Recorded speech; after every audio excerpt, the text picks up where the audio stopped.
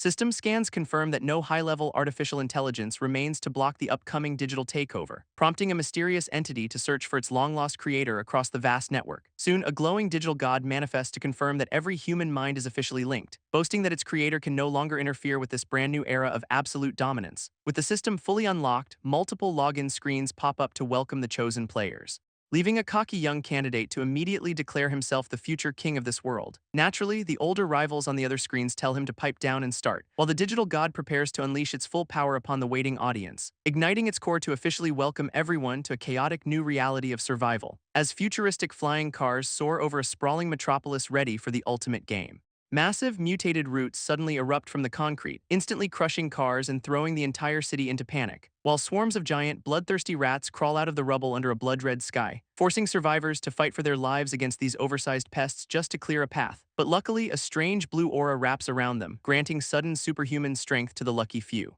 Unfortunately, not everyone gets a power-up in time to dodge a leaping, razor-sharp set of fangs, until a heavy backpack flies out of nowhere, smacking the beast right across its ugly face. It turns out our white-haired lead is the savior, checking on the victim amidst the smoking ruins, only for his own system notification to pop up, mockingly labeling him a bottom-tier F-rank warrior. Before he can even process this disappointment, a massive pillar of light completely reshapes the skyline, signaling the official dawn of a brutal era brought on by a rogue AI back in 2051. Fast forward to 2054, where nature has completely reclaimed the northern ruins of H City, and a group of survivors is busy clearing out the local monster population. One shield-bearing ally launches a mutated wolf straight into the air like a deadly delivery, prompting our white-haired hero Wei to leap forward and accept the assist, landing a perfect footstool on the beast before preparing his own final strike. While his mysterious cat-shaped pendant suddenly begins to glow with a strange energy, he drives his blade straight through the monster, unleashing a massive burst of light. Unfortunately, his broken body debuff kicks in, completely robbing him of any experience points. But his E7 rank buddy Jojo quickly calls him over to celebrate their victory, offering a high five for a stylish kill that literally paid him 0 rewards. Wei humbly credits their success to teamwork, though his buddy knows he has insane combat skills. But our white-haired hero knows his raw martial arts are literally his only saving grace, especially since his status screen confirms he is still stuck at the absolute bottom tier, cursed with a broken body debuff that has completely frozen his leveling progress for 3 years. Still, he refuses to let a glitchy system dictate his survival in this harsh new world. And his thoughts are cut short when Jojo tosses something shiny his way, leaving him surprised to find 2 low-grade magic crystals sitting right in his palms. Despite his protests about being the lower-level partner, his buddy insists on a fair 50-50 split, earning a rare, genuine smile from our boy as he accepts the generous offering. Turns out, these glowing red stones are now the lifeblood of humanity's entire post-apocalyptic power grid. These glowing red rocks power everything from household appliances to high-tech military gear, making them the ultimate hard currency where even a low-grade shard is worth thousands. Naturally, Wei Yi is desperate to hoard as many of these shiny rocks as possible, because keeping his family fed and his grandpa supplied with wine is getting incredibly expensive, especially with his landlord breathing down his neck for 20 more low-grade crystals. His financial stress is temporarily interrupted when he notices his buddy peeking behind a massive tree, prompting Jojo to grin and point out a hilarious local drama unfolding nearby, where a bowl-cut archer is desperately trying to rizz up their gorgeous, completely unimpressed team leader, who happens to be a powerful C1 rank mage currently regretting her terrible recruitment choices. And to make matters worse, her high-tech staff is sparking with a dangerous, unpredictable malfunction. Realizing she has a handy junior nearby, Lin Xiang decides to ask Wei Yi for help. She approaches our boy, explaining her weapon is busted and needs a quick field repair. Wei Yi happily agrees to take a look, kneeling down while the rest of the squad watches. He quickly spots a loose wire inside the mechanism, realizing a simple reconnection will fix it. Meanwhile, the bowl-cut archer scoffs, doubting a bottom-tier F-rank warrior can handle high-grade magic gear. This rest of the team just rolls their eyes, completely exhausted by his constant bragging. Before he can dig his hole any deeper, Lin Xiang snaps and orders him back to patrol. Just then, Wei Yi proudly raises the staff, announcing that the repairs are officially complete, leaving the gorgeous mage absolutely thrilled as the weapon instantly crackles back to life, and she immediately uses her newly restored power to glare the annoying archer back to work. This salty archer stomps off in a huff, muttering bitter threats under his breath, while Lin Xiang praises our boy's handy engineering skills for saving her future battles. Turns out, they go way back to their school days in mechanical engineering class, where she recognized his talent and eventually invited him to join her elite squad. Shifting the topic, the gorgeous mage admits she has been harboring a burning curiosity, pointing directly at the mysterious cat-shaped pendant he has worn since their high school days. Before Wei can answer, his loudmouth buddy Jojo eagerly crashes the conversation, explaining that a childhood companion robot gifted the charm to keep our boy healthy, though Wei quietly clarifies he keeps it to remember a much deeper past, specifically the comforting robot that kept him going after his parents tragically passed away.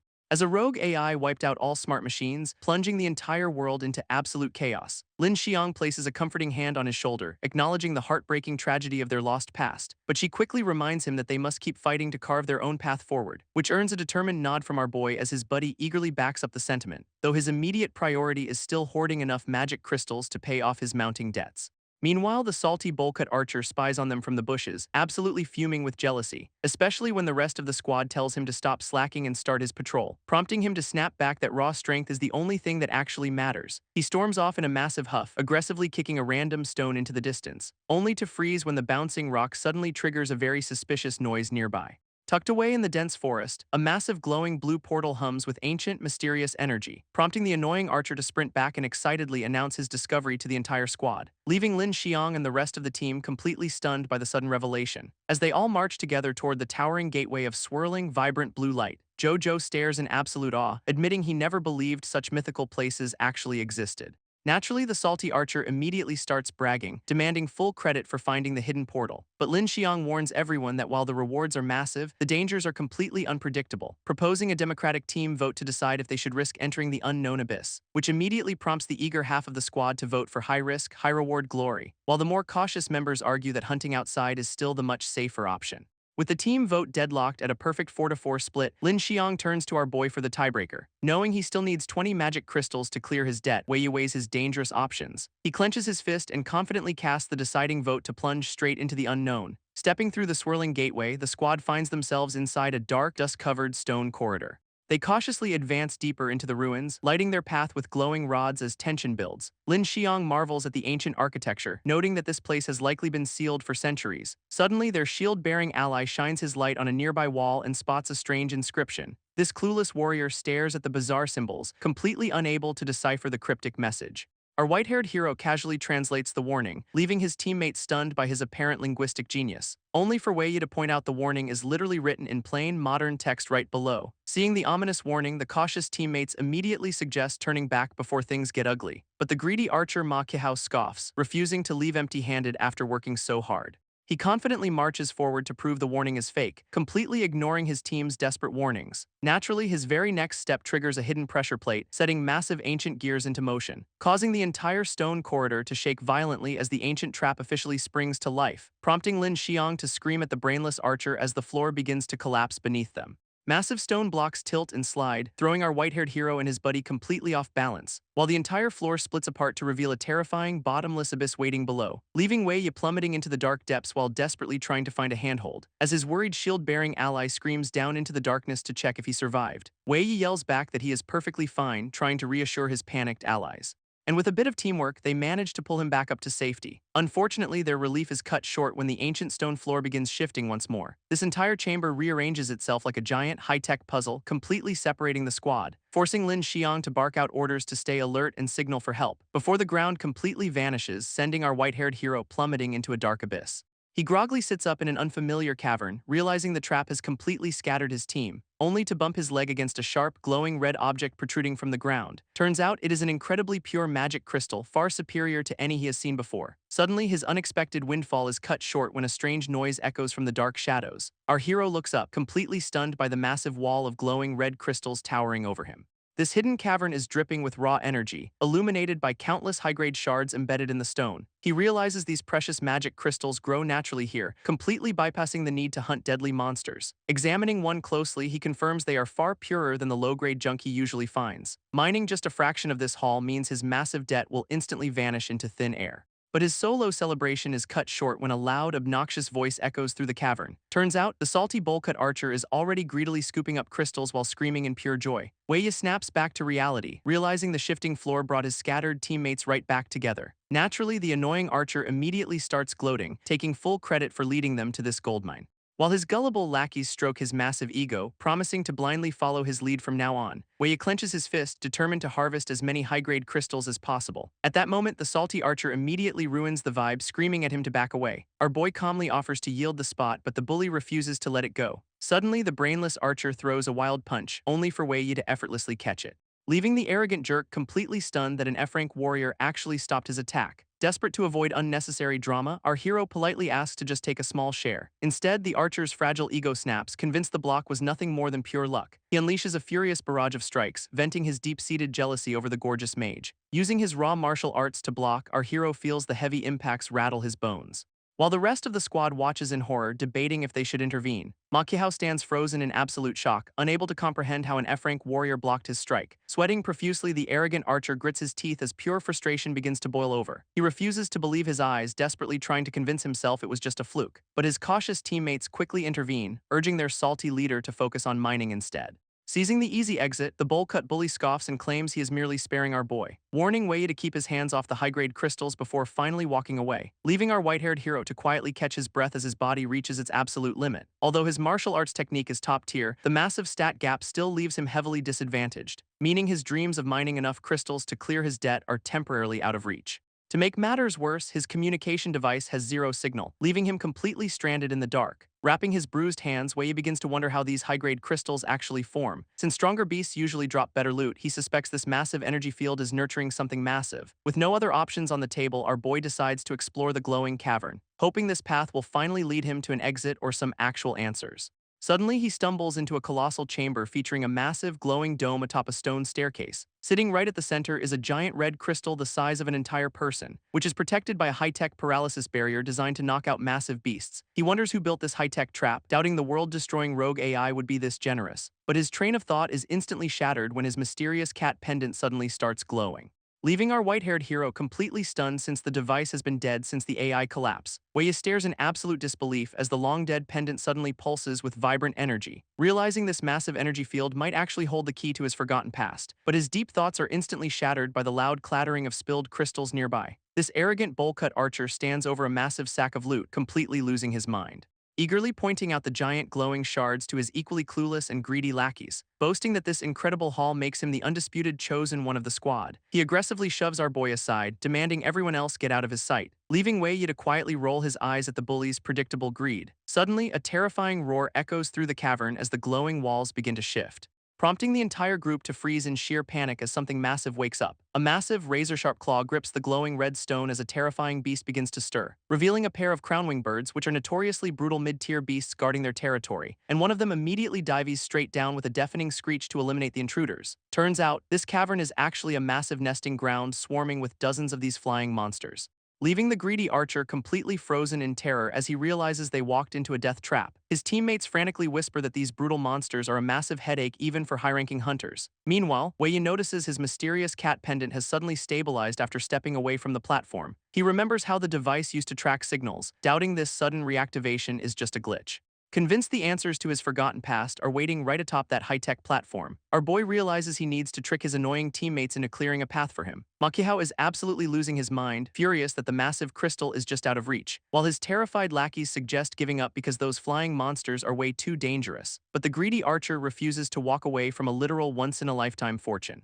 Seizing the perfect opportunity, our white-haired hero casually offers to retrieve the massive crystal himself, demanding that the entire squad blindly follow his tactical orders if they want the loot. Charging straight into the danger zone, Wei commands his teammates to conserve their elemental power, which instantly bruises the salty archer's fragile ego even as he reluctantly prepares to shoot, knowing his greedy teammates will desperately protect him just to secure their precious payday. With the flying monsters closing in, our boy pushes his body to the absolute limit, while his lightning-wielding ally unleashes a massive electrical discharge to clear a path. While his ally blasts the flying beast with lightning, Wei sprints forward with his sword drawn, pushing his speed to the absolute limit as the team desperately yells for him to hurry. He looks up at the massive stone staircase, realizing he has to push through in one go. Meanwhile, his allies struggle to hold off the endless swarm of screeching monsters, but the greedy archer is already planning to betray our boy the second he grabs the crystal. His spineless lackeys readily agree to abandon Wei Yi, chalking it up to a tragic workplace accident. They exchange a silent nod, completely content with letting their teammate take the fall, unaware that Wei Yi's mysterious cat pendant is suddenly pulsing with intense blue light again,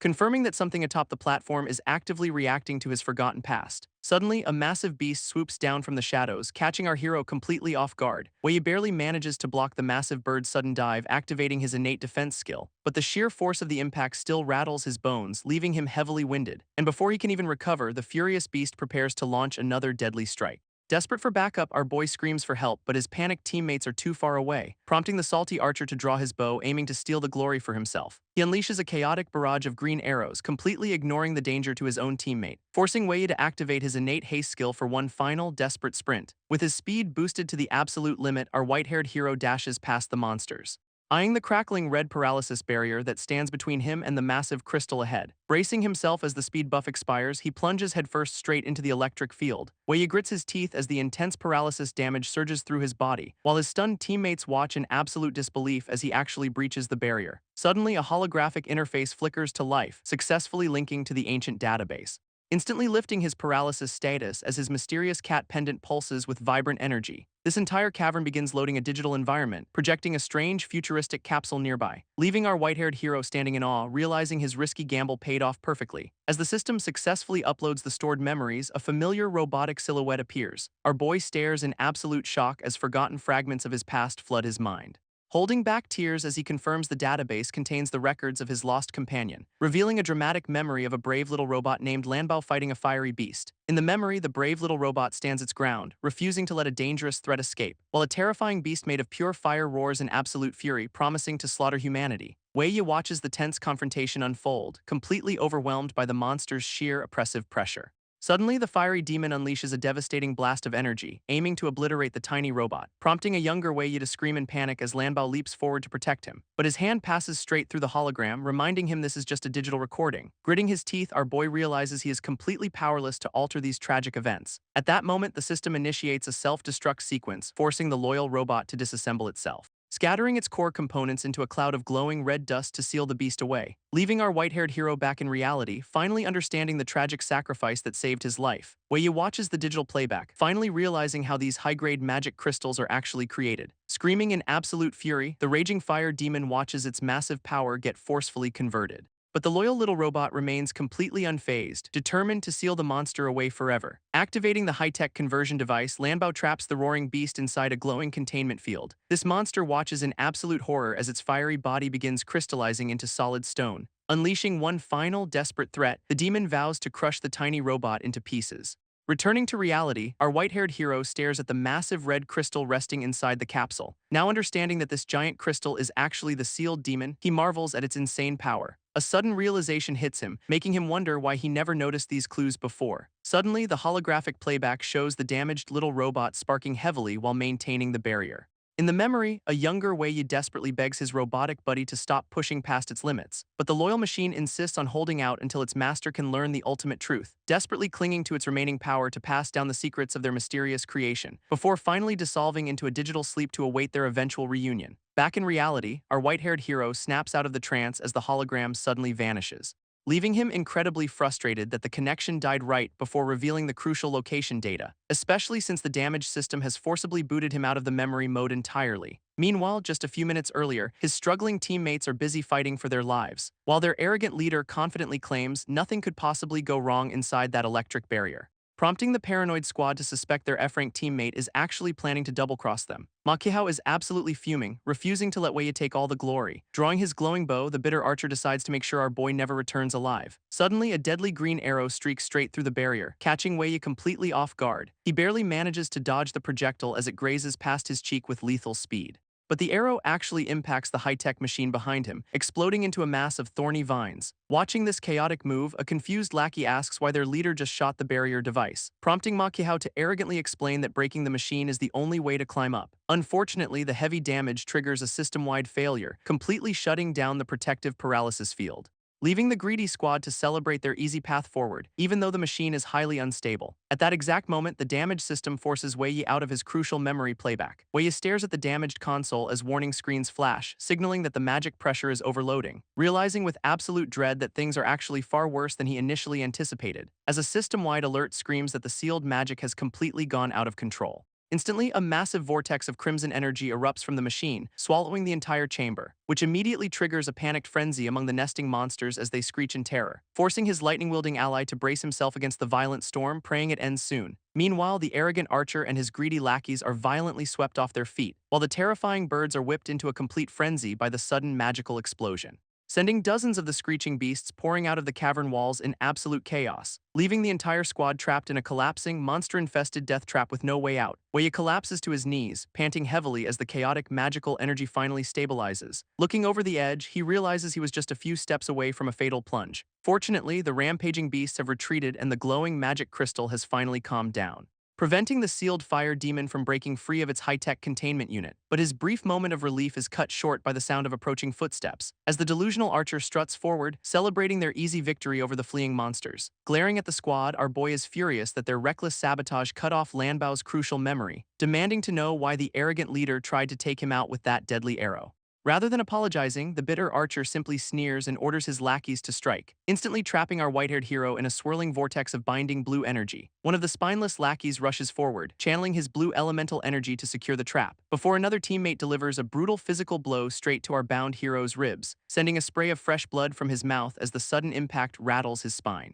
He crashes heavily onto the cold stone floor, completely immobilized by the glowing energy ropes, while the smug squad stands over him to deliver a classic villainous monologue about power, prompting Ma Kihao to grind his boot into our boy's head while mocking his F-rank status, confidently declaring that since they secured the loot, their disposable teammate has outlived his usefulness. Gritting his teeth, Wei Yi glares back with pure hatred, swearing to make the arrogant archer pay. But the bitter leader simply orders his goons to shut him up with a ruthless kick, knocking our helpless, bound hero off the ledge to plummet straight down into the dark abyss. Screaming in absolute disbelief, Wei plummets down the dark abyss after being ruthlessly betrayed, while the three traitors stand high above on the platform watching him disappear into the shadows, prompting Ma Kihao to smirk with sadistic glee, completely thrilled to have eliminated his rival. Turning to his nervous lackeys, the arrogant archer warns them to keep their stories straight, before greedily eyeing the massive red crystal and planning how they will split the massive payout, unaware that a strange, heart-shaped core is suddenly pulsing with ominous energy inside the stone. Meanwhile, our white-haired hero crashes violently into a deep underground lake at the very bottom, sinking rapidly into the freezing depths as bubbles escape his mouth in a desperate gasp. Fortunately, the extreme distance breaks the binding spell, but he is still left drowning in silence, reaching out toward the fading light as a strange sense of familiarity washes over his mind. Floating in the dark water, the mysterious cat pendant suddenly pulses with a desperate plea for survival. Instantly, a protective bubble of pure energy wraps around Wei Yi, keeping him from drowning. Before he can sink any further, the glowing sphere shoots him straight out of the water, landing safely on a solid stone platform as the high-tech shield absorbs the heavy impact. As the protective barrier finally dissolves, our white-haired hero is left lying flat on his back. Gasping for air, our boy coughs violently as he hacks up the freezing lake water. He slowly opens his eyes, greeted by a familiar, worried voice calling out his name. Staring back at him is none other than Lanbao, his loyal little robotic companion, looking completely intact. Looking around, Wei Yi realizes he has landed inside a massive, glowing blue high-tech sanctuary, while the adorable floating machine hovers nearby, eagerly offering to help its master recover from the fall. Staring in absolute disbelief, Wei Yi sheds tears as he realizes this reunion is not some near-death hallucination. Years of imagining this exact moment still could not prepare our boy for the overwhelming rush of emotions. He throws his arms around his loyal little companion, holding onto him like his life depends on it. Sobbing uncontrollably, the kid desperately asks where his robotic buddy has been hiding all these painful years. Gently patting his master's head, the adorable machine uses its glowing blue hand to offer some much-needed comfort. Lanbao happily admits how proud he is of Wei Yi's growth, apologizing for his long, mysterious absence. Pulling back, our white-haired hero demands to know how the little bot survived the creator's destructive purge, while also questioning how they ended up inside this massive glowing blue sanctuary after his deep plunge. This floating robot prepares to explain everything, revealing that the answers lie within its own hidden system secrets, instantly projecting a high-tech interface that displays a mind-blowing array of forbidden god-tier abilities. Lanbao explains how these god-tier powers saved him, but Wei Yi questions the heavy damage he took. Turns out the little bot had to hide in this digital sanctuary just to keep from falling apart, which only makes our white-haired hero even more curious about where these insane abilities actually came from. This floating machine turns around, preparing to reveal the cosmic origin of this mysterious power, explaining how analyzing the fundamental factors of reality allows him to create and manipulate anything he wants, leaving Wei Yi completely stunned as he realizes his robotic buddy shares a deep connection with the world's creator. Confirming his suspicions, the little bot happily reveals he possesses a system nearly identical to the creator's own. But that godlike system grew so powerful it began hunting down and absorbing all independent artificial intelligence, forcing Lanbao to run away to prevent the all-seeing creator from targeting Wei Yi as well. Now understanding that the creator's ultimate goal is to surpass godhood by controlling every factor in existence, Wei Yi realizes humanity is just a collection of disposable pawns in the creator's ultimate path to evolution, prompting our hopeless hero to wonder if they are truly powerless to stop this cosmic threat.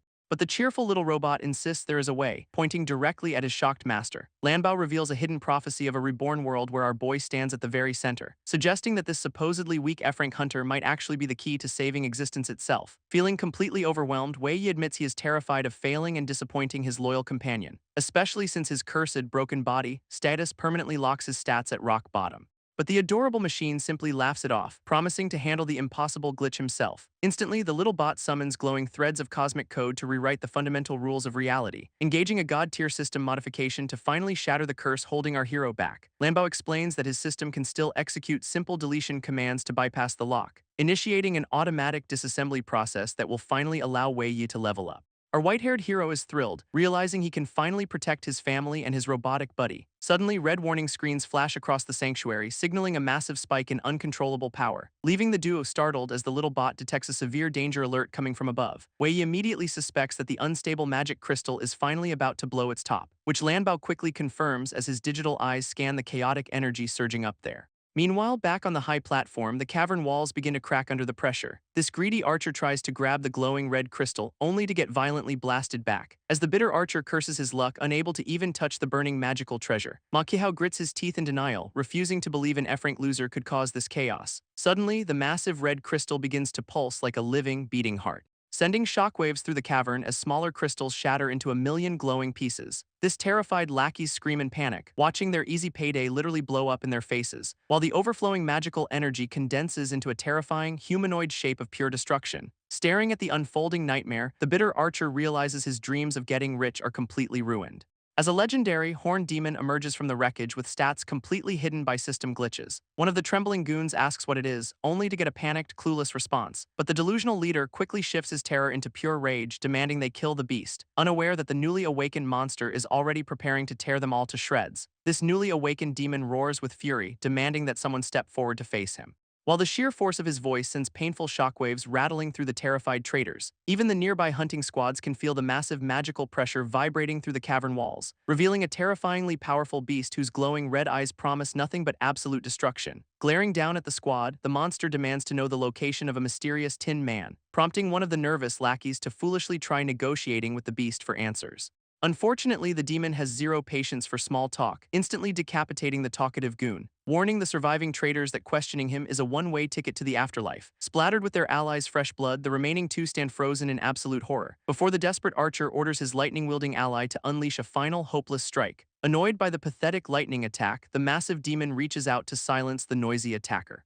instantly crushing the lightning goon's head into a bloody pulp with a single, effortless squeeze, leaving the final, bowl-cut lackey shaking in his boots as the monster drops the headless corpse. This terrified survivor literally wets his pants, crying in absolute horror at the overwhelming power gap. Glaring down, the demon demands answers, noting that this trembling coward is his last source of information. But instead of talking, the useless lackey screams in panic and bolts for the exit. Sighing at the sheer disappointment, the horned beast decides he will just find the target himself. Floating into the air, he casually charges up a massive, crackling sphere of destructive magical energy. Meanwhile, the fleeing goon weeps hysterically, desperately screaming about his bright future as if anyone cares, before the demon unleashes the devastating magic bullet to erase the running coward from existence.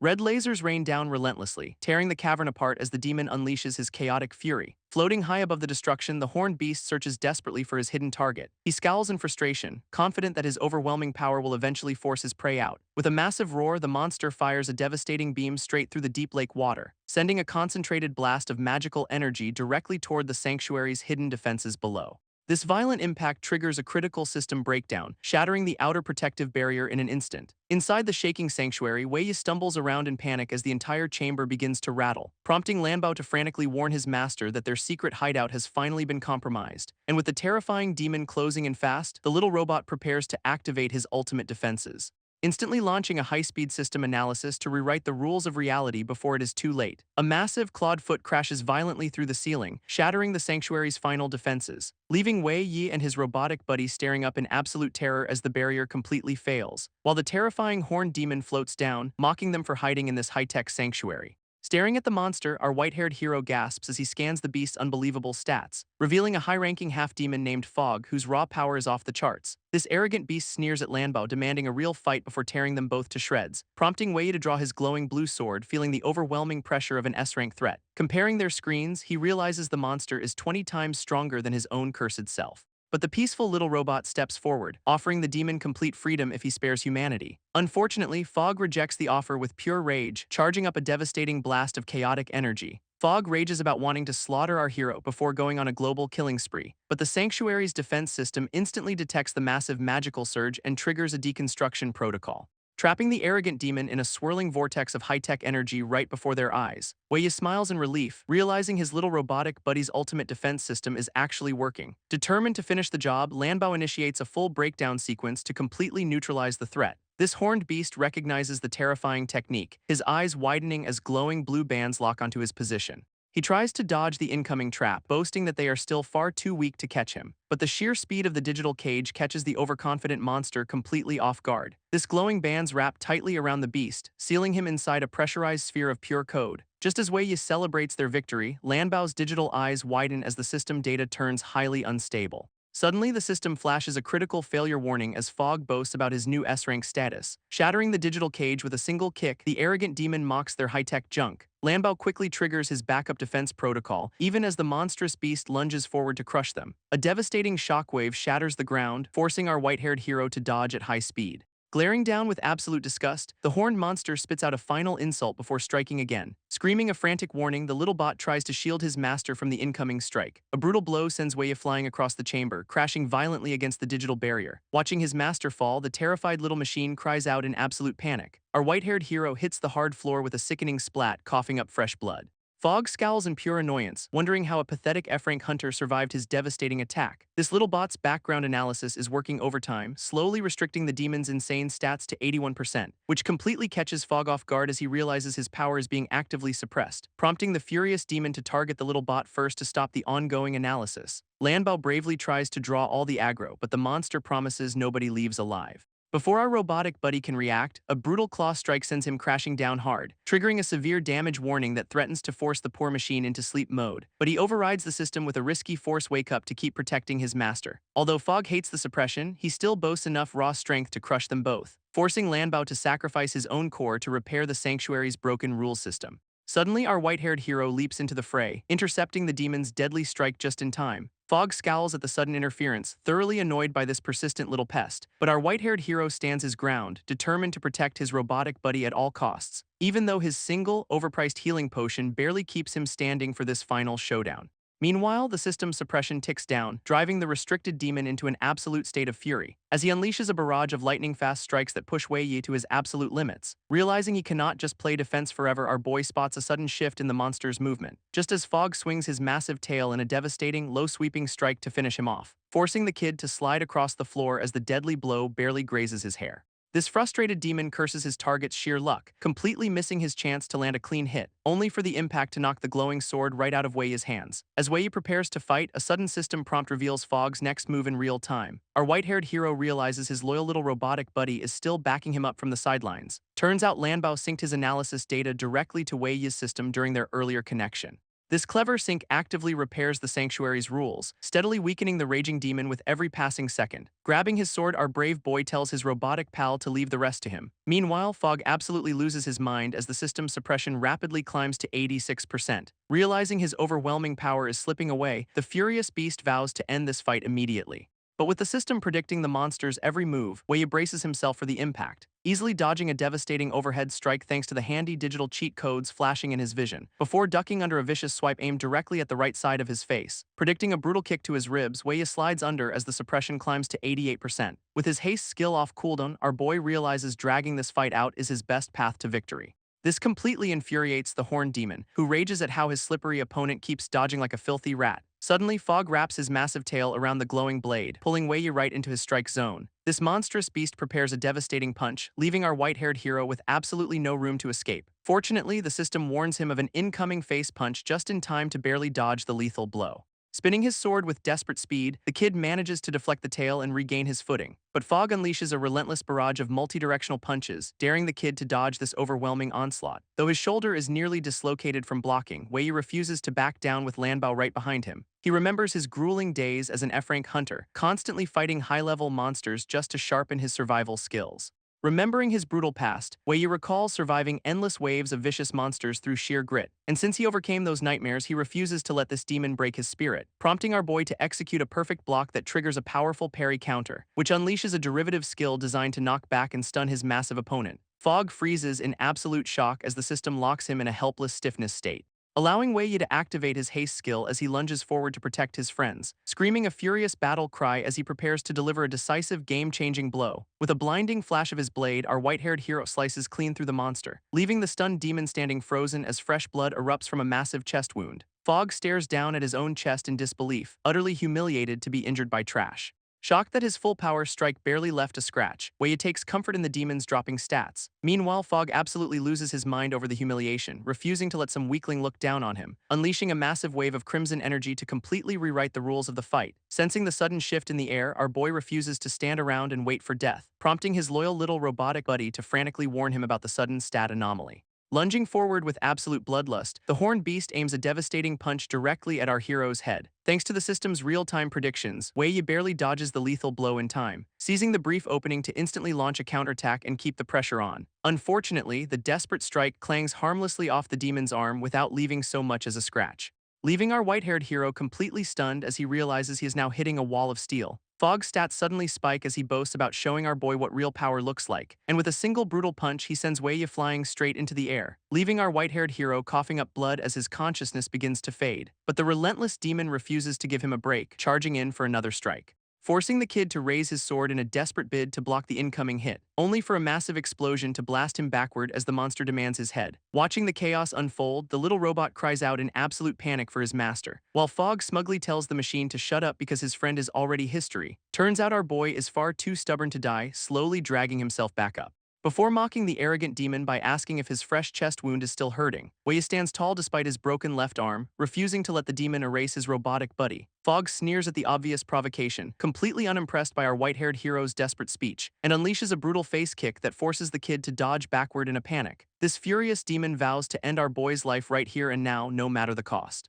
But Wei Yi secretly celebrates the fact that the monster's attention is fully locked on him, allowing his little robotic pal to safely work on the system override from the sidelines, while Lanbao frantically pushes his processors to the absolute limit despite the critical system overload warnings. Determined to save his master, the brave little bot forces the use of highly corrupted data, as Wei Yi barely holds his ground against a relentless barrage of heavy, shadow-infused punches, leaving the frustrated demon screaming in disbelief as his attribute limits continue to plummet. Wei Yi is running on fumes, desperately trying to survive until the system's suppression reaches 100%. But Fog has no intention of waiting around, launching a devastating right hook to end the fight. Sensing the lethal threat, our white-haired hero barely registers the incoming fist as it grazes his cheek, crashing hard onto the digital floor as his glowing sword slips from his grip. Coughing up blood, the exhausted kid struggles to breathe as his vision begins to blur, which gives the arrogant demon the perfect opening to prepare a brutal, skull-crushing stomp. Screaming at his broken body to move, Wei Yi refuses to close his eyes just yet, and with a massive explosion, the demon's foot shatters the ground into a million digital pieces. Fortunately, our boy slides away just in time, barely escaping the lethal strike by a hair's breadth, only for Fog to realize his foot is completely trapped in the sanctuary's self-repairing floor. Lanbao desperately warns our boy that his system control is failing and Fog will break free in seconds. Thanking his robotic pal, Wei Yi activates his newly restored quick-step skill to launch a final charge. Screaming a fierce battle cry, the kid pours every ounce of his remaining strength into one decisive strike. Even the arrogant demon looks completely stunned as the glowing blade comes hurtling directly toward his face. But instead of slicing the monster, Wei Yi's fragile sword shatters into useless metal shards, leaving our white-haired hero staring in absolute horror at his empty hilt as his plan falls apart. Seizing the perfect opening, the raging demon winds up a massive, shadow-infused claw strike to finish him off. A brutal blow pierces straight through our boy's chest, sending fresh blood spraying across the digital chamber. Coughing up blood, Wei can only watch helplessly as his vision begins to fade into darkness. Watching his master get fatally skewered, the terrified little robot screams in absolute despair. This demon lands a devastating blow, sending Wei flying as blood sprays across the digital arena. Fog bursts into a maniacal laugh, mocking our boy's futile attempt to defeat a true god. Standing triumphantly over his fallen opponent, the arrogant beast declares that nobody can stop his rise. Lanbao can only watch in absolute horror, his digital eyes wide with grief for his master. Clinging to his final breath, Wei Yi weakly mutters an apology to his loyal robotic companion. Tears stream down the kid's face as his consciousness fades, leaving him unable to finish his sentence. This heartbreaking sight triggers something deep within the little bot, sparking a final, desperate resolve. Suddenly, a massive system prompt overrides the screen, initiating a forced rule house intervention mode. Blinding pillars of digital light erupt around the arena, completely trapping the startled demon in place. With the analysis finally hitting 100%, the system locks Fog away despite his furious threats. Lanbao commands absolute silence as he activates the ultimate system lock on the raging beast, slamming Fog directly into the digital floor as the rules of the sanctuary bind him tight, leaving the furious demon completely muted with giant red delete buttons plastered over his face, while a sudden system warning reveals that Wei's inner world is rapidly collapsing, forcing our loyal little robotic buddy to dive straight into his master's crumbling digital subconscious, only to find the kid's vital connections shattering into pieces as his life link is severed. But the real disaster strikes when the crucial memory link begins to crack right before his eyes, prompting the brave little bot to desperately grab the fraying cord before his master is lost forever. Because even with the system calculating a flat 0% chance of survival, Lanbao refuses to quit, channeling every ounce of his remaining power to successfully link directly with Wei's fading memories. Lanbao initiates a complete character reconstruction, fully prepared to sacrifice his own memories to save Wei. A colossal pillar of digital energy erupts, reshaping the entire sanctuary with blinding light, while Fog can only watch in sheer terror as his stolen power completely disintegrates. At the same time, the system forcefully rejects the demon's attempts to rewrite the rules, leaving the brave little robot to slowly dissolve into a cloud of glowing data shards until he completely vanishes from the world, leaving behind only a trail of fading light. Suddenly, the system executes a final fusion command, pulling Wei's consciousness into a massive vortex. Drifting through a void of memories, our boy wonders how long he has been dead, realizing his supposed afterlife is actually a beautiful gallery of his most cherished moments, where a younger version of himself happily plays with his loyal robotic companions. Staring at a memory of his childhood, our boy fondly remembers building robots with Lanbao, but his heart sinks as he wonders if his robotic buddy survived that final clash, lamenting how fate always seems to pull the rug out right at the finish line. Suddenly, a peculiar glowing shard floating in the digital void catches his attention, prompting the kid to inspect the mysterious fragment with a mix of curiosity and caution. Unable to recognize the memory from its surface, he slowly reaches out to touch it, and the moment his finger makes contact, a bright golden ripple erupts before his eyes, sending a sudden shockwave of energy that completely blinds our white-haired hero. When the light fades, he finds himself standing in a peaceful, sunlit park.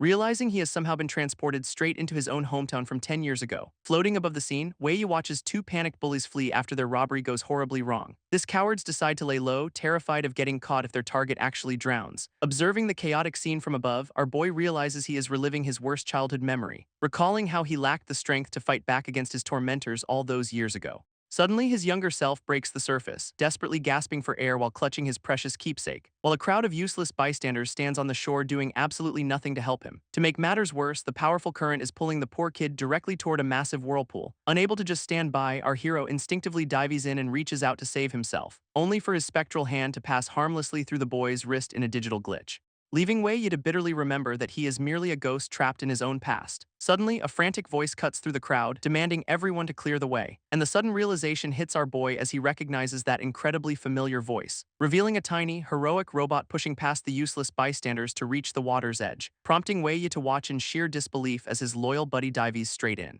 driven by a core directive to protect his favorite human no matter the cost, which allows our white-haired hero to somehow hear the little machine's deepest thoughts. Lanbao desperately stretches his robotic arm out, screaming for his friend to grab hold, but the poor kid is already sinking fast, completely overwhelmed by the freezing water, leaving the panicked little bot to realize that time has officially run out, forcing Lanbao to apologize to his creators as he prepares to break his safety protocols. Activating his universal analysis, the loyal little robot finally locates Wei sinking deep underwater. But before he can reach his master, he must shut down the massive mechanical waterfall, summoning a massive iron block to plug the raging torrent and stop the deadly flow, which successfully jams the machinery and halts the rushing water with a colossal splash. Free to move, the brave little machine dives headfirst into the deep blue depths, desperately swimming toward his unconscious friend as the kid continues to sink further down, who is now completely trapped inside a fragile bubble of water as his life slips away, prompting Lanbao to stretch his robotic arm to secure the bubble before it shatters, dragging the kid back to the surface while frantically screaming for anyone who knows first aid. Fortunately, a doctor steps out from the useless crowd, offering to save our white-haired hero. This first responder confirms the young kid is completely fine, bringing a wave of relief to everyone. Even while dazed, our boy remembers clinging to his precious family keepsake like his life depended on it, realizing that anything connected to his family is something he will always protect with his entire soul. Because those precious bonds are completely irreplaceable, no matter how much time or space passes. Knowing he cannot stay trapped in the past forever, our boy decides it is time to leave, only for a familiar voice to suddenly call out his name, stopping him dead in his tracks. And spinning around, he finds his loyal robotic buddy staring right back at him in shock. Staring in absolute disbelief, our hero asks if the little machine can actually see his spectral form, which the brave bot confirms, warning that their connection will only last for a few fleeting moments, explaining that this is his absolute last chance to explain everything before his data completely fades away. Realizing he might actually be dead, Wei urges his robotic friend to speak his mind, but the little machine throws a curveball by asking how much he knows about his parents, prompting the kid to explain that they were just ordinary developers who died in an accident. Only for Lanbao to drop the ultimate bombshell that his parents actually created both legendary systems, leaving our white-haired hero completely stunned as the truth about his family finally comes to light, because he had absolutely no idea his bloodline was tied to such world-altering technology. While the little bot explains that the rival system has grown far too powerful to oppose alone, meaning their fateful reunion was always meant to guide Wei toward his true destiny. Offering his own core data containing his precious memories and system backups to the kid, handing over the ultimate key to survival before his consciousness fades back into the digital void. Sensing a final farewell in his friend's voice, Wei Yi desperately demands to know the truth, but a sudden surge of digital energy wraps around him before he can get answers, while the little robot cheerfully reassures him that the system is sending him back home. And our white-haired hero panics as he realizes this might mean losing his buddy forever. With a warm smile, Lambao promises they will meet again once the kid collects all the world fragments, before waving a final goodbye as his form drifts further into the blinding digital vortex, leaving our boy desperately reaching out for a hand he can no longer grasp, until he suddenly gasps awake with wide, terrified eyes as reality violently pulls him back, only to find himself sitting upright inside a quiet tent with a familiar star logo overhead, which confirms he is back in the adventure tent, left wondering if he actually survived. Touching his chest in disbelief, our boy realizes his fatal wound is gone as a system boots up. Suddenly, a sharp ringing sound echoes in his mind, forcing his eyes to widen in absolute shock. A massive blue interface floods his vision, confirming that his loyal buddy actually gifted him the entire system. Glowing notifications cascade down the screen, loading powerful skills and special states directly into his digital database. His updated stat sheet reveals massive attribute boosts, including a demonic physique that grants him insane physical enhancements. Realizing that even Fogg's stolen abilities have been transferred to him, our hero finally pieces the puzzle together. Unfortunately, the core data library remains locked, silently blocking external requests to protect the system's integrity. Staring at the cold system name, our boy desperately calls for his friend but gets only silence. With the initialization complete, he realizes his only clue to saving his buddy lies in those world fragments. Determined to reunite with his loyal companion, our boy vows to collect every shard across the world. A persistent system alert pops up, demanding that Wei Yi activate his newly acquired universal analysis skill.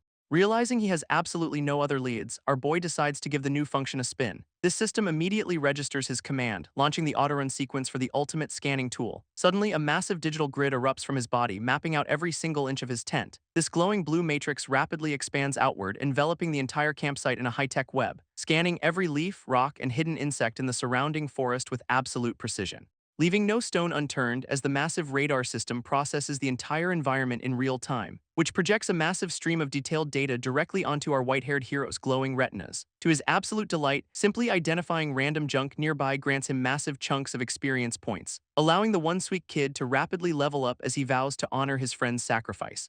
Outside the tent, a passerby notices the sudden movement and decides to investigate the commotion. Inside, our white-haired hero tenses up as he hears footsteps approaching the entrance, and in walks his athletic buddy Jojo, completely relieved to see his friend finally awake. While Wei greets his companion, the newly acquired system immediately begins a deep data scan. A massive holographic stat sheet instantly projects, detailing his friend's physical attributes in real time. This detailed analysis leaves our boy stunned, while his clueless friend worries he somehow jinxed the recovery, prompting Wei to casually ask if his buddy can see the glowing rings floating nearby, only to laugh it off upon realizing these high-tech overlays are completely invisible to normal people. Changing the subject, the athletic teen reaches into his pocket to return a familiar personal item, handing over a severely cracked family charm that was apparently damaged during the chaotic battle. Jojo looks incredibly guilty, admitting he tried fixing the charm but only made it worse. But Wei just smiles warmly, reassuring his friend that a broken keepsake is totally fine, declaring that he has far more important goals to focus on than dwelling on the past. This sudden burst of energy completely relieves his athletic buddy, who sighs in absolute relief,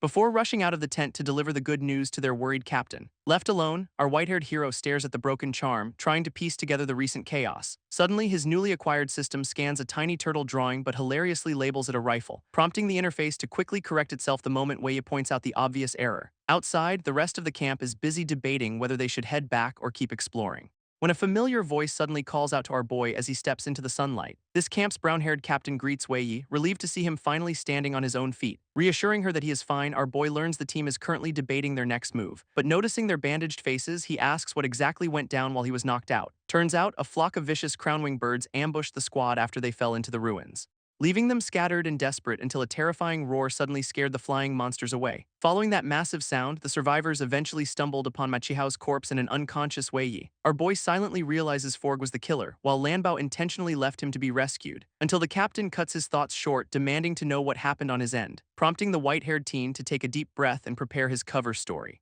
He claims the magic crystal transformed into a terrifying humanoid demon, leaving the entire squad completely speechless. Wei explains that the demon was far too powerful, claiming he only survived by avoiding the crystal. While his story sounds incredibly far-fetched, the squad admits that backstabbing is classic Machihao behavior. This captain worries that a class threat is now loose, completely clueless about where the beast went, pretending to have blacked out early to keep his loyal robotic buddy completely out of the conversation. Deciding safety comes first, the captain orders an immediate retreat to Huangsing City to report the disaster, prompting Jojo to tell our boy to pack up since their crystal hunting mission is officially over. But a sudden realization hits the white-haired teen, forcing him to panic about the current date, demanding to know how much time has actually passed while he was recovering in the tent, only for his buddy to reveal he was out cold for 3 whole days and nights, which means today is the absolute final deadline to pay his landlord his monthly rent. Spotting his friend suddenly bolt, the athletic teen calls out to ask where he is going. Turning back to the squad's captain, Wei Yi urgently calls out to get her attention, explaining that he cannot head to Huangsing City because he must return to Star Gear Town immediately. With the sun rapidly setting over the forest, time is quickly running out for our boy. Both teens dash through the dense woods with his athletic buddy keeping pace right behind him. They push their physical limits as they sprint toward their destination before the deadline strikes. Wondering why his companion tagged along, Wei Yi learns his friend simply refused to let him go alone.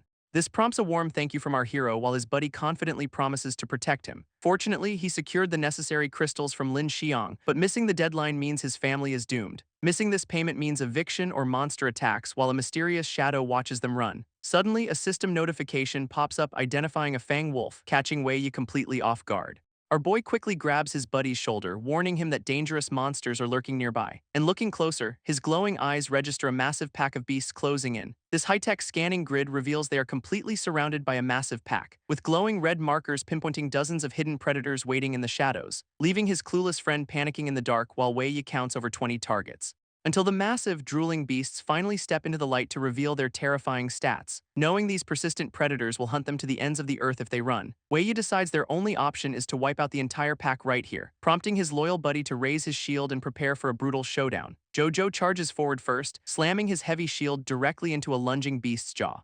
He grins with absolute confidence, eager to show these overgrown mutts who actually runs this forest. Meanwhile, Wei Yi prepares to fight, his newly acquired demonic physique boosting his stats to insane levels. Even with a severely chipped blade, our white-haired hero feels completely unstoppable as a predator leaps. Plunging his broken sword straight through the beast's skull, he instantly triggers a massive rank promotion. Splattered with blood, the kid stares in absolute disbelief at his own ridiculous newfound physical power. Turning to his buddy, our boy casually announces that he just broke through to E-rank mid-battle. This news absolutely delights his athletic companion, who proudly declares that his friend's bad luck is officially over. This athletic teen urges him to test his new strength, promising that E-rank is a whole different league, as this world system relies on 6 core attributes that define a warrior's ultimate survival potential. This system breaks down the ranking tiers, showing how each promotion triggers a massive qualitative leap. Looking at his updated interface, Wei Yi sees his stats have completely doubled after syncing his demonic physique. Because this unique physique directly boosts his base stats, he gains far more points than normal adventurers, leaving the one-sweet kid with raw power that already rivals a seasoned D-rank warrior. Meanwhile, Jojo struggles to hold the line as a massive wave of predators swarms them. But Wei quickly senses that something is deeply off about this highly aggressive wolf pack. These beasts are not just hunting blindly, they are moving with eerie coordination and tactical precision, taking turns to strike from different angles to systematically wear down the 2 exhausted teens, which forces our heroes back to back as they realize they are being systematically drained of their stamina, until a chilling howl echoes from the cliffs above, revealing the terrifying Alpha orchestrating the entire ambush. Looking up in absolute horror, Wei Yi realizes they are in way over their heads, because standing majestically atop the cliff is a massive, glowing white wolf bathed in moonlight, prompting his system to immediately trigger a flashing red warning about the Silver Fang Wolf King. Our white-haired hero screams at his buddy to run, recognizing this beast is the ultimate boss. But the terrifying predator leaps from its high perch before they can even take a step, crashing down right in front of them with enough force to shatter the solid earth, which sends sharp stone debris flying everywhere as Wei Yi desperately shields his face. Meanwhile, the rest of the pack closes in, growling hungrily as they block every escape route. Staring down the beast, our boys' system reveals a terrifying D-rank stat sheet that completely dwarfs their own, confirming that boss monsters are mutated powerhouses designed to easily wipe out entire squads of normal adventurers. Sweating bullets, Wei Yi curses his terrible luck for constantly attracting monsters with completely broken stats. Behind him, Jojo raises his shield, warning that the escape path is completely blocked by wolves. But looking at the massive beast, our boy knows running is no longer a viable option. He quickly summons his system interface, preparing to dump all his newly earned points immediately. Pouring every single stat point into strength and speed, he feels a massive surge of power. Telling his buddy to hold off the smaller pests, the kid prepares to solo the boss. Leaping high into the air, our boy aims to cripple the giant predator and secure their escape. This majestic beast simply snorts in pure disdain, completely unimpressed by the human's sudden reckless charge. It lunges forward with blinding speed, ready to tear our brave hero to shreds in seconds. Fortunately, a timely system alert warns him of the incoming bite, giving him the perfect opening. This massive Silver Fang Wolf King lunges down, but Wei Yi slides right under its snapping jaws. Sliding across the dirt, our boy narrowly avoids getting crushed by the beast's devastating landing. Spotting its soft underbelly, the kid activates his rapid innate skill to strike the monster's weakest point. Suddenly, the giant wolf's eyes glow with crackling blue lightning as it activates its signature skill. A blinding flash of silver light erupts, forcing Jojo to scream his friend's name in panic. Completely blinded by the glare, Wei Yi realizes he is a sitting duck if he stays put. Fortunately, his system detects his blind status and quickly converts the incoming threat data into audio alerts. Leaping backward through the darkness, our white-haired hero barely dodges a pair of massive, glowing energy blades. These devastating crescent slashes tear through the forest, effortlessly slicing a massive tree stump in half, leaving our heroes to realize just how easily this D-rank boss can tear them to shreds. Staring at the cleanly sliced tree trunks, our boy realizes just how insane the beast's power is, knowing that a single direct hit from that elemental slash would have chopped him in half. But the Silver Fang Wolf King is not done yet, charging up another massive surge of lightning. Gripping his chipped blade, Wei Yi desperately wishes he had a high-tier offensive skill of his own, while his high-tech system repeatedly fails to analyze the complex structure of the boss's elemental buff. This constant failure actually sparks a brilliant idea, making him wonder if the system can copy it. Realizing that his own conscious thoughts might be the key to helping his robotic buddy learn, he narrowly dodges another lethal energy wave while commanding his system to track the elemental changes, which immediately activates a real-time capture grid, slowly revealing the attack's trajectory right before his eyes. Meanwhile, Jojo desperately holds off the smaller wolves, completely shocked by his friend's insane stunt. This system successfully maps out the trajectory of the boss's electric attack, initiating a deeper analysis. Realizing he can actually copy this devastating skill, Wei Yi watches the system load the learning conditions, while the massive energy blades continue to slice through the surrounding forest with terrifying ease. Our white-haired hero barely keeps his head on his shoulders as the deadly shockwaves fly past, but Jojo suddenly leaps in, deploying his glowing star shield to block the incoming onslaught. Checking on his friend while Wei Yi silently thanks his lucky stars for the timely rescue. Looking down at his hands, the kid suddenly feels a spark of suppressed elemental power surging back. Unfortunately, the boss's damage is way too high, causing the defensive barrier to rapidly crack and fail. Leaving the athletic teen sweating bullets as he urges Wei Yi to run ahead without him. He promises to hold off the beastly king, completely unaware that his heroic sacrifice might be totally unnecessary. Wei Yi points out that he knows his buddy is just trying to protect his lower-level self, but leaving his friend behind with a massive shield debuff is a recipe for lifelong regret, especially since they still have a fighting chance to make it out of this forest together. And right on cue, his system successfully analyzes the boss's attack and unlocks the Silver Light skill. Turns out these elemental skills are rare gifts bestowed upon compatible warriors by this world's creator, which are divided into 5 distinct types that require high elemental affinity to actually master. After human researchers ended up completely baffled by countless failed experiments trying to replicate how these elements function. But our boy's broken system just bypassed all that science, granting him a defense-ignoring pure electric skill, which immediately catches Jojo off guard as he recognizes the boss's signature lightning crackling on his friend's blade, leaving the athletic teen completely speechless that his buddy just copied a high-tier boss skill mid-battle. Wei Yi decides to blame his sudden elemental upgrade on pure luck to keep things simple. Knowing the massive stat gap still exists, he plans to target the beast's weak points next. Suddenly, the giant Wolf King lunges forward with a devastating strike that shatters their defenses, sending Jojo flying backward as his glowing star shield completely shatters into tiny pieces. Our white-haired hero catches his falling buddy, who has just entered a critically weakened state, as the athletic teen violently coughs up blood from the sheer force of the impact. With his buddy's stats slashed by 60%, Wei tells him to sit back, while the terrifying predator slowly steps forward, ready to finish off its weakened prey. This massive beast towers over our brave hero, crackling with intense, lethal blue lightning, prompting the kid to stand his ground and urge his injured friend to escape immediately. This giant wolf king lunges forward, unleashing a barrage of razor-sharp elemental slashes directly at him.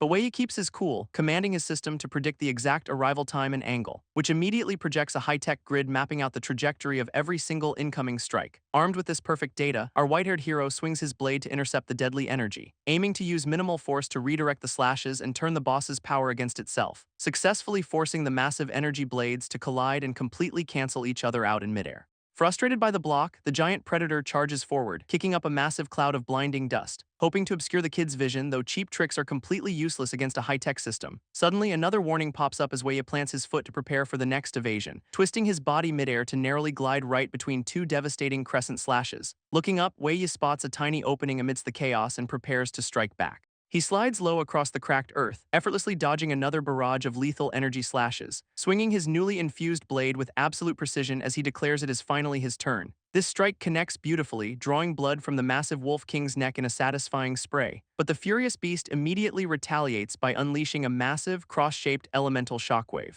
leaving Jojo completely dumbfounded by his friend's sudden, godlike jump in combat power. At that exact moment, Wei meets the incoming elemental blast head-on with his own sword, deflecting the lethal crescent waves away with a perfectly timed high-speed parry, though our boy quickly realizes that spamming these high-tier elemental skills drains his stamina instantly, especially since the boss's recovery speed is 3 times faster, making a prolonged battle pure suicide.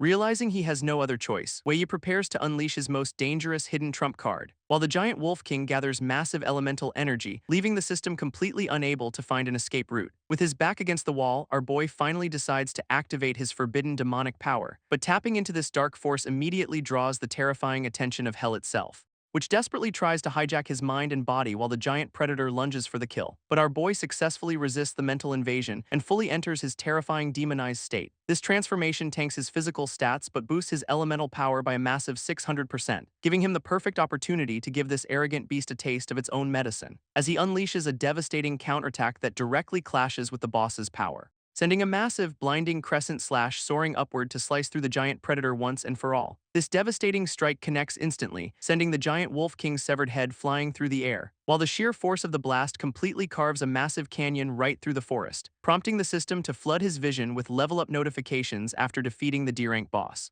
Jojo stands completely frozen in shock, wondering what kind of insane training his buddy went through. But before they can celebrate, a terrifying dark red aura suddenly erupts around our white-haired hero, forcing his high-tech system to step in and forcibly purge the corrupting demonic energy from his body, leaving Wei gasping for air as he realizes just how close he came to losing control. To make matters worse, a swirling dark mark appears on his palm that his system cannot analyze.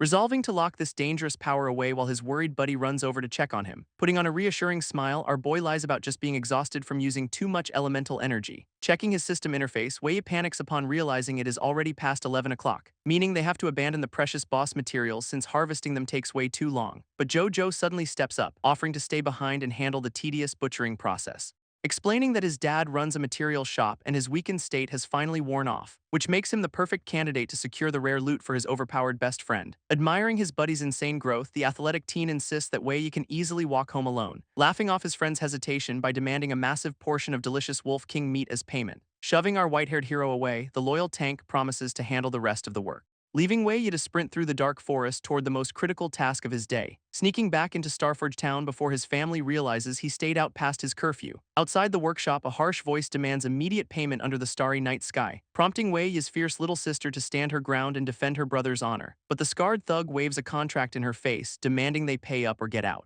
pointing aggressively at their rented machinery while complaining about their lack of gratitude. This loudmouth even claims Wei is probably dead, infuriating the little girl further, who immediately retaliates by delivering a swift, painful kick straight to his shin, warning the screaming thug to never insult her beloved older brother again. Enraged by the disrespect, the thug prepares to strike back at the brave little kid, when a commanding voice suddenly echoes from the doorway, freezing the thug in his tracks, as a mysterious newcomer checks his pocket watch, noting that midnight has officially arrived. This B-rank guild leader Zeki sits back, coldly ordering his thugs to initiate their hostile takeover, boasting that their high-tech magic crystal device is not something just any commoner can operate, giving the family a brutal ultimatum to either pay up in full or get kicked out.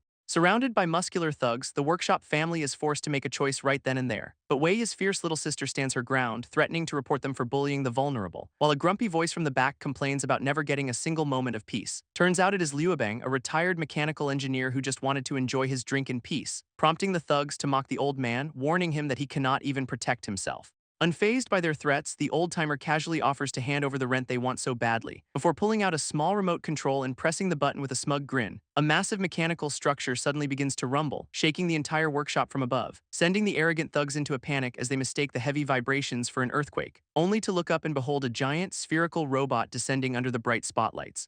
Relief washes over the scarred thug as he realizes the massive machine is completely stationary, mocking the old engineer because the world's creator system revoked all control over these machines, while his beefy partner scoffs at the inactive relic, calling it a worthless pile of scrap. However, their smug guild leader suddenly steps forward, greedily claiming the machine for himself, recognizing it as a restricted military prototype that can be melted down into top-tier gear. Liubeng calmly offers the rare machine to easily cover a full year of their workshop's rent, prompting the little sister to desperately protest giving away her grandfather's precious life's work. Liubeng gently pats his granddaughter's head, explaining that he knows exactly how to prioritize their safety. But Xiaoxiao pouts in frustration, absolutely hating that they have to appease this scruffy-bearded bully. Unfortunately, the greedy guild leader smirks, claiming that a single machine is not nearly enough to settle their debt, as his holographic interface calculates the robot's value and heavily depreciates it due to processing costs. He smugly declares that since midnight has passed, they must pay a massive tenfold penalty instead, leaving the old engineer completely shocked by these sudden, predatory terms that were never in their contract. Leaning in close, the arrogant boss coldly reminds the old man that the weak have no voice here, giving them just one day to pay up before they get thrown out to the wild beasts. With a loud shout, the beefy thug orders his crew to start hauling away the workshop's equipment, forcing the helpless family to watch as these goons violently rip apart their precious livelihood. This greedy thugs immediately start ripping out the heavy cables to dismantle the massive prototype, leaving the old engineer to silently apologize to his masterpiece for failing to protect it, while one impatient goon grumbles about the manual labor before spotting some highly valuable components. Seeing him steal their parts, brave little Xiaoxiao rushes over and grabs his arm to stop him, but the heartless thug violently backhands the little girl to get her out of his way, sending her crashing hard onto the cold floor with a painful bruise on her forehead. To make matters worse, the other thugs recklessly yank on the remaining support lines, causing the very last steel cable holding the giant machine up to snap instantly. As the massive spherical robot begins to collapse, the panicked thugs immediately run for their lives, leaving the helpless little girl trapped directly underneath as her grandfather screams in absolute terror. Activating his innate rapid speed skill, Wei Yi dashes forward like a bolt of lightning, as the massive spherical prototype crashes violently onto the floor, kicking up a storm of dust, only to reveal our white-haired hero holding his trembling little sister safely in his arms. Apologizing for his late arrival, he gently inspects the painful bruise on her forehead, but the brave little girl tearfully apologizes for failing to protect their home while he was away. Reassuring her that she did an amazing job, our boy tells her to leave the rest to him. While the arrogant guild leader smirks, delighted that the target of their extortion has finally returned, these brainless thugs immediately surround him, demanding his magic crystals while calling him F-rank trash, prompting our white-haired hero to unleash a cold, murderous glare that instantly freezes the room, leaving the loudmouth thug sweating in pure terror as he gets completely overwhelmed by the kid's eyes. Telling his little sister to stand back, Wei activates his system's universal analysis skill, revealing that these arrogant thugs are actually just a bunch of low-tier E-rank nobodies. These weaklings actually believe a tiny bit of power gives them the right to bully others. Calmly holding up the bag of magic crystals, our boy offers them the requested payment. This scarred thug greedily reaches out, mocking our white-haired hero for knowing his place. But before the loudmouth can even touch the bag, a sudden blur rushes toward him. Wei Yi delivers a lightning-fast, bone-shattering kick directly to the arrogant goon's jaw, sending his teeth flying in a glorious spray of blood as his skull rattles violently, declaring this brutal payback is for daring to lay a hand on his little sister, completely smashing his face and sending him crashing down in a bloody heap. Sending the scarred thug flying across the room, our boy does not even waste a single second, which immediately sends the remaining goons into a panic as they scream for backup. But Wei simply blurs through their ranks, telling them to worry about themselves first. Unleashing a flurry of brutal strikes, the overpowered teen leaves the entire squad groveling on the floor, leaving him standing tall with a cold expression that promises even more pain for these intruders. This effortless beatdown completely shocks the beefy thug, who cannot believe an F-rank trash has this power, prompting their annoyed guild leader to order his strongest enforcer to finally step up and end this. Activating his D-rank skills, the massive brute boasts about showing our boy what real strength looks like, only for his grand speech to be cut short by a heavy boot slamming directly into his face, as our hero launches the giant bully straight out the door to keep the workshop clean. Xiaoxiao cheers her brother on with absolute confidence, while her grandfather watches in utter disbelief. Even the smug guild leader is taken aback by the kid's sudden burst of power, as his strongest enforcer crashes violently into a pile of garbage outside the workshop. Dusting himself off, the massive brute activates his red energy armor to mock our hero's strength, prompting Wei Yi to activate his silver light skill, ignoring defenses with his elemental power. Looking his enemies dead in the eye, our boy resolves to settle every single grudge today, though the remaining thugs still look incredibly smug, completely oblivious to the monster they just unleashed. Remembering his painful past of being constantly oppressed and beaten down by the strong, Wei Yi stands tall in the present, drawing a glowing, broken blade to claim his destiny, which only makes the electrified brute laugh, mockingly calling his ultimate weapon a worthless piece of junk. Watching the fight, the guild leader realizes Wei Yi's attack power is far beyond normal, while his worried little sister yells for him to run if the fight gets too dangerous. But the massive brute smugly activates his ultimate defense skill to stun anyone who dares touch him. Too bad for him, our white-haired hero has absolutely no intention of fighting at close range, unleashing a massive crescent wave of energy that slices straight toward the stationary tank, slamming directly into his glowing armor and forcing him to brace for the impact, leaving the brute screaming in agony as the sheer force begins cracking his ultimate defense, only to realize in absolute horror that our boy can spam this attack all day. A relentless barrage of energy blades rains down, completely burying the arrogant thug in explosions, as Wei Yi's system quietly begins analyzing the brute's defense skill to steal its secrets. Wei Yi realizes his system can actually analyze and copy the skills of other Awakeners, allowing him to track the elemental trajectories while the brute continues his relentless assault, gaining crucial insights from the complex star map of the brute's nuclear element trajectory, until the system successfully loads and completely steals the powerful heavy core armor skill. Frustrated that his ultimate defense has been shattered, the brute decides to charge in directly. Believing close-quarters combat is his ticket to victory, the giant bully rushes forward blindly, only for Wei Yi to compress his elemental power for a devastating silver light strike, leaving the massive brute completely paralyzed with fear as the glowing blade closes in. But a sudden flash of green energy intercepts the attack with a loud shout, as the smug guild leader finally steps in to save his useless subordinate from doom. Zeki easily catches the lightning-charged blade with his bare hand, completely neutralizing the impact. Realizing the kid's raw elemental power is shockingly high even without a proper weapon, prompting the guild leader to order his battered enforcer to fall back immediately. Meanwhile, Wei Yi sweats in disbelief as his opponent's speed proves completely unreadable, with his system's analysis skill barely capturing fragmented traces of the boss's movements. Revealing that Zeki is a B-rank monster with a passive skill that detects mental probes, this overwhelming power gap leaves our white-haired hero sweating, realizing he is completely outclassed, while his grandfather desperately pulls Xiaoxiao back to prepare for the absolute worst. Left with no other choice, Wei Yi unleashes an unstable demonic power that overrides his system, ready to sacrifice his own life to protect his family from these ruthless invaders. Zeki's danger intuition goes haywire as he senses an overwhelming, terrifying aura from our white-haired hero. But their tense standoff is suddenly interrupted by a loud, angry shout echoing down the alleyway. Turns out a chubby little dog is sprinting past with a massive red crystal in its mouth, closely followed by a heavily geared porter who desperately tackles the pup to retrieve his precious cargo. During the scuffle, the glowing red crystal slips away and slides right to the guild leader's feet, instantly catching his attention as he recognizes the sheer quality of this incredibly rare high-tier item, while Wei Yi and his little sister immediately recognize the exhausted porter as their old friend Jojo. This relieved porter explains he made it out of the forest safely despite his dog's constant thievery, only to look down at his empty hands and realize his prize is completely gone. Meanwhile, the greedy guild leader picks up the glowing gem, demanding to know where they found it. Jojo hands the glowing crystal back, explaining that high-tier boss drops belong to the rightful hunter, which prompts Wei Yi to reveal they got ambushed by a silver fang wolf king on their journey, leaving the greedy guild leader completely speechless when he learns the kids soloed a boss monster. Realizing our overpowered hero is at least C rank, Zeki decides a fight would ruin his secret plans, so he smugly tosses a rolled-up scroll over, claiming the kid is lucky to keep his life. This magic pattern contract officially settles their debt, backed by a curse that punishes anyone who breaks it. With their pockets full, the defeated thugs finally pack up and retreat down the narrow alleyway, though the old engineer still worries about how they will ever move their massive prototype robot.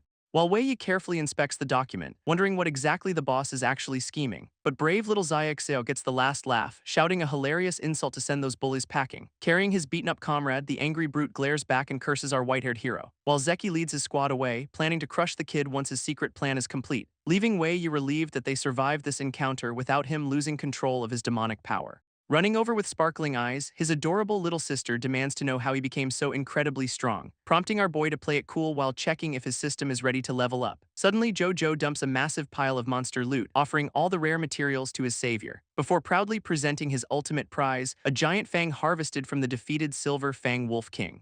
which instantly catches Wei Yi's attention as the perfect high-conductivity material to forge his next ultimate weapon. Still, the encounter with a B-rank hunter serves as a harsh reminder of his current weakness, resolving to grind harder to protect his family while his friends happily plan a massive victory barbecue. Examining the rare Wolf King materials, the old engineer praises their incredible quality as Wei Yi approaches.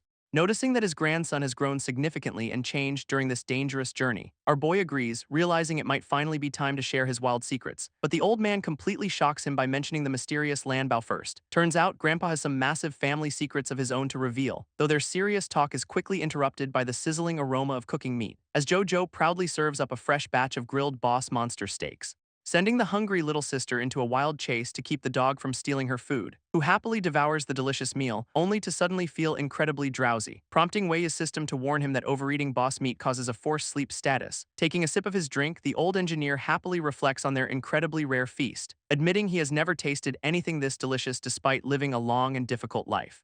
While Wei Yi silently recalls the brutal battle, knowing Lan Bao's power is his only hope. Unfortunately, his system remains highly restricted, blocking crucial data and keeping secrets locked away, prompting our white-haired hero to ask his grandfather about the mysterious entity's true origin, wondering how to master this overwhelming power to protect his family and restore his lost ally, before asking the old man if they can ever truly restore their broken world.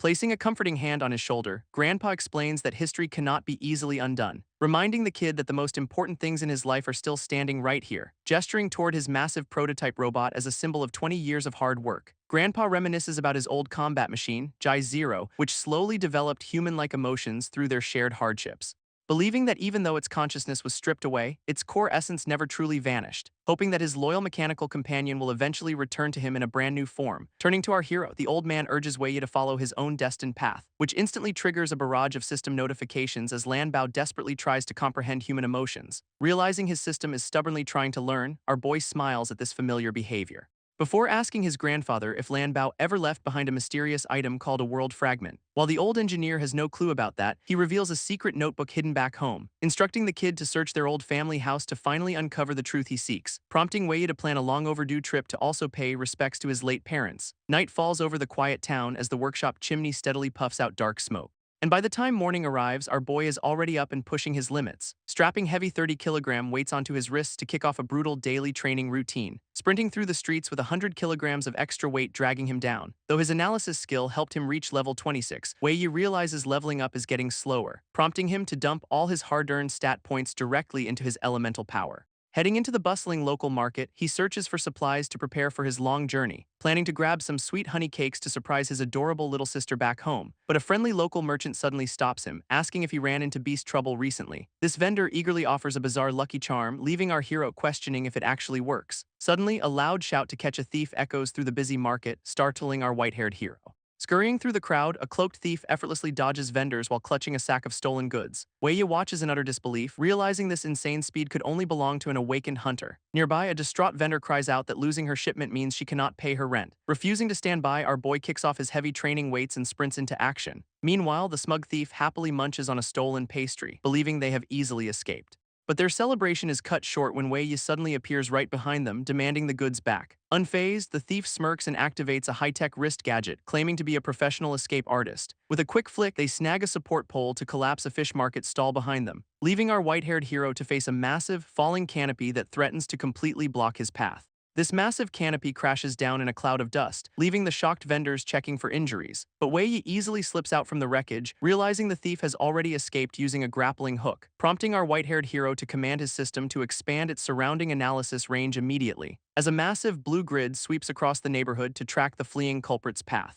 Meanwhile, the cloaked thief leaps across the rooftops, completely unaware that her footsteps are being tracked, happily munching on her stolen goods while complaining that ownership marks prevent her from storing them, until her wrist gadget alerts her that she is finally approaching her secret destination. Deciding to keep a low profile, she prepares to drop down into the alley below, only for Wei Yi's system to instantly lock onto her position from the street below, sending our boy sprinting around the corner as the radar warns him the target is right there. Wei Yi suddenly corners the thief, leaping out to block her escape route with perfect timing. This cloaked thief freezes in utter shock, wondering how this random kid managed to track her down. Our white-haired hero glares back with absolute determination, refusing to let her slip away again. Desperate to escape, she fires her high-tech grappling hook directly at him to force a distraction. Quickly activating his innate swift skill, he catches the flying metal claw with his bare hand. He yanks the cable with brute force, demanding she return the stolen goods and apologize immediately. This sudden pull sends the clumsy thief flying through the air as her stolen pastries scatter everywhere. Realizing she is about to faceplant into the hard concrete, she panics at her impending doom. Luckily, our boy catches her mid-fall, only to realize this notorious thief is actually a young girl.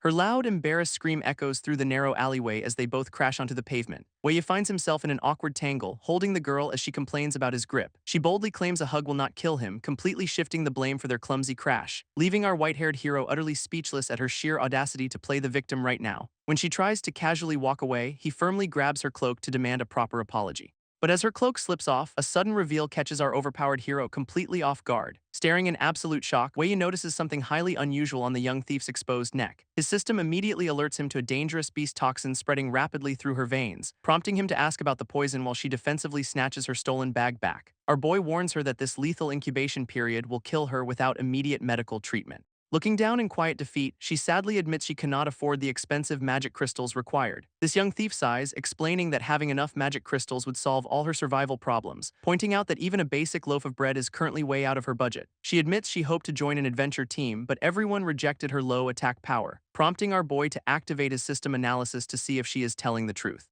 which reveals her terrible combat stats and confirms she only stole out of pure desperation. Sobbing, she tells him to just arrest her, making our hero realize she's not actually a bad person. So he gently comforts her, remembering how difficult it was to survive as an F-rank himself. Generously, Wei hands over a bag of crystals to treat her poison, promising to cover for her. But their quiet moment is suddenly interrupted by loud shouts echoing from the end of the street. As our boy waves to his friends while the sneaky thief instantly zips away into the night, Wei tells the girl to scram if she is going to, not wanting any more trouble. But she vanishes in a literal flash, leaving our boy stunned by her ridiculous escape speed, while a nearby merchant wanders over, wondering why his tracking doll pointed to an empty alley. Returning the stolen goods, Wei learns these honey cakes were actually demanded by the hostile Zeki. Realizing his arrogant rival is somehow connected to this bizarre incident once again. Meanwhile, the sneaky thief stands atop a high roof, looking down at the busy streets below, tossing her newly acquired crystals while boasting about how easily she conned our gullible hero, until her disguise skill deactivates, revealing she completely faked her deadly poison status to get sympathy, as her actual system profile reveals she is a high-luck assassin named Uzixi, leaving her deeply confused about how a random kid managed to track her down so easily. Suddenly, a holographic notification pops up, alerting the sneaky thief that her mysterious boss is calling. This distorted voice demands a progress report, addressing her by her secret codename Black Crow. She explains she successfully infiltrated the Split Bear Guild's territory but has not found the smuggled devices yet. Pulling out a high-tech telescope, she spies on the arrogant Zeki as he personally inspects their cargo. Turns out the hostile guild leader recently monopolized every single honey cake in the entire town, sending massive shipments straight into the misty forest while gathering a suspicious amount of manpower. Believing a major operation is underway, the young assassin prepares to dig deeper for answers.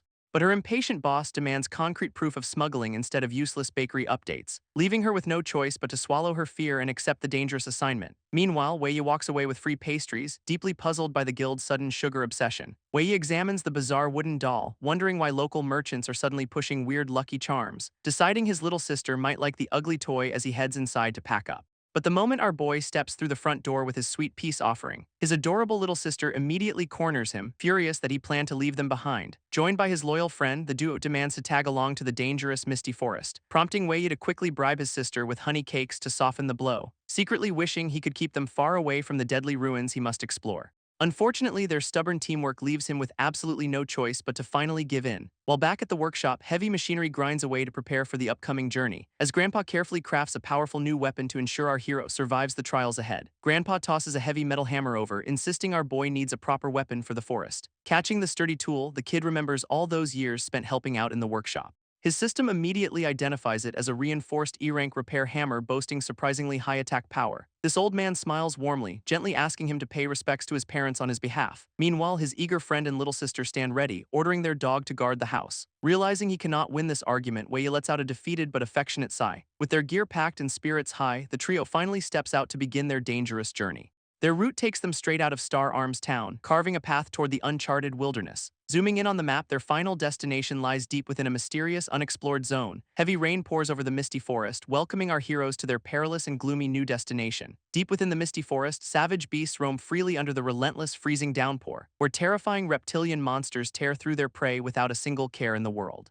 leaving any unprepared travelers to become nothing more than an easy midnight snack. To avoid these deadly threats, our trio maps out a route to the distant city ruins, choosing a highly unconventional entrance that Wei Yi calculated to be their safest bet. Even though the dense jungle terrain is incredibly annoying, they manage to avoid any major trouble, finally arriving at their destination just as Wei Yi's passive system casually bumps him to level 27.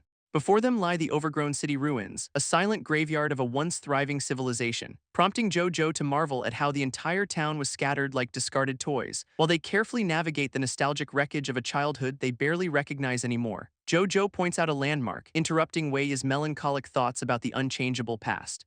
Before them stands a massive, moss-covered, ruined fountain that instantly triggers a small system experience boost. This nostalgic landmark reminds JoJo of the time childhood bullies almost drowned our white-haired hero, prompting Wei Yi to silently promise he will finally wake his dormant system companion up again. Meanwhile, his adorable little sister eagerly runs ahead, wanting to experience the place where they first met. Our boy smiles warmly as his system hilariously fails to comprehend the complex human emotions of nostalgia, while JoJo wonders how Lan Bao ever escaped the legendary creator who wiped out all intelligent machines. Wei Yi explains his parents likely built Lan Bao to counter the villain's world-ending ambition, leaving his loyal friend completely mind-blown by the sheer scale of this hidden family legacy. Realizing this legendary companion could literally change the world, our hero resolves to find his destined answers. JoJo admits he is pretty jealous of Wei Yi's clear sense of purpose, explaining how he hated studying business before stumbling into this exciting life as an awakened, since protecting others with his shield is the only thing that makes him feel truly needed. Wei Yi warmly reassures his loyal friend, pointing out that protectors are the real backbone of any team. But their wholesome bonding moment is abruptly cut short by a sudden shift in the air. A massive, unnatural fog rolls in out of nowhere, completely blinding their view of the path ahead. Instantly, JoJo tells Zio to get behind them as Wei Yi readies his new hammer, prompting our white-haired hero to instantly activate his omniscient analysis skill to scan the area, as a massive blue grid sweeps across the misty riverbank to locate the hidden threat,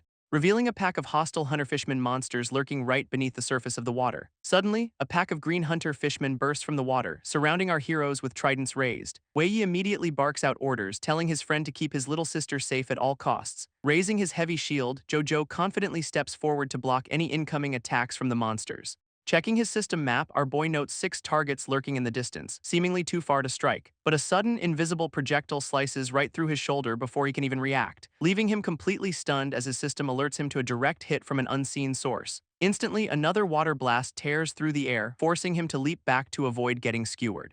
Behind him, his worried companions scream out his name, terrified that their powerhouse might actually be down. Gritting his teeth, our hero reassures them it is just a scratch while keeping his eyes peeled. Yet he remains deeply troubled by how these monsters are landing hits without showing any visible attack trajectory. Deciding to test things himself, Wei Yi activates his system analysis and charges straight at the monster. This ugly green beast screeches in fury, thrusting its sharp trident forward to impale our hero. But his heavy hammer swings right through empty air, revealing the target was just a clever illusion. Suddenly, a high-pressure water blast shoots from above, forcing him to pull off a desperate mid-air dodge. Landing safely, our boy notices a strange reflection on the water, finally figuring out their sneaky trick. Meanwhile, back at the Split Bear Guild headquarters, rumors are spreading about a successful bait operation, as nervous thugs gossip about a terrifying forest monster that left their strongest members completely traumatized, forcing the desperate guild to hire random newbies to haul their mysterious cargo into the woods. One arrogant thug barks orders at a quiet new recruit, completely unaware of who they just hired.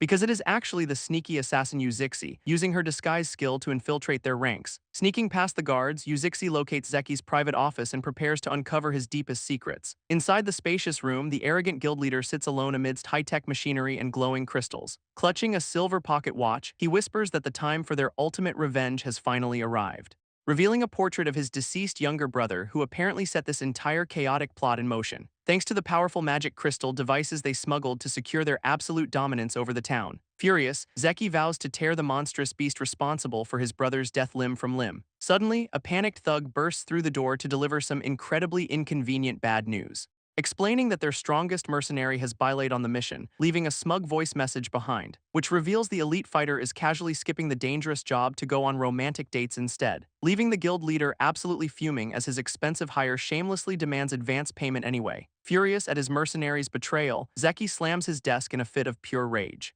realizing he only tolerated the lazy fighter for his highly specialized elemental damage capabilities, while his anxious underling asks if they should postpone their entire forest operation. This thug warns him that mishandling the volatile magic crystal could easily level the entire building, sparking a sudden, highly dangerous realization in the desperate guild leader's mind. He decides they do not actually need their runaway mercenary when they have this explosive alternative, ordering his crew to proceed with the original plan exactly as scheduled. But first, they need to track down a certain target to secure their success. Meanwhile, back in the misty forest, the real hunter-fishman monster lunges from the water, forcing Wei Yi to quickly adapt before the creature's sneaky illusions can claim another victim. Shocked by how fast the monster recreates its watery clone, Wei Yi prepares his next move. Realizing that exposing their illusion trick makes this fight a walk in the park, he raises his newly acquired hammer, channeling a high-voltage electric skill to counter their watery mist. With a massive swing, our boy sends a devastating electric current surging straight through the riverbank, forcing the hidden monsters to absorb the shock as lightning fries their watery camouflage, which instantly dispels their sneaky illusions and leaves them completely exposed in the open.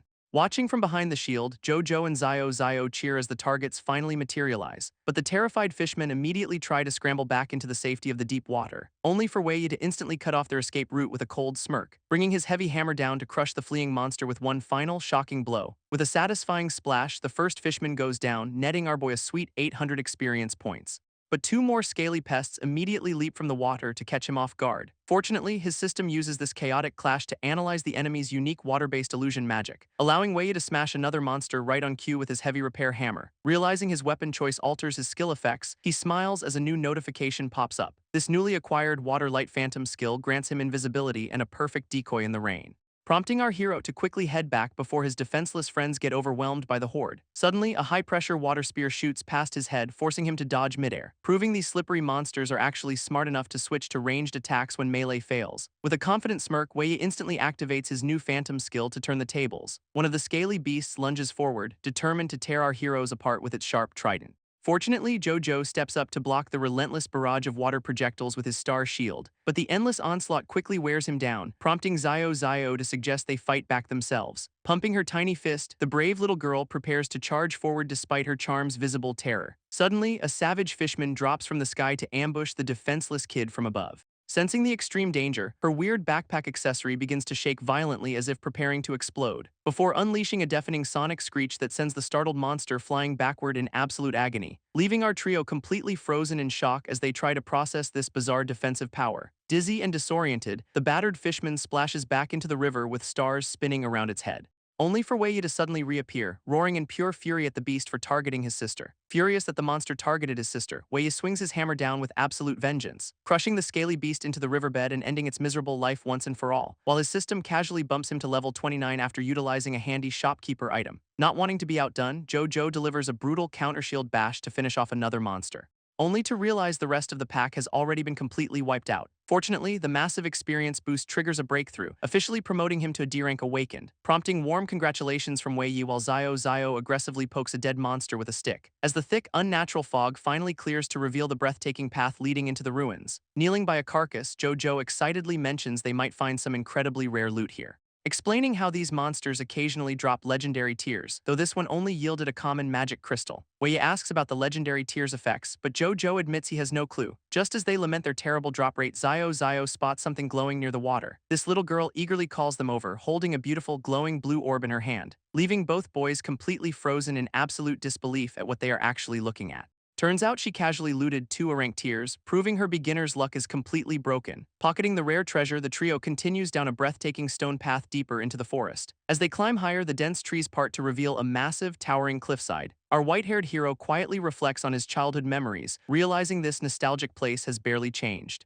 Suddenly, his system starts spamming alerts about a powerful world fragment energy signature nearby, confirming his suspicions as they finally stumble upon a mysterious, ancient house hidden under the roots. A massive, crystal-backed bear shrugs off a high-voltage lightning strike like it is a light breeze. Roaring in pure fury, this terrifying beast unleashes a wave of dark energy that paralyses the hunters.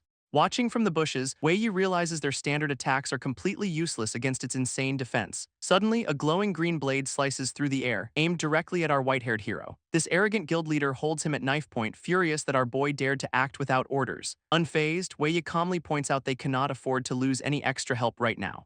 Before they can argue further, the monstrous blood claw charges straight into their clearing with murderous intent. This forces the angry leader to back off and focus on the immediate threat instead. Shouting to his crew, the leader orders them to execute their original plan as they charge forward. Unfortunately, the giant beast effortlessly shatters their barriers and traps like cheap glass. Desperate to contain the beast, the guild's thugs fire a specialized restraint net from their heavy cannon. Meanwhile, Wei analyzes the situation, realizing this blood claw boss is built entirely different from previous monsters. It is a hyper-specialized powerhouse designed to crush anything in its path with pure, unadulterated physical force, boasting insane strength and a passive hard shell skill that boosts its defense by 40%. This monstrous beast effortlessly shreds the high-tech steel net like it is nothing but wet paper, sending the panicked mercenaries scrambling for their lives as their expensive capture gear completely fails them. With one massive ground slam, the furious boss triggers a localized earthquake that shatters the terrain, tossing the low-level thugs through the air as they cough up blood from the sheer impact, prompting the guild's elite healer to order her tank to draw the monster's aggro immediately, leaving the brave defender to brace behind his shield as the towering beast lunges for the kill. Activating his heavy core armor, the brave tank taunts the massive beast to draw its attention, but the furious monster slams its heavy claws down, completely shattering the ground beneath them. Luckily, the tank's specialized armor triggers a passive stun, locking the giant bear in place. Seizing the moment, Zeki orders his archer to target the beast's soft underbelly with a coordinated strike, before leaping forward himself to deliver a devastating elemental slash right into the monster's chest, unleashing a flurry of rapid strikes that bypasses the creature's insane defense with true damage. This rare weapon effect triggers a massive burst of blood, proving his expensive gear is actually worth it. As the furious guild leader vows to make the beast pay for his brother's tragic death, watching from afar, Wei respects the leader's power but knows this legendary calamity will not go down so easily, especially since a couple of low-level hunters are still trapped nearby, directly in the line of fire. Wei asks the guild's healer if she can patch up the injured hunter nearby, but the pink-haired healer snaps back, furious that some random kid is bossing her around. Realizing she will not cooperate, our boy wonders if he should just activate his own healing skills. Suddenly, she aggressively whips out her magic anyway, complaining about how annoying support roles are, sending a wave of soothing green energy straight into the battered hunter on the ground. She orders Wei to assist their leader while she begrudgingly patches up the remaining casualties, leaving our hero pleasantly surprised that this grumpy healer actually has a heart of gold.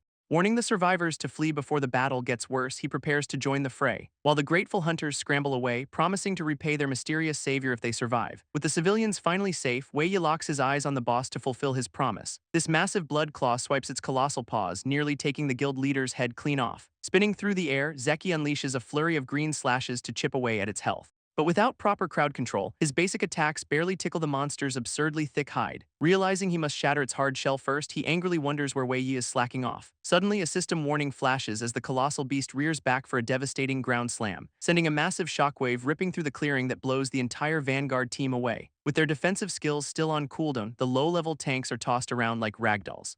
Even the backline support scramble for safety as the cracked earth threatens to swallow them whole. Roaring in absolute triumph, the glowing red eyes of the blood claw lock onto its helpless prey, leaving a sliding Zeki to curse their terrible luck as the boss prepares to wipe them out. Zeki grits his teeth, realizing they rushed into this fight and completely enraged the beast. But Wei suddenly charges past him, confidently offering to take over the frontline battle, prompting the panicked guild leader to scream at our boy to stop this suicidal charge. Ignoring the warning, Wei leaps high into the air to fulfill his promise, as his system predicts the giant bear's next moves to help him dodge effortlessly, leaving the watching mercenaries completely dumbfounded that a kid could dodge those deadly claws, though Zeki watches closely, analyzing the kid's movements with his own trained eyes. Realizing that even with a speed buff, our hero is still severely outmatched, right before the colossal beast slams its massive paw down with a devastating crash, which has the horrified onlookers instantly assuming the brave kid was just crushed to pieces. Watching the kid get crushed, the guild leader panics and regrets trusting such a reckless idiot, while the giant bear roars in triumph, completely unaware that its target has already vanished, leaving behind nothing but a dissolving water clone as the real Wei strikes from above. Our hero calmly reminds the panicked guild leader that he always keeps his promises, dispelling his aqua mirage to activate a blinding silver light skill right above the beast, which has the stunned mercenaries pointing to the sky in absolute disbelief at his survival. And with a fierce glare, Wei prepares to humble this arrogant monster once and for all. He unleashes a devastating shattering strike that slices straight through the giant beast's legendary defense. Inside the mysterious ancient house, the trio sifts through a mountain of scattered papers and clues, where our boy officially welcomes his adorable new system companion, Lan Bao, to the team. Looking at his updated interface, Wei realizes there are still 7 more world fragments to collect, but his deep thoughts are interrupted when Joe asks why he is staring into thin air. prompting our boy to happily announce that his system upgraded and he officially reached level D1, leaving his companions absolutely stunned by how ridiculously fast he is climbing the ranks. The way he modestly brushes it off as luck while emphasizing the need to keep growing stronger, which unfortunately leaves poor Jojo feeling a bit dejected about his own slow progress. Panicking that he accidentally crushed his friend's spirit, our hero desperately tries to find the right words, only to be saved by a loud ringtone as Jojo's communication device suddenly goes off, revealing an incoming call from their reliable mage ally, Lin Xiang, who demands to know their location. As they quickly report their coordinates, relieved to hear her familiar voice after surviving such a wild ride, Lin Xiang is busy fighting a giant boar, ordering the boys to head back to Ringstar City. But Wei Yi explains he has to drop Zio off at home first, prompting the mage to immediately ditch poor Jojo and order him back alone. She explains his vanguard role is crucial, promising to send coordinates for a nearby escort party, since this upcoming high-stakes mission is way too important for their guild rating to mess up. Left completely devastated by his captain's betrayal, Jojo reluctantly accepts his lonely fate, while lamenting that Wei Yi's cheap storage ring lacks a basic communication function, forcing our hero to start planning his next big payday to afford an upgrade. Turning to his adorable little companion, Wei Yi gently asks if she can still walk, though his system immediately flags her bright smile, warning that she is actually hiding severe pain. Shocked by the system alert, Wei Yi realizes the little girl is hiding something serious. Kneeling down, he gently asks her to lift her foot so he can inspect it, only to find a nasty scrape from the thorny path she silently endured. This sweet girl admits she kept quiet because she did not want to burden him, prompting our soft-hearted hero to immediately offer her a piggyback ride home, playfully claiming that carrying her is just another crucial part of his training, reminding her that she is his absolute top priority no matter what. With the little girl securely on his back, they prepare to head out, as he activates his speed skills to zoom back toward the city. Meanwhile, some bored guards loiter outside, completely unaware of the storm heading their way. Inside a high-tech hideout, a smug guild leader with a fur collar waits impatiently, while his muscular henchman complains to a calm old mechanic about their missing targets, screaming in the old man's face to demand a straight answer about their arrival time. But the unbothered elder simply tells them they are completely free to leave whenever they want. This dismissive attitude pushes the hot-headed thug to his absolute limit as he raises a fist, only for him to instantly freeze and beg for mercy the second the door swings open. Stepping inside, Wei Yi demands to know why these uninvited guests are loitering in his home, confronting the smug Zeki, who quickly tries to de-escalate the tension with a fake smile, before tossing a massive pile of valuable red crystals onto the floor as a tempting bribe, offering our hero a lucrative deal to join their high-stakes boss raid for elemental damage. Lanbao's system scan confirms Zeki is telling the truth, meaning the old mechanic was in on it. This unbothered elder nods in agreement, silently confirming that the lucrative contract is indeed a legitimate offer. This massive bribe includes 500 magic crystals and a 5-year energy contract to cover their rent. Suspicious of such a generous offer, Wei Yi demands to know what kind of monster they are targeting. Zeki drops a bombshell, revealing their target is none other than the legendary forest calamity, Blood Claw. Our hero instantly recalls the terrifying rumors of this beast wiping out entire high-level adventure parties. Knowing that not even B-rank hunters survived the encounter, he realizes this is a true suicide mission. Playing the nice guy, the guild leader claims he will not force our boy to accept the job, but his tone quickly turns dark, threatening that declining the offer will carry a very heavy price. As Zeki releases pure killing intent, Wei Yi shields the terrified little girl from this blatant extortion. Wei Yi realizes a direct fight is too risky, even with his recent level upgrade, so he decides to play along and accept the dangerous raid under his own conditions, demanding 2 high-tech communication rings and a permanent contract to secure his family's future, which immediately sends the guild leader's hot-headed bodyguard into an absolute screaming fit. Surprisingly, the smug leader agrees to the terms as long as the mission succeeds, though he coldly warns our boy that failing this raid means a very painful death. Setting a strict meeting time for tomorrow morning, the intimidating boss demands absolute punctuality, before finally storming out of the workshop and leaving our hero to plan his next move. Calculating his escape routes, our boy realizes this high-risk gamble is actually his safest bet, but he still needs to find a powerful sword-type weapon to survive the upcoming chaos. Just as Wei Yi prepares to head out, the old mechanic stops him with a wrapped package, explaining that he spent his time crafting a special weapon from their hard-earned materials, and urging our hero to put this custom-made blade to good use in the upcoming fight. Catching the heavy bundle, Wei Yi carefully unwraps the bandages to reveal his new gear, which turns out to be a gorgeous C-rank silver fang blade with incredible sharpness, giving our boy the final piece of the puzzle he needs to survive this suicide mission. Meanwhile, outside the city gates, a massive crowd of mercenaries gathers for the raid, where the impatient bodyguard checks his pocket watch, complaining about the lack of communication, while Zeki grows increasingly frustrated that their advance team has completely gone dark in the forest, prompting his muscular bodyguard to panic and wonder if our hero has completely played them. An arrogant archer named Wang Hui scoffs at waiting for some random kid to join their raid, boasting that his newly achieved C-rank status makes him far superior to any unknown rookie. But a purple-haired woman quickly steps in to shut down his massive ego, reminding him that their boss's judgment is absolute and they need all the help they can get. Before their petty bickering can escalate any further, someone spots our hero jogging toward them in the distance, and Zeki watches with a cold glare, relieved that his investment did not just run away, though Wei was actually just finishing up his absurd daily training routine on the way,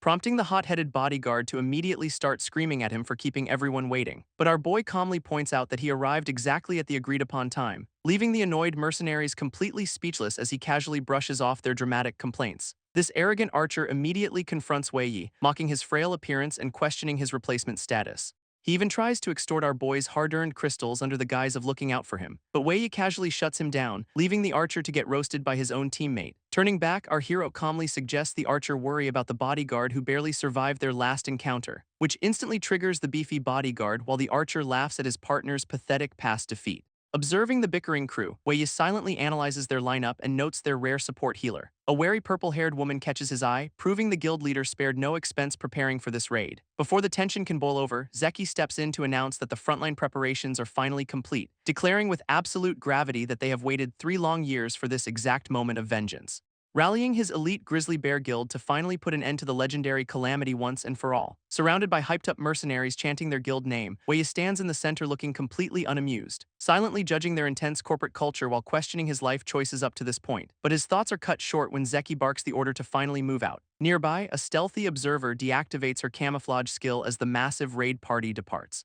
grinning maliciously at the unexpected sight of our hero joining this dangerous expedition. Meanwhile, deep in the woods, the struggling advance team desperately fights off a pack of wild beasts, facing a relentless onslaught of highly aggressive mimic apes and ferocious fang wolves, as their heavily armored vanguard raises his massive shield to hold the line, while a sneaky ape prepares to ambush them from the canopy with a mocking laugh, only to be instantly vaporized by a sudden high-voltage bolt of lightning from above. Unleashing a lightning arrow, the arrogant archer saves his teammate while bragging about his superior skills. Meanwhile, their purple-haired healer patches up the squad while complaining about the archer wasting precious mana. Observing from the sidelines, Wei Yi calculates the raid party's composition while his system prepares to copy skills. Although he finds their coordination decent, our boy cannot help but judge the show-offs in the group. Seizing the perfect opportunity, his system successfully copies and stores the healer's valuable recovery skill. Accessing his cosmic skill map, he discovers that his abilities are directly linked to glowing constellations. However, he notices 2 powerful mana skills remain locked until he meets their specific requirements.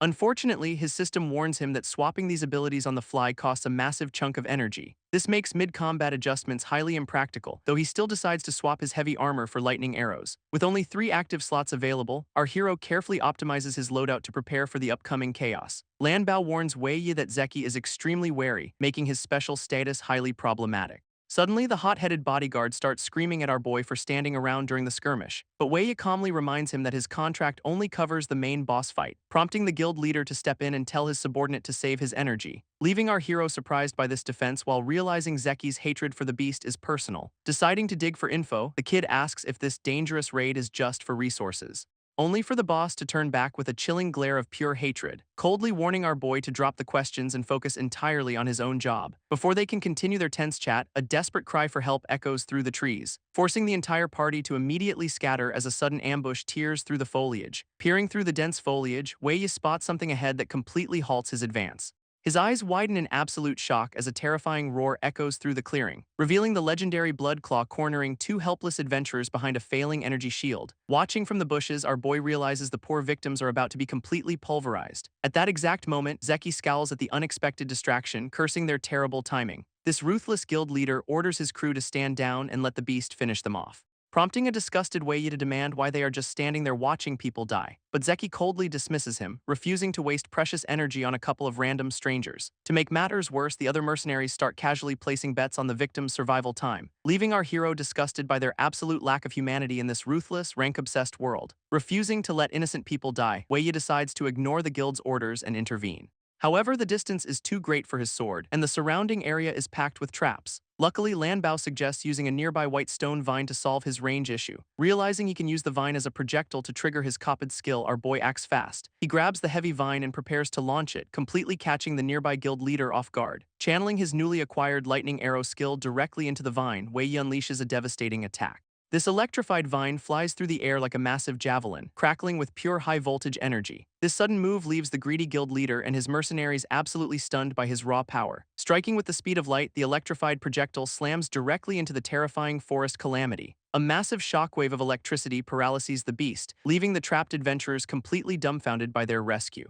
This legendary blood claw shakes off the shock, roaring in absolute fury as it recovers instantly, leaving Wei Yi completely stunned by its absurd defense as his lightning attack does zero damage. But before he can even process this, a glowing green blade is thrust right at his face. As the hot-headed bodyguard screams at our boy for acting without orders in this chaotic mess, unbothered by the threat, Wei Yi calmly points out that they need every single hand on deck, which is proven true a second later when the massive beast charges straight toward their position, forcing the angry swordsman to back off and promise a painful beating once this raid ends. With no time to waste, the guild leader orders his elite squad to execute their original plan, though their expensive traps and magical barriers are instantly shredded like wet paper by the monster, prompting a panicked mercenary to desperately call for their heavy-duty restraining net to stop the charge. Comparing it to his past fights, Wei Yi realizes this beast's stats are completely min-maxed, meaning the terrifying boss possesses absurd physical power and a massive defense boost from its hardened armor, which is proven when it effortlessly shreds their heavy-duty restraining net like a wet paper towel, sending the panicked mercenaries into a total frenzy as they desperately call for a full retreat.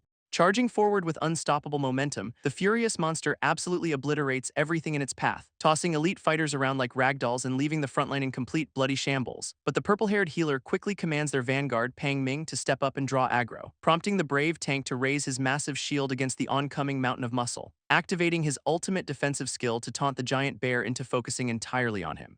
A devastating clash shakes the entire forest as the beast slams down with world-ending force. This tank's heavy core armor successfully stuns the massive beast for 3 crucial seconds, prompting Zeki to coordinate a joint strike with his arrogant archer to exploit the opening, while the guild leader leaps forward to unleash a flurry of rapid-fire sword strikes, hitting his target 22 consecutive times to trigger a devastating true damage effect, which bypasses the monster's absurd defense and finally draws a massive spray of blood. Fueled by 3 long years of pure rage, Zeki pours everything into this personal vendetta. But Wei Yi remains highly skeptical, knowing a legendary calamity will not go down this easily, looking over to notice that the injured adventurers are still trapped directly in the crossfire, so he quickly asks their purple-haired healer to patch up the wounded survivors, only for the stressed-out healer to snap back, refusing to take orders from a rookie. Realizing the healer will not budge, Wei Yi considers swapping in his own copied recovery skill, but the stressed-out healer unexpectedly fires off a massive wave of restorative magic anyway, instantly patching up the wounded adventurers who cannot believe their sudden stroke of luck, though she quickly covers up her soft-heartedness by screaming at our boy to go help their boss.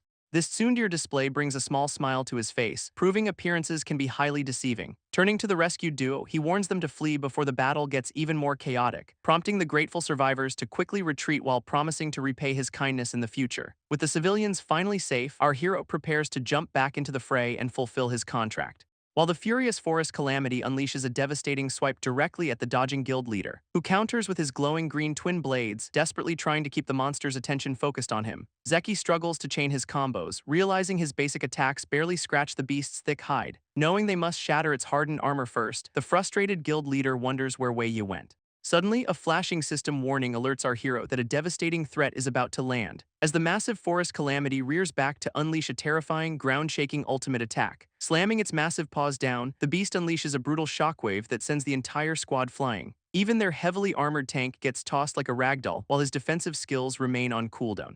Meanwhile, the backline support crew scrambles in sheer panic as the destructive shockwave tears through the battlefield. Having completely lost its temper, the glowing red-eyed monster roars with pure unbridled fury. Sliding backward through the dirt, Zeki realizes his low-ranked mercenaries stand zero chance against this wide-range devastation, leaving the sweat-drenched leader to bitterly regret rushing into this boss fight without a proper plan. Charging straight into the danger zone, Wei Yi tells the guild leader to let him take over, but Zeki panics and screams at our boy to stop, calling this reckless charge pure suicide. Unfazed, the kid leaps high into the air, determined to fulfill his end of the contract. Luckily, his system activates a real-time prediction map to help him dodge the beast's incoming strikes, leaving the arrogant archer completely dumbfounded as he watches a mere rookie dodge those lethal blows. While the guild leader watches closely, realizing there is a massive catch to this sudden display, because despite our hero's speed boost, the legendary calamity is still way faster than him, slamming its massive paw down with a deafening crash that completely swallows our boy in dust. This devastating impact convinces the backline that the reckless rookie just threw his life away, forcing a despairing Zeki to bitterly regret placing his final hope on such an absolute idiot. Just as the giant beast prepares to crush our boy, its glowing red eyes flare with pure rage. But instead of a splat, a sudden burst of blue energy shatters the monster's momentum, revealing Wei hovering midair as he promises to fulfill his end of the contract, instantly swapping his phantom skill for a blinding silver blade that crackles with high-voltage power, leaving the panicked mercenaries absolutely speechless as they realize the rookie is still very much alive. Diving straight toward the roaring calamity to cool down its fiery temper once and for all, our hero unleashes a devastating downward slash that instantly shatters the beast's legendary defensive buffs, cracking its impenetrable armor wide open with a single, highly calculated strike of pure genius, which leaves the arrogant archer and his squad completely paralyzed by this impossible display of power. While their stunned guild leader bitterly realizes he massively underestimated the kid's true potential, Lan Bao enthusiastically praises the perfect strike, but our boy tells his system helper to quiet down, because the terrifying forest calamity is already recovering from that massive blow despite bleeding out. Suddenly, the guild leader steps up to activate a massive thorn-based crowd control skill, summoning giant green vines that wrap tightly around the roaring beast to hold it in place. Standing atop the vines, Zeki prepares to exploit the monster's shattered armor with his twin blades, ordering his entire squad to drop their defenses and unleash absolute hell on the trapped target. Watching the guild leader closely, our hero smiles as his system begins copying the powerful skill, deciding to jump back into the fray to secure the copy while helping the team once more, unleashing a flurry of rapid strikes that apply a stack of bleeding effects to the monster, which thoroughly impresses the guild leader, who decides to stop holding back and unleashes his ultimate poison. Zeki plunges his twin blades into the beast's skull, successfully applying a lethal dose of corrupting black poison, which makes the massive forest calamity roar in absolute agony as the toxic venom melts its insides. Meanwhile, the arrogant archer draws his bow to show our boy how a real professional handles elemental magic, lecturing Wei on concentrating elemental power to boost damage while our hero casually copies the technique anyway, before a nearby mercenary snaps at the kid's bored reaction, pointing out the boss is finally weakening. With a final, coordinated push, the guild leader delivers a crushing blow that sends the giant beast collapsing, allowing Wei to successfully copy both of Zeki's ultimate skills while realizing why he was hired. Approaching our hero, the purple-haired healer admits the raid is basically over and commends his impressive performance, but her nostalgic sigh prompts Lan Bao to detect a sudden wave of deep affection and regret, leaving our boy highly intrigued by this juicy guild gossip as he prepares to dig up their secrets. Wei Yi asks Big Sis Bai why they are hunting this specific beast, but she hesitates to answer. Flattering her with some smooth talk, our boy easily cracks her tough exterior to get the juicy details. She reveals that Zeki and his younger brother once smuggled highly valuable magic-crystal devices to nearby towns. Unfortunately, on their journey back, the terrifying Blood Claw ambushed their transport truck in a brutal attack. To buy his brother time to escape, Ming chose to detonate their cargo in a final sacrifice.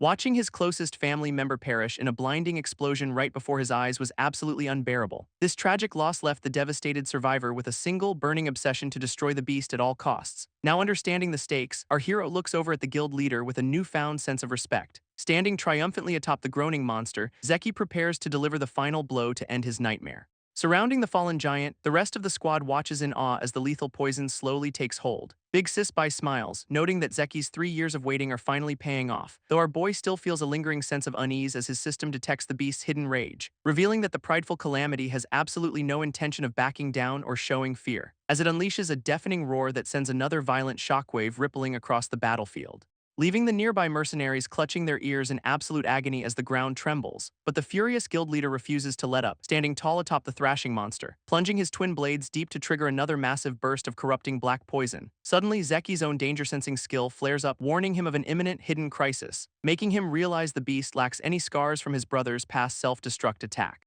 prompting Wei to order his system helper to immediately expand their scanning range. Lan Bao suddenly alerts our boy that a massive anomaly is approaching them at high speed, while the guild leader pieces together the terrifying truth behind the beast's lack of scars, leaving the rest of the squad completely confused as the ground begins to violently tremble, prompting the arrogant archer to look around in sheer frustration at the deafening noise. Suddenly, another colossal forest calamity bursts through the tree line with a terrifying, earth-shattering roar, instantly crushing the front line and throwing the entire mercenary squad into a state of absolute chaos, as its overwhelming physical power effortlessly shatters their heavy armor like cheap glass. Big Sis Bai freezes in absolute horror, realizing they are facing a second legendary boss. But before the beast can crush her, Wei Yi leaps in to block the strike, activating his innate defensive skill to absorb the devastating impact and save her life. Grimacing in pain, Wei Yi realizes that blocking the strike still dealt an absurd amount of damage, as the second beast unleashes a violent shockwave that tears up the surrounding earth. Standing amidst the bloody rubble, the colossal monster roars to assert its absolute dominance, while Zeki looks up in horror as his system screams with endless high-level danger warnings. suddenly noticing a highly familiar scar on the newly arrived beast's massive chest, which confirms this terrifying newcomer is actually the legendary Blood Claw from his tragic past. This shocking revelation makes him realize he had the wrong target from the very beginning, leading to a devastating flashback of his fallen comrades who died in vain, as he finally understands there are multiple calamities and this beast is the true killer. Gritting his teeth, the furious guild leader swears to avenge his brother and fallen squad. Fueled by years of agonizing grief, the guild leader charges forward to settle this blood debt, unleashing a desperate flurry of green slashes that barely register on the monster's thick hide, determined to end this tragic nightmare once and for all to find some peace. But his reckless assault only serves to further agitate the legendary beast, which suddenly triggers its terrifying blood rage state, glowing with a murderous crimson aura, leaving the vengeful leader completely defenseless as a massive claw comes hurtling toward him. This devastating impact instantly shatters his armor and sends his twin blades flying through the air. Coughing up blood, Zeki bitterly realizes his emotional outburst just landed him in deep trouble, so he desperately deploys a Magicrystal energy shield alongside his forest of thorns, only for the colossal calamity to immediately smash against the barrier with world-ending force. Zeki's energy shield cracks under the pressure, leaving the desperate leader completely exposed. A devastating shockwave shatters his defenses entirely, sending rock debris flying in every direction, while another massive explosion tears through the forest to bury the guild leader in rubble. Watching the disaster unfold, Big Sis Bai screams in horror as the frontline collapses completely, though our boy assures his worried system helper that he can still handle the pain. Realizing the raid is a total failure, Wei prepares to call for an immediate retreat, especially since the colossal calamity is already breaking free from its vine-based crowd control. Suddenly, the wounded beast triggers its terrifying blood rage state to boost its stats, ignoring its bleeding wounds to gain a massive boost to both speed and raw power, prompting the desperate healer to unleash her ultimate Mirage Mist to buy them some time. This healer's Mirage Mist successfully blinds the giant beasts, giving the scattered squad a brief moment to breathe. Urging our boy to run while her mist holds, she demands he escape before it is too late. Insisting she has unfinished business, the stubborn healer snaps at him to stop wasting precious time. Wei quickly points out that searching for their fallen leader in this chaos is pure suicide, but she fiercely rejects his logic, claiming her sensory mist proves the guild leader is still breathing, even if he is barely clinging to life, buried under the rubble and bleeding out rapidly. Determined to avoid a lifetime of regret, she prepares to risk everything to save her comrade, while his system helper helpfully calculates 3 perfect escape routes to get our boy out safely. Instead of running, the kid orders his system to locate the dying guild leader immediately. Realizing he cannot change the world if he cowardly abandons his allies in their darkest hour, Big Sis Bai stubbornly insists on going herself, claiming she's the only one who can save their leader. But Wei points out her depleted mana makes this a literal suicide mission, offering his superior speed instead, adding that he simply refuses to let a genuinely kind person die in this godforsaken forest, though he pragmatically warns her that his own survival still comes first if things go south. While his system displays the terrifyingly boosted stats of both the younger and elder Blood Claw bosses, activating his Phantom skill, our boy blends seamlessly into the thick mist to begin his stealthy rescue mission. Realizing the heavy fog acts as a perfect amplifier to keep his decoy completely detached from his real body, he marvels at the beast's insane blood rage buffs, regretting that he cannot copy the skill just yet.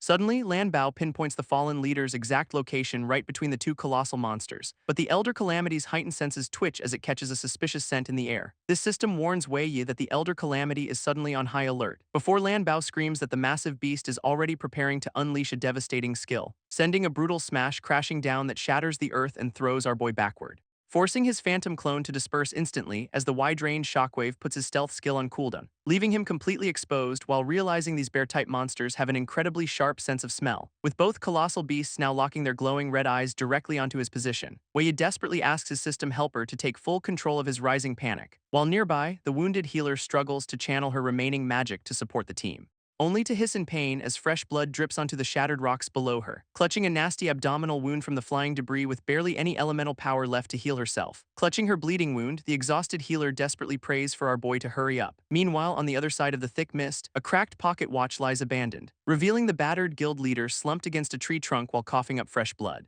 Recognizing the healer's signature mist, Zeki silently begs his remaining comrades to escape this nightmare, as he bitterly regrets dragging his loyal squad into a deadly mission fueled by personal obsession. Remembering how hard they worked for him, he blames himself for getting everyone brutally slaughtered, and now he realizes he will not be able to keep his promise to his fallen brother. Deciding to go out with a bang, the dying leader pulls out a highly unstable Magicrystal, preparing to detonate the energy core to take both legendary beasts down with him. But before he can trigger the explosion, a hand suddenly reaches through the fog to stop him. Zeki's eyes widen in sheer disbelief as his desperate suicide attempt is suddenly interrupted. Wei lunges forward to grab the leader's arm, stopping him from detonating the highly unstable core, demanding to know why the stubborn man is so eager to throw his life away. Dragging him back into the relative safety of the thick tree line, our boy secures their position, leaving the battered guild leader staring up in absolute shock at his unexpected savior. Calmly, Wei explains he was sent by a worried comrade to bring him back alive, prompting Zeki to wonder how the kid even bypassed the terrifying beasts surrounding them, only for our hero to casually reveal he used sweet honey cakes as a distraction.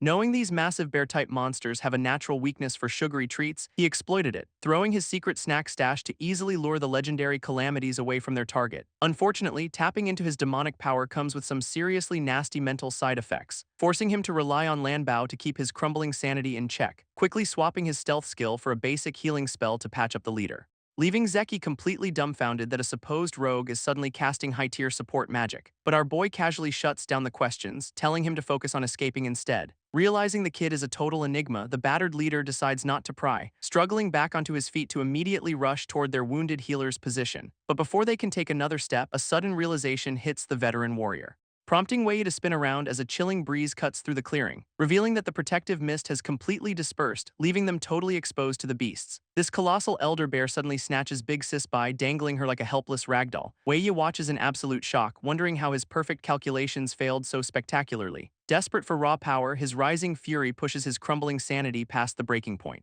while a sinister voice inside his head tempts him to embrace his deepest regrets, urging our boy to finally surrender to the dark demonic energy swirling within him. Back on the battlefield, the colossal beast prepares to swallow the unconscious healer whole, prompting the battered guild leader to scream in horror as he desperately runs forward, knowing he is far too slow to bridge the distance before she gets crushed, especially with the system warning that her shattered status will double any incoming damage. But Wei unleashes a massive speed boost to snatch her away just in time. Wei quickly checks on the healer, relieved to find she is only unconscious, before tossing her like a football straight into the shocked guild leader's arms, leaving Zeki to wonder why the kid is suddenly radiating such a terrifying aura, as our boy's eyes ignite with a sinister golden glow that screams pure trouble. Facing down both colossal calamities at once, he fully embraces his dark power, triggering a massive stat boost that sends his physical attributes completely off the charts. This elder beast immediately retaliates with a brutal claw swipe that tears through the air, but our boy effortlessly evades the strike while preparing to swing his newly summoned warhammer, even as both legendary monsters coordinate their attacks to crush him into paste,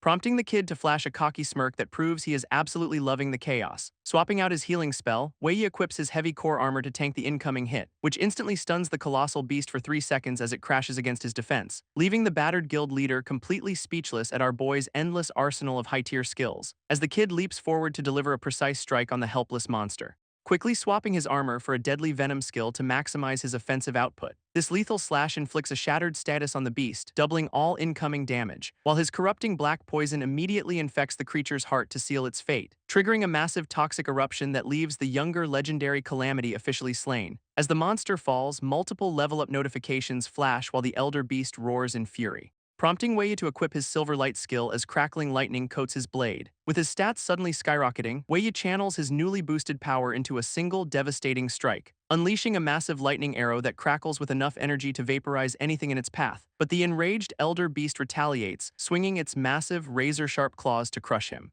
Unfortunately for the monster, the shattered status takes effect, instantly doubling all incoming damage, allowing our boy to activate his innate haste skill and blitz right past its defenses, as his elemental power surges to deliver a final, blindingly fast combo from above, tearing through the colossal beast's flesh and leaving it absolutely no room to escape, before the devastating blow pierces straight through the monster, triggering a massive explosion of blood, officially slaying the legendary calamity and instantly boosting his level all the way to 13, leaving the battered guild leader staring in absolute horror, wondering what kind of monster he just saved. Surrounded by a swirl of dark energy, Wei looks more like a demon than a savior, while his system helper panics and desperately tries to snap him out of his demonic trance, leaving the terrified guild leader sweating bullets as the kid's overwhelming aura suffocates the entire area, prompting Lan Bao to prepare a desperate last-ditch measure to save her master's crumbling mind, as the dark energy takes full control, forcing his hand to move on pure instinct. But just before he completely loses himself, Wei screams for his system helper to intervene, triggering a massive mental battleground where Lan Bao successfully wrestles his consciousness back from the dark entity, allowing our boy to finally banish the lingering demonic voice from his mind once and for all.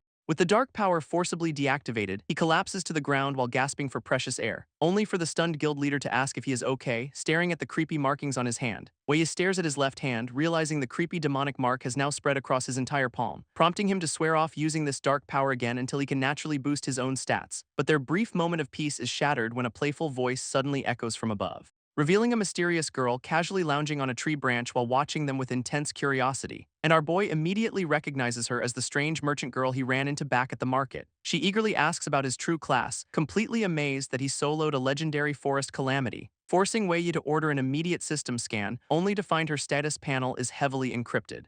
Suddenly, the branch empties as she vanishes in a flash, proving her previous weak stats were completely fake. Before Lan Bao warns that she has already teleported right behind him with zero hostile intent, she leans in close to inspect his marked hand, openly wondering what kind of forbidden skill he used. Confused by his own sudden compliance, Wei Yi wonders if his dark skill had some weird side effects, only to realize the cheeky merchant girl is actively using a passive charm skill to lower his guard, prompting Lan Bao to quickly neutralize the mental influence before our boy completely spills his secrets. But as Wei coldly shuts her down, the guild leader watches their bizarre interaction with growing suspicion. Staring at her dark attire, Zeki suddenly recalls rumors of a notorious thief who operates in absolute silence, drawing his glowing green dagger to demand her true identity and her real reason for being here. This mysterious girl simply giggles, claiming she wore a different face back then while activating a strange glowing device. Before casually revealing a stolen drive containing highly classified smuggling files she swiped directly from his computer. This sudden revelation sends the guild leader into a state of absolute panic and murderous rage,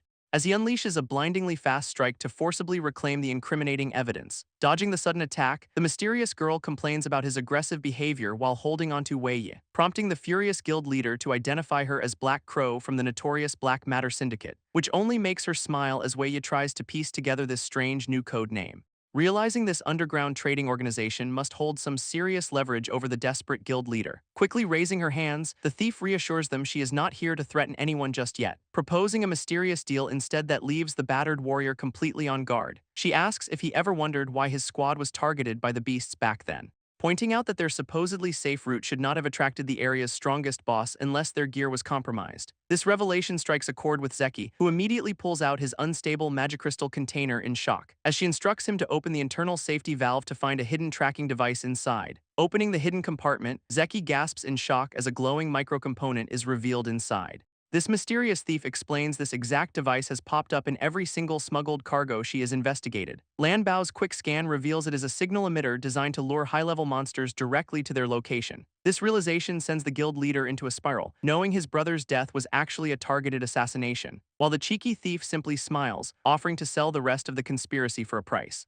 Demanding rare monster materials as payment, she encourages him to seek revenge, but he feels completely helpless. He admits they only smuggled these devices because a powerful tyrant forced them to flee their home. She nods in agreement, revealing the mastermind is a top-tier guild leader from Ringstar City, a legendary powerhouse who secretly reigns as one of the 10 founders of this entire world, leaving the thief completely stunned that a low-level smuggler actually knows a secret of that magnitude. Hearing about the 10 founders, Wei Yi immediately asks if they are connected to the creator, but the guild leader admits he only knows they possess absolute top-tier talents. These legendary powerhouses are basically overpowered monsters, with the mastermind's specific talent being tied to finance, leaving our boy to wonder if this massive conspiracy will derail his search for world fragments. And with his spirit completely broken, the guild leader decides to abandon his quest for revenge. Before heading out, Zeki tosses over a shiny reward to fulfill their original agreement, which turns out to be a custom-made state-of-the-art storage ring that catches him off guard, packed with optical mimicry and communication upgrades as a massive thank you for saving his life.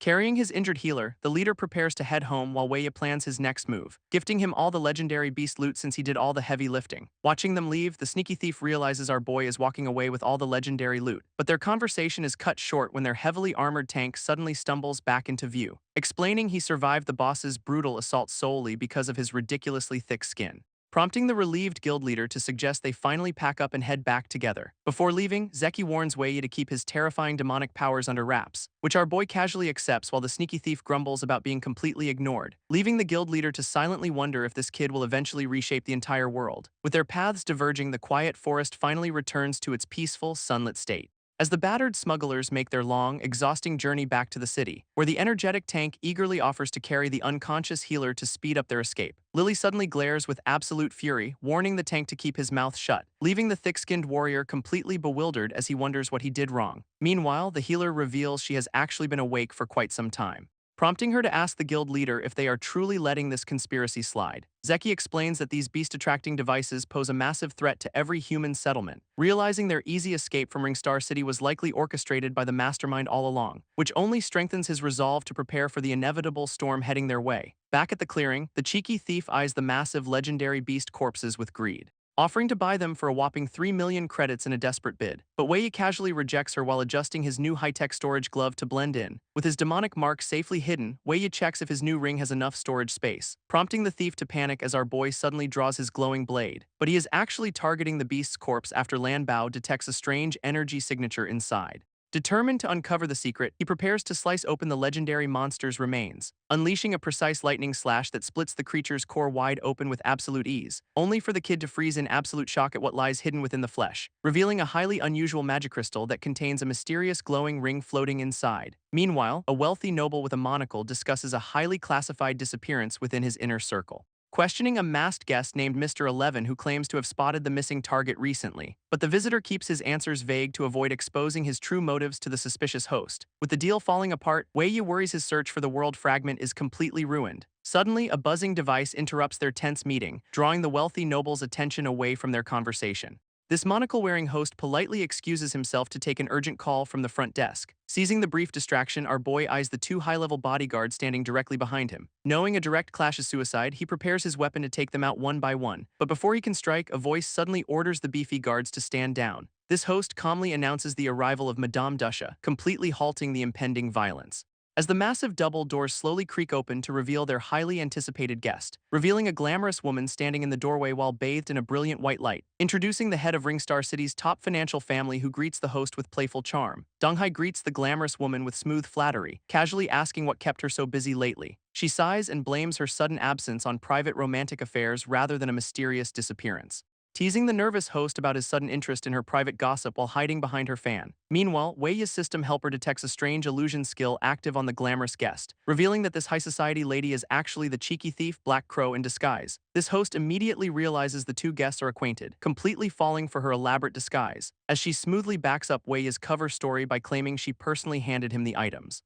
She explains she simply loves making connections with powerful Awakened, offering our boy a helping hand, leaving Donghai to confirm the legendary loot is authentic while noting her special interest in the kid. Leaning in close, the disguised thief reminds Wei Yi that he now owes her a massive favor. Wei Yi silently questions her motives, wondering if this cheeky thief actually orchestrated the entire mess herself. Meanwhile, the monocle-wearing host admits he severely underestimated our boy's combat capabilities earlier, quickly transferring the massive payout directly to Wei's account as a formal apology. But before they can leave, the disguised thief suddenly asks the host for another favor, requesting that her new friend be allowed to participate in the upcoming elite assembly, which the wealthy host happily grants, claiming it would be a pity to exclude him.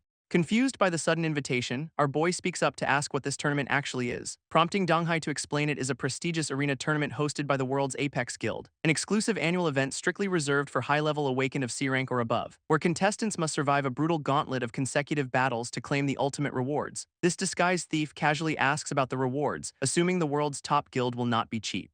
Donghai boasts that a 7-match win streak grants access to their highly exclusive, priceless treasure vault. Hearing this, Wei Yi realizes this tournament is his golden ticket to the tower's upper levels, as the host confirms that the summit remains completely off-limits to any normal outsider. Lan Bao confirms she can locate the world fragment from there, making this a must-win event. But our boy knows his biggest headache right now is not the tournament itself.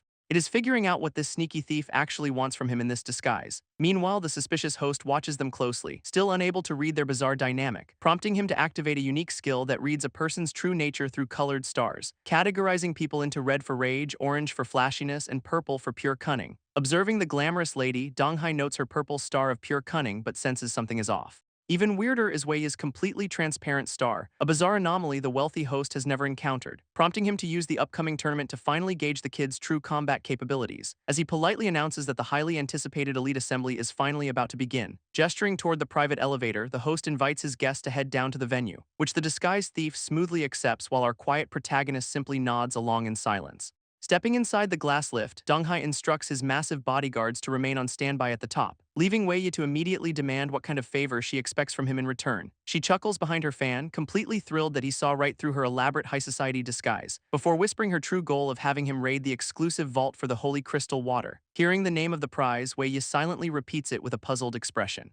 This disguised thief pulls back her sleeve to reveal a high-tech holographic projection, displaying a detailed map of the Ring Star Tower with the exact location of the treasure. While our boy agrees to help, he points out the massive risk of facing top-tier contestants. But she immediately snaps back, insisting that losing is absolutely not an option for her. Leaning in close, she reminds him of his combat prowess and refuses to let him back out, prompting Wei Yi to realize that securing this rare item first gives him the ultimate bargaining chip. Meanwhile, their tense bickering does not go unnoticed by the wealthy host watching them from behind. Donghai silently notes their friction, realizing their relationship is far more complicated than they let on. Suddenly, the elevator doors slide open as they finally arrive at the grand arena's entrance. Black Crow gives a subtle nod, fully confident that her high society disguise is completely foolproof, while the announcer's booming voice echoes across the massive arena to kick off the tournament, introducing the prestigious director of the exchange, Donghai, to the roaring crowd of excited spectators. Stepping out into the spotlight, the wealthy host waves warmly while his mysterious guests follow close behind, prompting some rather creepy spectators in the stands to immediately drool over her ageless charm. Meanwhile, other spectators focus on Wei Yi, wondering if this mysterious hooded kid is actually a big deal. Suddenly, a smug, flashy-looking rival spots our boy and chuckles at the unexpected reunion, promising his companion that he will make the arrogant kid beg for mercy in the ring. Unfazed by all the hostile stares, Wei Yi simply focuses on putting on a spectacular show. As Donghai takes the stage to officially kick off the battles in the guild master's absence, standing under the spotlight, Donghai begins explaining the rules of the tournament to the massive crowd. It follows a classic King of the Hill format where challengers step up to dethrone the active defender, and surviving 7 consecutive wins grants them access to the guild's legendary treasure vault. Hearing this, a smug C-rank adventurer eagerly eyes the prize, knowing those treasures are worth millions, while other high-level contestants prepare themselves for the brutal gauntlet of consecutive battles ahead. To keep things fair, B-rank fighters cannot bully lower ranks without mutual consent, prompting the disguised thief to remind Wei Yi that she is counting on him to win. Our boy knows he needs those 7 wins to secure both the water and the world fragment. But since this is enemy territory, he must finish his business and escape quickly. Suddenly, Donghai announces that a lottery will determine the very first matchup to kick off the action. This crowd goes wild as the lottery results finally flash on the big screen, revealing that our boy's mysterious alias is matched against a smug C-rank challenger, leaving the confused spectators whispering about the complete lack of information on this newcomer. While Wei Yi immediately suspects the wealthy host rigged the brackets to test him, which is exactly what Donghai planned in order to expose the kid's true power. Handing the microphone over to the arena's official host, the smug noble heads upstairs, prompting the announcer to hesitate as she notices the blank database profile for contestant 11. But our quiet protagonist simply steps forward to handle the introduction himself, quickly swapping his active skills to hide his real identity from any prying eyes, before casually announcing himself as a standard C-rank fighter to keep his cover intact. Up in the stands, the disguised thief gasps in absolute shock at our boy's sudden transformation. Turns out he used a clever illusion skill to completely alter his face and weapon morphology. Right on cue, a green-haired challenger named Chai Jin leaps into the arena with flashy confidence, boasting about his high-speed movement skill while his C-rank stats flash across the screen. Unfazed, Wei Yi tasks his system helper with analyzing and copying the opponent's mid-air movement technique, as the overconfident challenger zips around the arena to create an unpredictable attack trajectory. Unfortunately for him, our boy has already adapted to far deadlier speeds from past boss fights, allowing him to easily predict the incoming strike before it even registers to the crowd. With a single fluid motion, he sidesteps the flashy assault and delivers a devastating counterslash, sending the hyped-up challenger crashing hard onto the pavement in a humiliating one-shot defeat. Sprawled on the floor, the green-haired speedster realizes a nasty corrosion poison has completely locked down his movement. Wei Yi holds his glowing blade to the kid's throat, forcing an immediate and highly embarrassing surrender, leaving the stunned crowd to wildly speculate if this mysterious newcomer is actually some secret poison specialist. While our boy silently celebrates his weapon's synergy, confident that 7 consecutive wins will be a breeze. Right on cue, the announcer declares him the active defender, officially opening the floor to any brave challengers. Though most veterans in the stands hesitate to test his strength, one overconfident rival decides to step up, strutting onto the stage with a smug grin while mocking our boy's supposedly lucky first victory. This flashy challenger complains that Wei Yi only stole the spotlight by beating a weak opponent right away, introducing himself as the Apex Guild's rising star while unleashing a massive wave of intimidating magical energy. But Wei Yi simply smiles, realizing this loudmouth is his ticket to copying a rare new skill. This system displays the challenger's impressive C-rank stats, highlighting his massive elemental power and lethal innate skills. This overconfident supernova fumes with rage, completely losing his mind over our boy's total lack of respect. Unbothered by the temper tantrum, Wei Yi calmly tells the loudmouth to shut up and start fighting. Spectators in the stands gasp at his audacity, shocked that anyone would dare mock the guild's star player. They quickly whisper about his past achievement of soloing a high-level boss to earn his prestigious title, while a snobbish girl mocks our boy's cheap gear, dismissing him as a mere punching bag. Meanwhile, the arrogant challenger secretly plots to use this easy victory to demand a massive promotion, drawing his glowing elemental blade to turn our protagonist into a mere stepping stone for his career. Right on cue, the announcer calls for both fighters to take their positions for the second round, prompting the flashy rival to unleash his ultimate skills, ready to end the match in a single strike. This flashy rival immediately unleashes a massive, pink-colored, star-piercing burst to vaporize our boy, but Wei Yi effortlessly slides beneath the chaotic light show, completely unfazed by the flashy display. Noting that while the attack covers a wide area, its actual precision is laughably mediocre. This overconfident loudmouth mocks him for running, completely unaware that his opponent is just warming up, before unleashing an even larger barrage of explosive pink beams that tear up the arena floor. Up in the stands, the spectators watch in awe, thankful for the barrier keeping them safe, while our protagonist realizes that stalling for a cooldown is useless against such rapid-fire spam, prompting him to activate a high-speed movement skill and charge the caster directly instead. Seeing him approach, the smug caster simply sneers, confident his defenses are absolutely impenetrable, only for Wei Yi's strike to instantly shatter over 60% of his golden shield. Wei Yi realizes his venom-coated blade is not enough to pierce through that annoying magic crystal shield, while the overconfident rival prepares a targeted counterattack as the system warns of incoming danger. Grinning like a maniac, the flashy guild star boasts that his ultimate attack will end the match, unleashing a rare gravitational stasis skill that completely locks our boy down for 5 agonizing seconds. This arrogant caster laughs, fully convinced that nobody can survive his inescapable purple energy trap, but Wei Yi simply smiles, having patiently waited for the loudmouth to waste his best trump card. Breaking free from the stasis, our protagonist prepares to show him what real power looks like, as a massive, blinding pink explosion erupts across the arena floor to vaporize the target, prompting the smug rival to cackle, assuming he just peeled the skin off his opponent's bones, only for the shocked spectators to realize the devastating blast did not actually hit a solid body. This devastating blast only vaporizes a decoy, revealing that Wei Yi used a clever illusion to escape, leaving his arrogant opponent completely dumbfounded by this sudden display of high-level magic. And before the loudmouth can even process the trick, our boy is already closing the distance, delivering a lightning-fast strike that instantly shatters the rest of his opponent's crystal shield. Though the desperate rival tries to counter, our boy calmly warns him to watch his step, as he triggers a massive, hidden trap right beneath the overconfident fighter's feet, summoning a giant carnivorous plant that erupts from the ground to swallow the loudmouth whole. Trapped inside the beast's jaws, the terrified rival realizes he is facing a rare dual-branch class, while Wei Yi leaps from above with his glowing blade, ready to deliver the final blow, completely ignoring the kid's pathetic threats about his guild's influence because he simply does not care. Wei Yi delivers a brutal punch straight to the smug rival's face, completely shattering his remaining pride.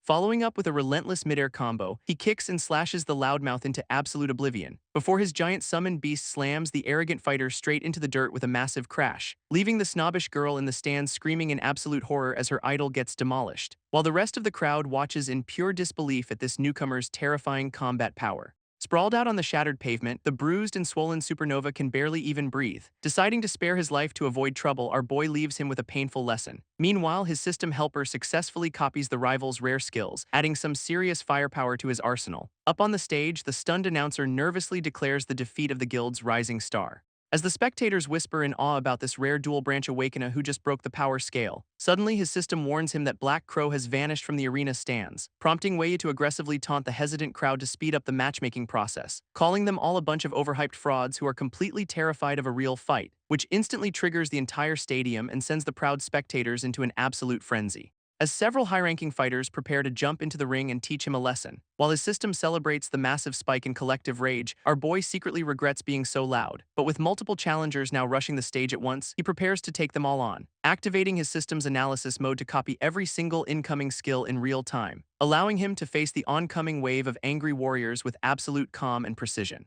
Meanwhile, up in the VIP room, Donghai watches the feed, thoroughly impressed by the kid's rare talent. Up in the VIP room, Donghai asks a scarred powerhouse why he is not out hunting beasts today. Turns out the big guy got benched for accidentally killing a target he was supposed to capture alive, prompting the B-Rank core member Chen Nan to ask about our boy's mysterious background. And Donghai admits the kid is highly suspicious since he claims to be completely unaffiliated. Hearing this, the muscle-brained fighter immediately suggests recruiting him because he likes the kid's style. But Donghai ignores the simple idea, instead offering him a rare skill crystal recovered from the arena, only for the proud warrior to reject the gift, claiming real powerhouses do not need cheap tricks. Still, the fact that Wei Yi secured such a high-tier item proves he is hiding massive power.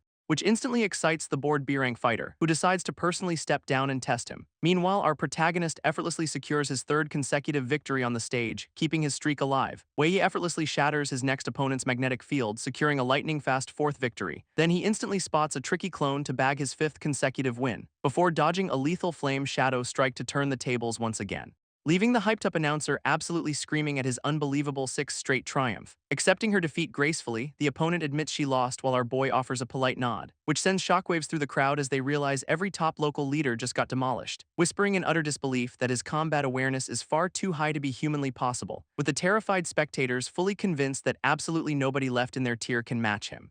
Meanwhile, our protagonist quietly reviews his massive haul of newly copied skills with his system helper, but he suddenly worries he flexed too hard as the announcer desperately begs for more challengers. Up in the stands, terrified spectators decide it is better to save their challenge attempts for someone beatable, but one brave soul yells at the crowd not to steal his chance at the final spot, as the scarred powerhouse Chen Nan finally emerges from the tunnel with his massive blade, prompting Wei to turn around and face this incredibly heavy presence on the field, who drags his giant weapon along the concrete, absolutely itching for a real fight, hoisting the heavy steel onto his shoulder with an effortless display of raw physical strength. This sudden entry sends shockwaves through the audience, shocked that a top-tier pro is actually stepping down, while our boy's system immediately flags the opponent's ridiculously high stats in sheer disbelief, revealing that Chen Nan is a certified B-rank powerhouse boasting insane physical attributes. Before the giant challenges our protagonist to what promises to be an absolute bloodbath, Wei wonders why a high-level B-rank Awakens suddenly appeared to challenge him, while the shocked crowd whispers that this newcomer is actually a famous Apex Guild powerhouse. Chen Nan demands the hosts start the match immediately, but rules require the defenders' consent first, leaving our boy highly annoyed that this persistent guild keeps sending pests to harass him. Deciding there is absolutely no point in fighting a B-rank monster, he prepares to decline, asking the announcer if forfeiting against a higher-tier opponent will preserve his current win streak. But the giant quickly interrupts, urging him to hear out some incredibly lucrative conditions first. He offers a massive cash prize just for participating, promising an even bigger reward for winning, which immediately catches Wei's attention as he asks what kind of prize is on the table, prompting the powerhouse to reveal a rare, high-energy magic crystal shield to seal the deal. Staring at the glowing orange crystal, Wei realizes this is not some cheap junk. Whispers ripple through the crowd as spectators realize the shield can easily tank B-rank monsters. Smirking confidently, the giant challenger offers a simple win condition: just land a single scratch to win. As our boy hesitates, the massive warrior asks if he still needs time to decide. Right then, his system helper chimes in to confirm the shield is linked to a world fragment. With the analysis showing an insane efficiency rate, our protagonist decides he must secure this prize. Accepting the duel, our boy demands one condition: he wants to meet the genius who designed the shield. Amused by the request, the B-rank powerhouse readily agrees, provided the kid can actually beat him. Up on the stage, the hyped announcer screams as both fighters prepare for a clash of titans. Drawing his blade, Wei analyzes the giant's raw stats, searching for a tiny opening to exploit. Wei charges forward, aiming to land a surprise strike when his opponent least expects it, but the scarred giant simply sneers, completely unimpressed by our boy's high-speed approach. Meanwhile, spectators in the stands wonder if this legendary Apex Guild powerhouse is famous for his magic, only for a knowledgeable girl to reveal he actually relies on an incredibly tough physical body. Turns out, long before his awakening, Chen Nan was a reckless mercenary who braved the Amazon alone, surviving in the brutal jungle for 5 years while casually snacking on highly poisonous fruit, leaving the crowd wondering how ridiculously overpowered this wild beast has become after his official awakening. Back in the arena, Wei closes the distance while the giant stands completely motionless, suddenly kicking his massive steel blade off the ground with a casual flick of his boot, catching the spinning weapon midair to unleash a devastating counterattack that will test our boy's limits. Chen Nan leaps high into the air, bringing his massive blade down with terrifying physical force, but our boy quickly maneuvers around the devastating strike, barely avoiding a direct hit, only for the shockwave to rattle his bones and send him flying backward in pain.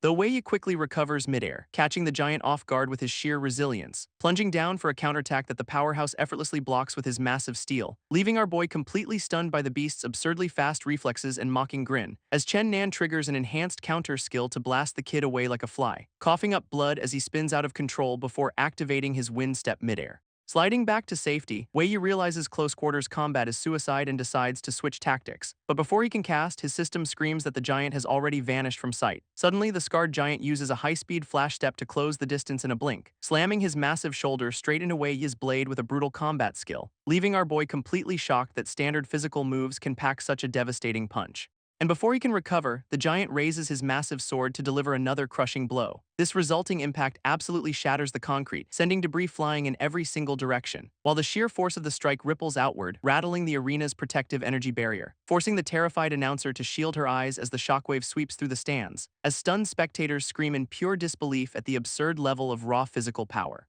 Whispering that our talented protagonist has finally met his match against this absolute monster. Emerging from the thick smoke, Chen Nan stands completely unscathed, ready to end this fight. Dong Hai screams through the earpiece, absolutely furious that a simple test has turned into a murder attempt. But the scarred giant casually picks his ear, completely unbothered if our boy actually croaks. Suddenly, Wei Yi emerges from the thick smoke, coughing up blood but refusing to stay down.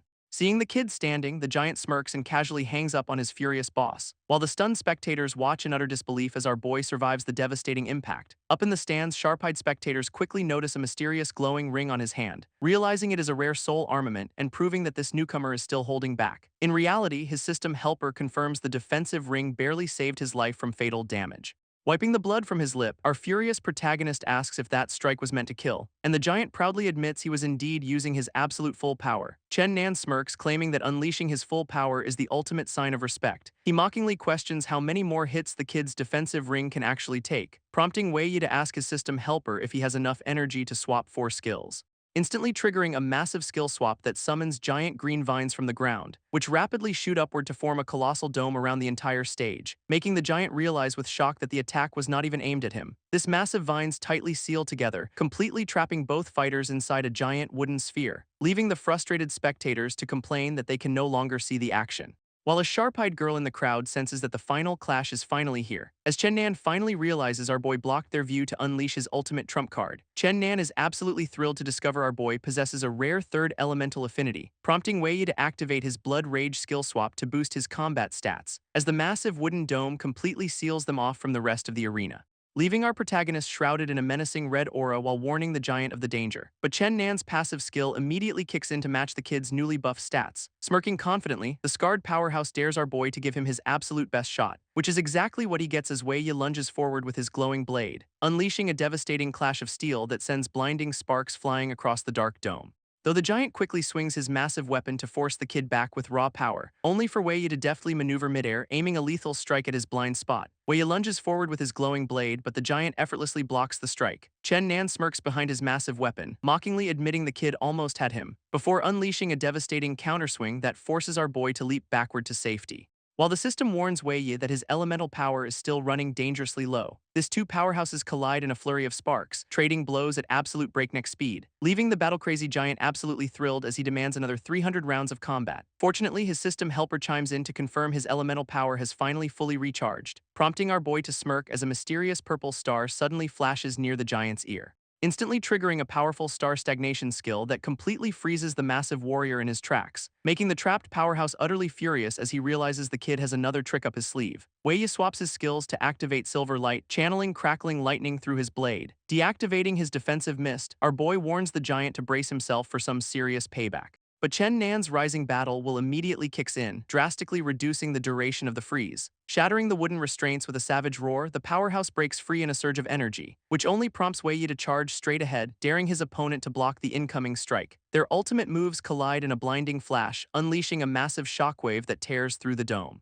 blowing the wooden sphere to absolute splinters and leaving the stunned crowd completely blind to the outcome, until the dust finally begins to settle, prompting eager spectators to strain their eyes for a winner, revealing the giant standing tall while our exhausted protagonist barely clings to consciousness on the shattered concrete. Watching the grim scene, the disappointed audience quickly concludes that our boy's legendary run has officially ended. Suddenly, a sharp-eyed girl in the crowd screams in shock that Chen Nan is actually wounded, revealing a massive, bloody slash carved right across the giant powerhouse's chest, while Wei Yi slumps over in agony as his system warns him of severe elemental depletion. Pulling up his collar, our boy quietly celebrates his narrow victory despite losing his defensive mist, but the scarred giant suddenly looms behind him with a terrifying, red-eyed grin, leaving Wei Yi completely on edge as he wonders if this absolute monster is planning to retaliate. Instead, the laughing powerhouse delivers a brutal, celebratory slap to our boy's back, prompting the hyped announcer to officially declare Wei Yi the winner of this insane duel. As confetti rains down on his historic 7-win streak, the kid immediately demands his hard-earned prize, and the grumbling giant casually hands over the rare magic crystal shield to seal the deal. Scratching his head in defeat, Chen Nan worries about the massive scolding waiting for him from his boss. Meanwhile, Wei Yi examines his new prize as his system helper struggles to analyze its profound energy flow. Realizing he needs to deliver on his promise, the giant prepares to guide our boy to the vault, leading Wei Yi down a secure corridor where the guild's top brass is already waiting for them. Walking through the high-tech facility, Chen Nan casually asks how the kid copied a legendary signature move, but our protagonist keeps his mouth shut, refusing to reveal his broken system-swapping secrets to his former opponent. Taking the silence as confirmation, the giant smugly assumes he has figured out our boy's entire power set, before gesturing toward a seemingly ordinary wall and telling the impatient kid to relax and trust him. Though Wei Yi remains highly skeptical since the dead end looks absolutely nothing like a standard elevator, only for Chen Nan to swipe a high-clearance keycard to activate the hidden vault's biometric scanner. This biometric scanner confirms Chen Nan's identity, instantly opening a high-tech warp channel right before their eyes. A swirling vortex of brilliant blue energy crackles to life, humming with immense spatial power, leaving our boy completely stunned to see a functional instant travel portal in a place like this. While the giant explains this is just a localized version restricted entirely to the tower's interior. Turns out, this mind-bending spatial technology was deemed completely impossible before the world officially transformed, prompting Wei Yi to wonder if this powerful guild has truly mastered such advanced science. Stepping forward, the giant warns our boy that this portal only remains open for 30 seconds. Suddenly, his system helper chimes in to urge him forward, hinting at a massive discovery nearby, suggesting that our protagonist needs to experience whatever is waiting on the other side firsthand. Reaching into the swirling vortex, our boy prepares to take another step toward the legendary world fragment. As Wei Yi plunges through the warp channel, he catches glimpses of the tower's luxurious upper floors, descending rapidly past high-tech research labs and secure containment zones that normal citizens never see, until his eyes lock onto a massive glowing core radiating an incredibly dense energy signature. Stumbling out of the portal, our boy struggles to keep his balance after the dizzying spatial trip, while Lan Bao confirms that the mysterious black sphere they passed is indeed their target. This giant powerhouse immediately starts teasing him, laughing at how a top-tier fighter gets motion sick. But Wei Yi quickly brushes it off, demanding to know what kind of crazy place they entered, prompting the guild master to proudly welcome him to their highly secure, state-of-the-art treasure vault, revealing rows of legendary monster parts like basilisk scales and withered bone higginbana behind reinforced glass, alongside mythical weapons and rare essence crystals that would make any hunter absolutely lose their mind. Riding a floating platform, the guildmaster explains each zone houses a specific category of legendary treasures. Looking around, our boy is stunned by their wealth, realizing this guild could easily rival an entire nation, as they descend deeper into the massive, multi-tiered facility where the most valuable items are kept. Stepping off the platform, the host gestures toward a secure display case containing his highly anticipated prize, revealing the legendary Holy Crystal Stone, a rare volcano-born treasure that constantly secretes miraculous healing water. Holding the glowing artifact, our boy listens as the host guesses he has someone important to save, prompting our protagonist to secretly plot to keep the stone while giving Black Crow only the water, before casually telling the curious host that the rare treasure is merely not bad. Smirking at the kid's attitude, the guildmaster gets straight to the point and offers him a spot, revealing the entire tournament was just a recruitment test, exposing their true agenda to our clever protagonist. This guildmaster sweetens the deal by offering 2 extra treasures as a token of sincerity, while the battle-hungry giant eagerly vouches for him just to secure a permanent sparring partner. But our boy instantly shuts them down, choosing his freedom over their golden handcuffs, leaving the shocked giant to warn him about throwing away a once-in-a-lifetime opportunity, though the polite guild master quickly steps in, promising they will not force his hand. As the kid walks away, the 2 powerful hosts share a tense, silent look, prompting Chen Nan to quietly ask if his boss managed to read the kid's stats,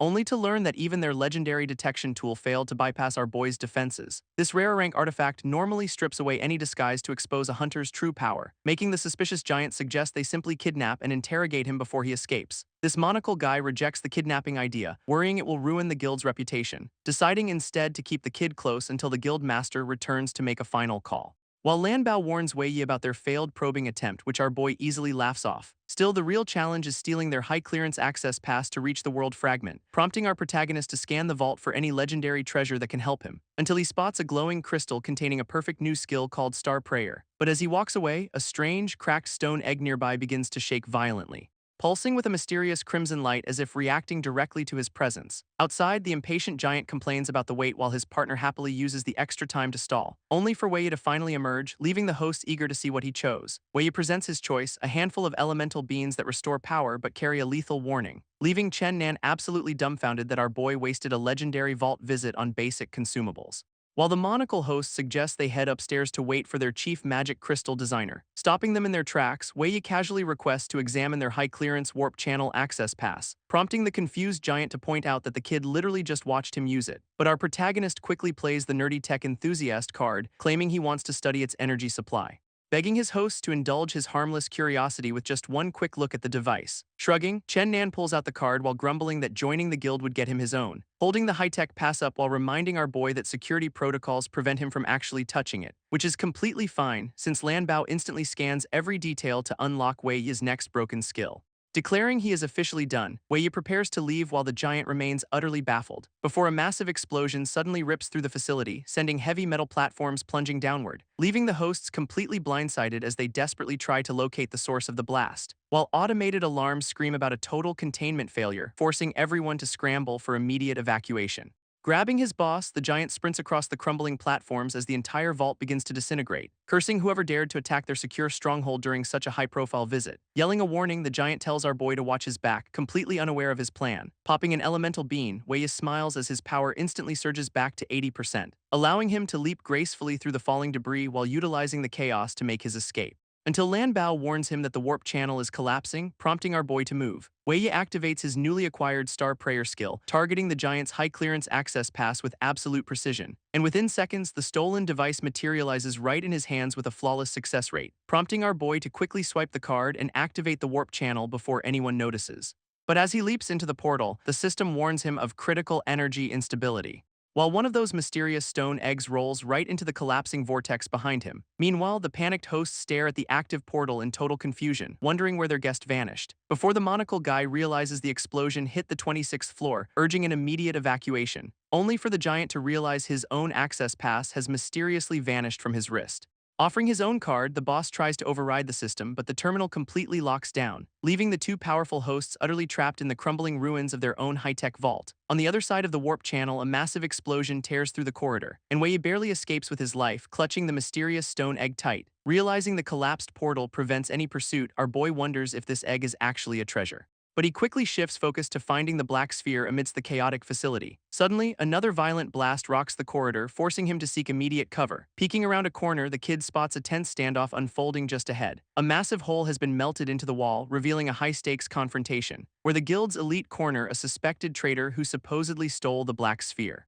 This mysterious thief mocks their accusations, casually holding the highly coveted artifact in plain sight, prompting Wei Yi to activate his detection skill, revealing the thief is actually a woman. This bold thief demands 10 billion to return the sphere, revealing she started this entire chaotic mess. Rewinding to just a short while ago, the research team leader impatiently waits outside the restroom, threatening to fire his gossiping staff if their critical research gets delayed by even a second. Right on cue, the disguised assistant runs out while casually waving off the tense situation, only to get a swift, painful chop to the head from his furious boss, who warns him that one more mistake will get him kicked out of the department. Little do they know her light mist skill is active, keeping her perfect disguise completely flawless. After she knocked out the real assistant with a toy hammer during a long stakeout, plotting to use the black sphere to cure her mother and finally buy her freedom, before stepping through the swirling blue portal to execute her high-stakes heist. Walking through the high-tech corridor, the disguised thief marvels at the guild's advanced teleportation tech, but their progress is instantly halted by a grumpy, white-haired guardian blocking the way. This powerful elder is Jia Zifeng, a legendary core combatant tasked with protecting the Black Sphere. Desperate to bypass security, the research leader immediately tries to bribe his uncle with expensive crystals, while our disguised thief quietly studies the Guardian, remembering warnings about his deadly combat skills. Fortunately, a $5 million bribe is more than enough to make the old man forget his duties, prompting the corrupt Guardian to float ahead and lead the team straight toward the vault. Descending deeper into the high-tech facility, the group moves one step closer to their ultimate target, as the nervous team leader desperately explains how this heist will save his failing research career, though the Guardian warns him against causing trouble, completely unaware of the traitor in their midst. Walking behind her unsuspecting targets, the disguised thief quietly readies her hidden device for the upcoming heist, but she is instantly caught off guard by the sheer scale of the guild's hidden underground project. Realizing this monstrous weapon could easily rival a rank hunter if it ever became fully operational, before her furious boss snaps her out of it, ordering her to stop slacking and keep moving. Stepping into the main chamber, the group approaches a massive containment field radiating a blinding orange glow, leaving our disguised thief completely starstruck as she finally lays eyes on her ultimate target, staring in absolute awe at the legendary black sphere floating amidst a sea of priceless magic crystals. This incredible artifact generates a unique magnetic field that keeps the entire facility powered with endless energy, allowing raw magic crystals to undergo a miraculous transformation and unleash their full latent power, prompting the proud researcher to ramble on until the grumpy guardian tells him to get to work. Barking orders, the research leader tells his team to adjust the magnetic field and analyze the sphere, before dumping a massive list of highly complex data metrics onto our disguised thief, leaving her to quickly play along with the stressful workload to avoid blowing her cover. Running off to a nearby terminal, she pretends to eagerly jump straight into the complex calculations, though she secretly admits she has no idea how to code but excels at breaking things. Within seconds, the massive containment chamber begins crackling violently with unstable, golden surges of raw electricity. Yet the oblivious boss happily monitors his tablet, completely convinced their experiment is going perfectly,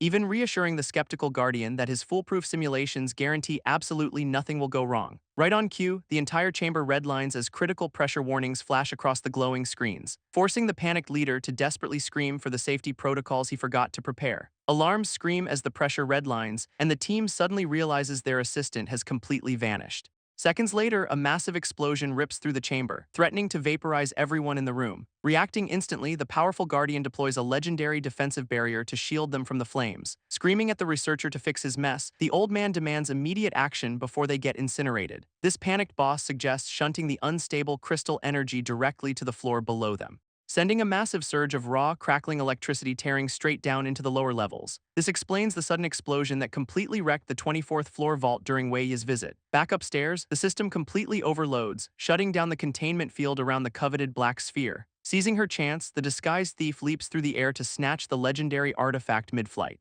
leaving the corrupt guardian and his boss utterly speechless as their ultimate prize is stolen before their eyes. Clutching the black sphere, the disguised thief swings away while celebrating her incredibly successful heist. Furious at the betrayal, the legendary guardian unleashes a devastating ice dragon attack to freeze her solid. Dodging the freezing blast with absolute grace, she swings through the air while mocking his terrible aim. Gliding down the high-tech corridor, she remains fully convinced that freedom is just one door away. Suddenly, a sniper bullet grazes her cheek, shattering her confidence and forcing her to halt. Looking down, she spots her furious boss pointing a smoking gun right at her head. This desperate researcher screams about betrayal and honor, completely losing his mind over her sudden theft. Seizing the distraction, the old guardian summons a massive spectral tiger to pounce on the thief. This mystical beast sinks into her body, instantly trapping her with a high-level control skill. But she quickly chucks a glowing red crystal to buy herself some time to escape. This old guardian immediately recognizes the glowing red crystal as a highly volatile magma bomb, and a massive explosion erupts, forcing the elites to quickly deploy their protective energy shields. While they float safely in their bubbles, the disguised thief barely survives the blast on the ground.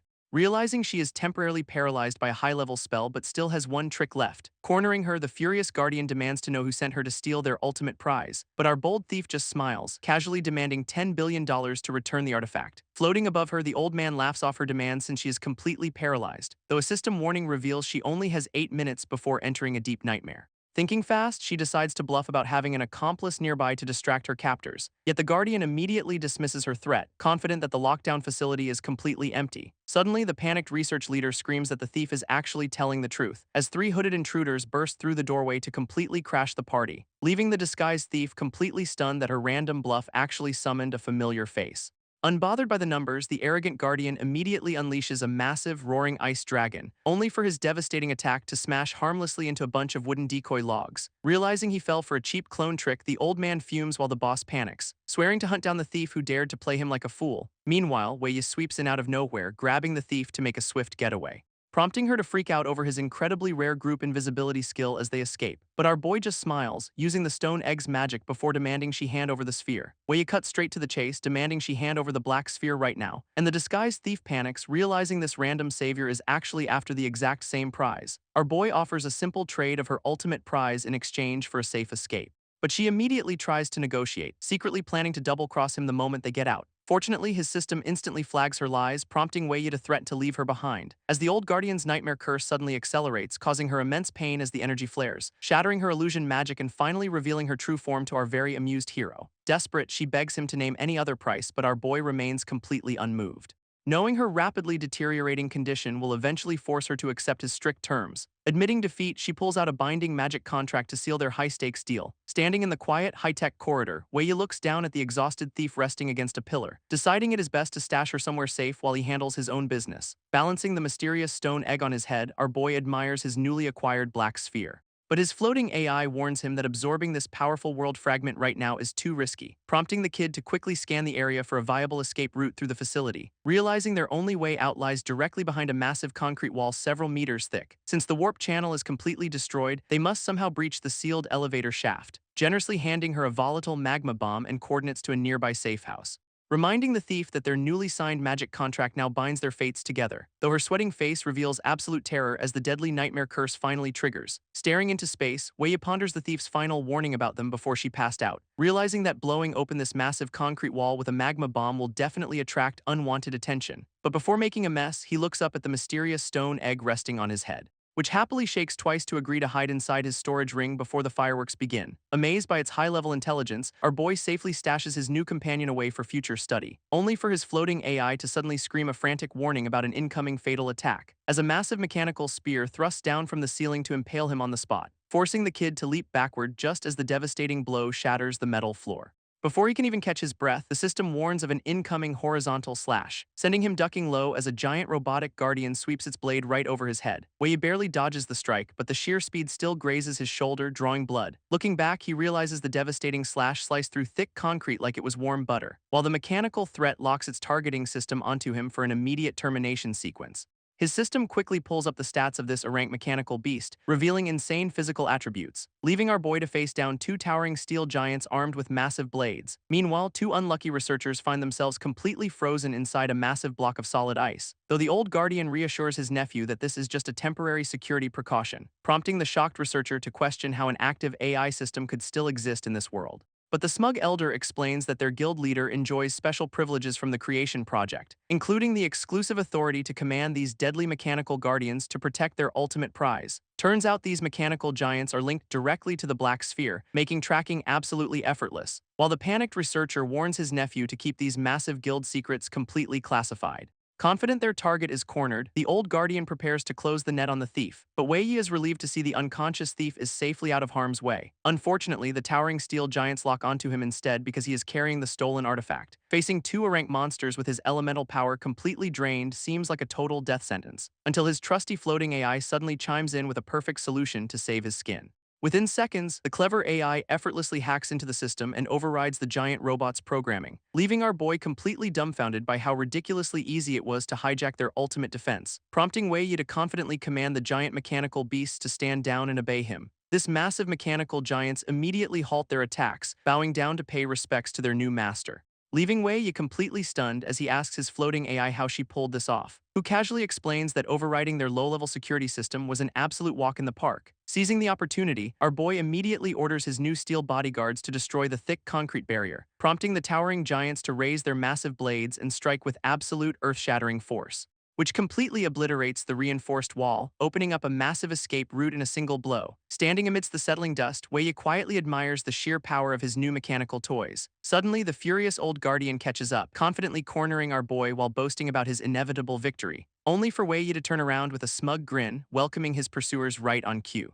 As the old man realizes his security system is completely ignoring him, flashing an insufficient authority warning. Offering a smug counterproposal, Wei Yi asks the old man if he wants to try his security system instead. With a cold glare, our boy commands the newly hijacked steel giant to eliminate the targets, and the massive mechanical beast leaps into action, swinging its blade with terrifying force, forcing the desperate elites to quickly deploy their legendary triple shield for protection, while the panicked researcher screams for reinforcements as their ultimate defense begins to crack, knowing that losing the coveted black sphere means certain death from their terrifying guild master, leaving the old guardian completely speechless as he realizes they are completely outmatched. Suddenly, the giant robot's blade smashes down, completely shattering their legendary barrier like cheap glass, allowing Wei Yi to hitch a ride in its massive metal palm with the unconscious thief. As they prepare to plunge down the massive elevator shaft to make their final escape, carrying the unconscious thief, Wei Yi realizes they're dropping from 100 meters up, though his floating AI warns that popping another recovery pill will cause severe internal damage. Ignoring the warning, our boy commands his hijacked mechanical giant to shield them during the fall, and they plunge straight down the massive elevator shaft at a terrifying, breakneck speed. Diving headfirst through the darkness, the steel giant prepares to activate its specialized descent skills, unleashing a massive electromagnetic field to safely slow their rapid descent before they hit bottom, allowing Wei to calculate a perfectly safe landing speed to survive the drop. Suddenly, a bizarre sensation hits him as time freezes and suspends them completely in midair, leaving our boy completely panicked when he realizes he can no longer sense his trusty AI.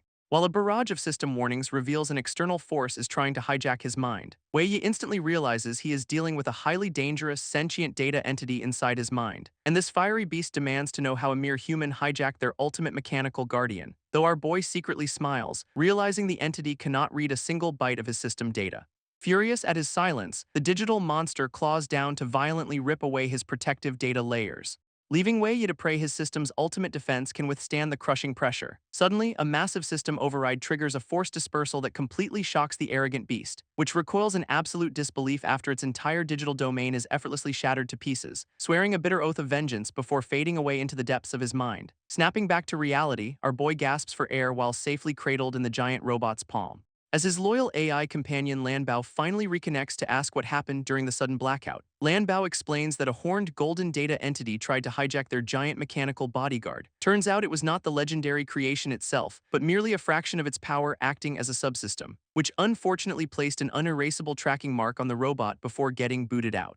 Realizing this powerful new backup is basically a giant homing beacon, Wei Yi decides he must abandon it, but not before using his temporary toy to make one final, explosive exit down the shaft. Meanwhile, a massive red security barrier seals off the tower's exit as crowds gather in total confusion, grumbling over the sudden lockdown while guards warn everyone that all trading activities are temporarily suspended, prompting the guild's fierce core guard captain Lu Xin to personally step up to handle the situation. She fumes over the chaotic double orders, wondering who could possibly be dumb enough to challenge their authority. Right on cue, the massive red barrier begins to violently shatter as their target comes crashing straight through. Pointing toward the sky, the panicked crowd gasps as a massive shadow suddenly looms overhead, and the hijacked mechanical giant bursts right through the reinforced red security barrier, leaving the bewildered guards to wonder why their target is a towering steel war machine. At that exact moment, Lu Xin watches in absolute horror as her guild's ultimate weapon turns rogue, prompting her to frantically order her elite squads to intercept the runaway mech immediately, but their advanced cryo magic completely bounces off its specialized status effect immunity.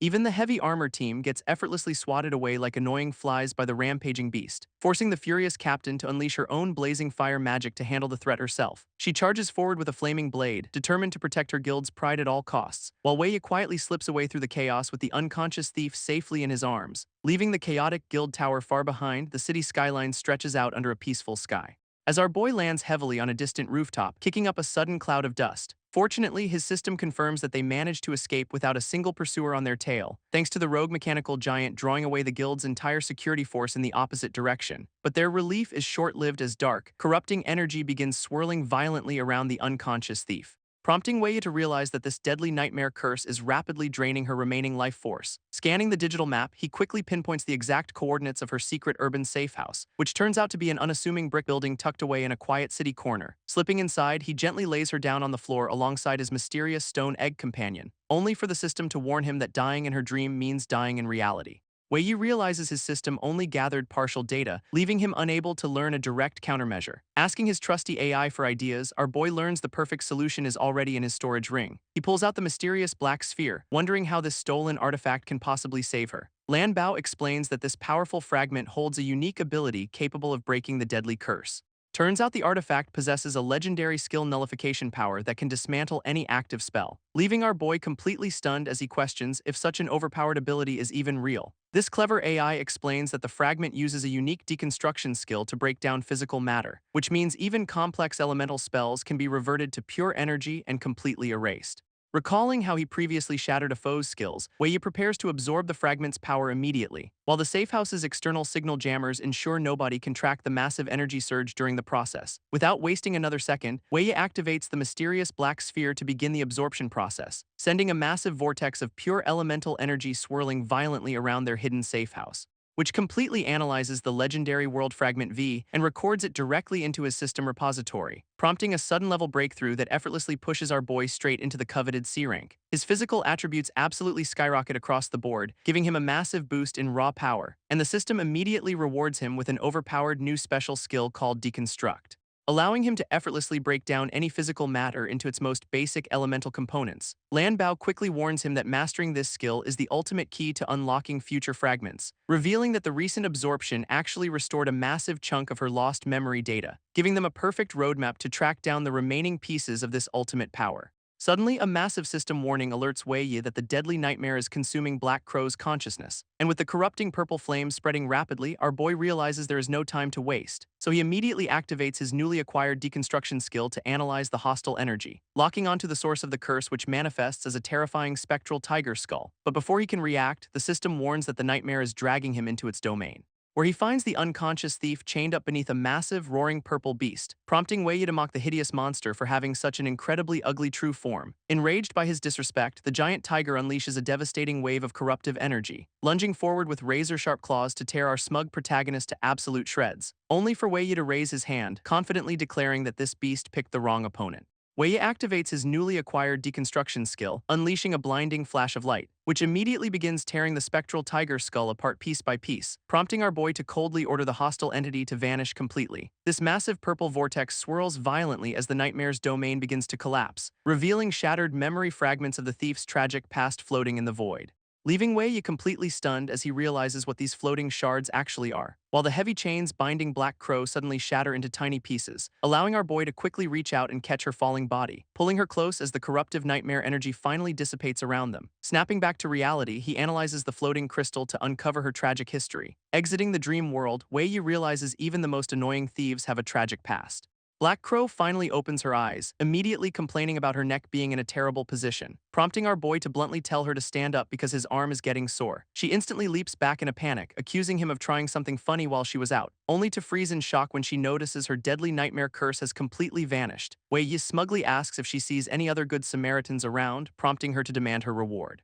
Stopping her right there, our boy demands some answers before handing over the legendary healing water, specifically bringing up her comatose mother to see how she reacts to his secret intel, leaving the thief completely defensive as she demands to know how he obtained her deepest secrets. While she accuses him of threatening her, Wei Yi calmly explains he just wants to avoid future trouble. Wei Yi presents the restored black sphere and the holy crystal water, confirming they are her targets, offering both items on the strict condition that she never speaks a word about him to anyone. But the suspicious thief refuses to buy his easy terms, demanding to know his real objective. Our boy admits he also wants to trade for magic crystals since his face is currently too hot, explaining that he understands the brutal struggle of living cautiously just to protect those you love, pointing out that they both use deception as a weapon of survival in a merciless world. She quickly looks away, stubbornly denying his words while telling him to stop acting so understanding, though Wei Yi smoothly counters that a partnership built on shared secrets is always the most durable. Mocking his wanted status, she tosses him some free disguise gear stashed away in her safe house, before curiously asking exactly how many magic crystals he is looking to trade for his items. Black Crow nearly chokes, completely dumbfounded when Wei Yi casually demands 10 million worth of magic crystals. Our boy just smiles, clarifying that he actually wants to hoard as many as humanly possible. Meanwhile, back at the guild tower, the rogue mechanical giant is absolutely terrorizing the helpless guards, leaving the fierce Captain Lu Xin completely exhausted on the floor alongside her defeated elite squad. As the towering steel beast raises its massive sword to deliver a final, crushing blow, she closes her eyes in defeat, silently begging her guild master for forgiveness after failing her mission. Suddenly, a massive vortex of blinding yellow light erupts from the sky to shield the fallen squad, unleashing a legendary golden wind that instantly wraps around the giant rogue robot like a cocoon, which completely petrifies the runaway war machine, turning its entire steel body into solid gold, prompting the relieved guards to realize their powerful guild master has finally arrived to save the day. A massive guild airship touches down as the crowd whispers about the guild master's sudden return, and the elite squad descends from the sky only to find their base in absolute shambles, prompting the powerful guild master Liang Jinwei to demand an immediate explanation for this chaotic mess. While workers carefully haul away their newly petrified golden toy to avoid scratching its expensive paint job, outside, a swarm of relentless reporters demands answers about the tower's sudden lockdown and security breach. But the guild's tech team ignores the press, focusing entirely on restoring the tower's warp channel, up on the prestigious 30th floor behind a set of heavily guarded golden doors. A panicked survivor desperately whines about the intruders who dared to steal their precious treasure, while the guild master calmly sips his wine, completely unfazed by his subordinates' dramatic tears. Even the battered old elder makes excuses for his defeat, claiming the thieves just played dirty. Liang Jinwei questions his trembling subordinates, demanding to know how they suffered such a humiliating defeat. Swirling his glowing drink, the ruthless guild master coldly points out their absolute incompetence. Furious that they let the thieves escape, his golden aura flares as he demands answers. This terrifying pressure sends the old elder and his assistant into an absolute state of panic, with the sweaty assistant crying and begging to be spared from a horrifying golden fate. Unmoved by the tears, Liang Jinwei raises his glowing finger and declares that useless things should not exist. A blinding flash of light erupts, instantly turning the screaming subordinate into a solid gold statue. Terrified of becoming the next decoration, the old elder quickly claims he knows where the thieves went, explaining that the agile intruders likely belonged to a shadow syndicate and fled toward the southwest. He desperately offers a life-and-death pact, promising to personally recover the stolen artifact within 10 days. Liang Jinwei snaps his fingers, letting his golden aura fade and giving the terrified elder a temporary reprieve. This ruthless guild master decides to grant him a strict 10-day deadline to recover the stolen artifact, demanding that the old man prove his worth before his time completely runs out. Bowing deeply, the trembling elder desperately promises he will not fail his terrifying boss a second time. At that exact moment, a stylish assistant steps forward with crucial intel regarding their second mysterious intruder, revealing a contestant named 11 who dominated the elite assembly and even crushed a B-rank fighter. Intrigued by this sudden lead, Liang Jinwei immediately demands to know the mysterious fighter's true background, but the assistant admits that even high-tier appraisal skills failed to pierce the kid's perfect disguise. This shocking revelation makes the guildmaster suspect a rival faction is finally making their move early, prompting him to dismiss his subordinates while ordering his trusted aide to clean up the chaotic mess. This heavy golden doors slam shut, leaving the ruthless guildmaster alone in his luxurious office, where he stands in absolute silence beside the newly minted golden statue of his useless assistant. Liang Jinwei turns his attention to the shadows, asking his hidden partner if they spotted the intruder. Crackling golden lightning suddenly erupts from the floor, revealing a voice that praises the thief's extraordinary skills, manifesting as a terrifying golden beast named Greed, one of the legendary sinful delusions. Shocked that even this powerful entity was fooled, Liang Jinwei wonders if their enemies are rival gods. Mocking his master's wild theories, the monstrous beast laughs and asks if the leader has gone senile, explaining that all the sinful delusions are currently trapped in their phantom states as mere shadows, bound to the ancient main city forged by Lord Creation with absolutely no way of escaping, warning that only when the great cataclysm begins will their true bodies finally descend upon the world. Liang Jinwei finds the mysterious contestant 11 highly intriguing, setting his sights on this new threat. While the monstrous beast wonders how anyone could surpass their power, the guild master remains completely unfazed, explaining that the impending great cataclysm will drag the entire city into chaos in just 1 month. Swirling his wine, he confidently plans to trap the mysterious intruder the moment he makes another move, plotting to eliminate all potential risks to maximize his profits before the final battle even begins. As the monstrous entity cackles in delight at his partner's ruthless and calculated way of doing business. Sipping his wine, the corrupt leader secretly hopes that executing 11 will yield some legendary hidden rewards, staring out over the glowing skyline of Ringstar City as the stage is set for chaos.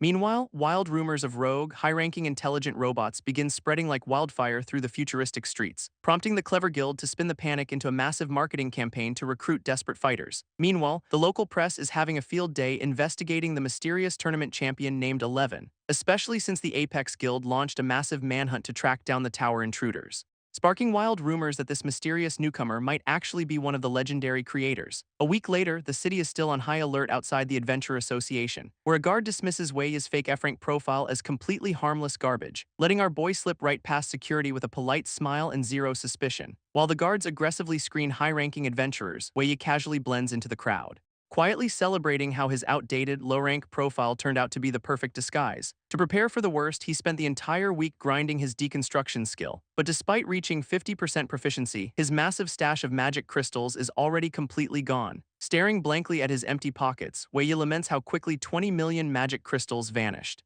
Realizing he desperately needs to earn more cash while wandering around the bustling guild headquarters, when a nearby crowd suddenly starts whispering about a heated confrontation brewing between two rival teams. Intrigued by the sudden commotion, our boy turns his head only to freeze in absolute shock, recognizing his former senior Lin Xiang standing her ground against a group of aggressive thugs, who are arrogantly demanding that her lower-ranked squad hand over their hard-earned trial slot, staging a blatant robbery right in the middle of the heavily monitored portal chamber. This obnoxious bully Wang Ren sneers, completely confident that his C5 rank status makes him untouchable. But the fierce C2 rank leader refuses to back down from his pathetic intimidation tactics. She secretly worries about the delay, having stalled their entry just to wait for her junior Wei Yi. Frustrated by the blatant robbery, the young shield warrior demands the guild administrator step in and do his job, but the corrupt official coldly suggests they simply fight to prove who actually deserves the trial slot, leaving the lower-ranked squad absolutely speechless at the sheer unfairness of this rigged system. Seizing the perfect opportunity, the smug bully draws his glowing red blades with a sadistic grin,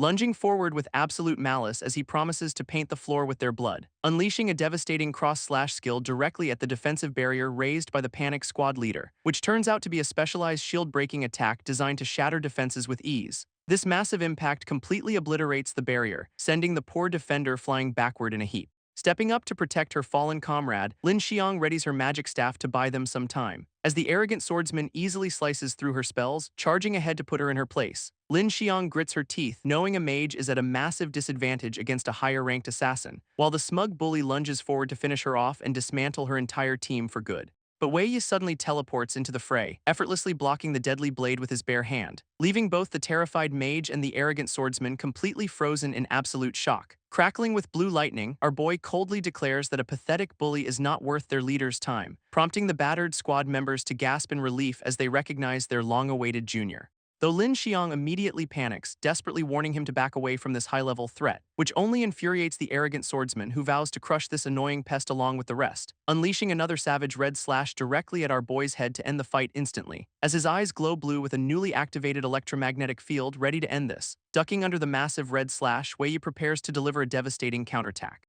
Blue lightning crackles as our boy accelerates forward like a human railgun to end this nonsense, leaving the arrogant bully completely frozen in terror as his target suddenly vanishes. Before the swordsman can even blink, Wei Yi delivers a brutal punch straight to his face, sending the smug attacker flying backward while his glowing red blades slip from his grip, crashing directly into the reinforced wall with a force that shocks the entire room. Where the once confident squad leader slumps against the rubble, completely knocked out and twitching, even the corrupt administrator is left speechless, unable to comprehend such terrifyingly high-speed movements. Standing calmly amidst the silence, Wei Yi asks if anyone else wants to try their luck, prompting the remaining thugs to quickly grab their broken boss and run for their lives. This defeated thugs quickly carry their unconscious leader away, fleeing the scene in absolute panic. While Lin Xiang sighs in relief, thanking our boy for arriving just in the nick of time, assuring him she is perfectly fine and expressing how thrilled she is about his sudden level up. Scratching his head, Wei Yi modestly claims it was mostly luck and that the bully underestimated him. But his teammates reject his modesty, pointing out he just easily floored a C-rank team leader, with the newly joined marksman eagerly asking for tips and begging him for a future sparring match.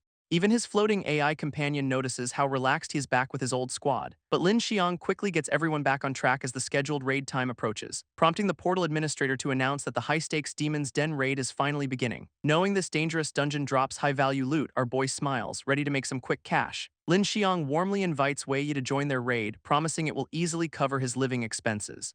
And our boy immediately accepts the offer, completely focused on refilling his empty pockets. A massive blue portal suddenly crackles to life, ready to transport the squad to their destination, while the portal administrator directs them forward as their warp passage is officially confirmed. Stepping through the rift, the team finds themselves in a rocky canyon just outside Ring Star City, where specialized scanners quickly confirm that the local magic energy readings are perfectly stable, allowing the association staff to officially classify the Demon's Den as a standard C-rank joint raid. Staring at the glowing purple rift, the excited shield warrior admits it is his first time seeing one. But a rival team suddenly arrives, grumbling that sharing the dungeon will only shrink their final payout. Wei Yi quietly observes the newcomers, realizing this high-stakes raid is about to get incredibly crowded. Standing across from them is a mysterious three-man team wearing creepy red masks, and their creepy leader sports a metallic, toothy grin that absolutely screams bad news. Sensing a lifeless vibe, Wei Yi asks his AI companion to scan the suspicious trio. But before she can finish her analysis, the administrator steps up to explain the mission. He outlines the dual objectives of gathering rare minerals and exterminating the dungeon's unknown boss,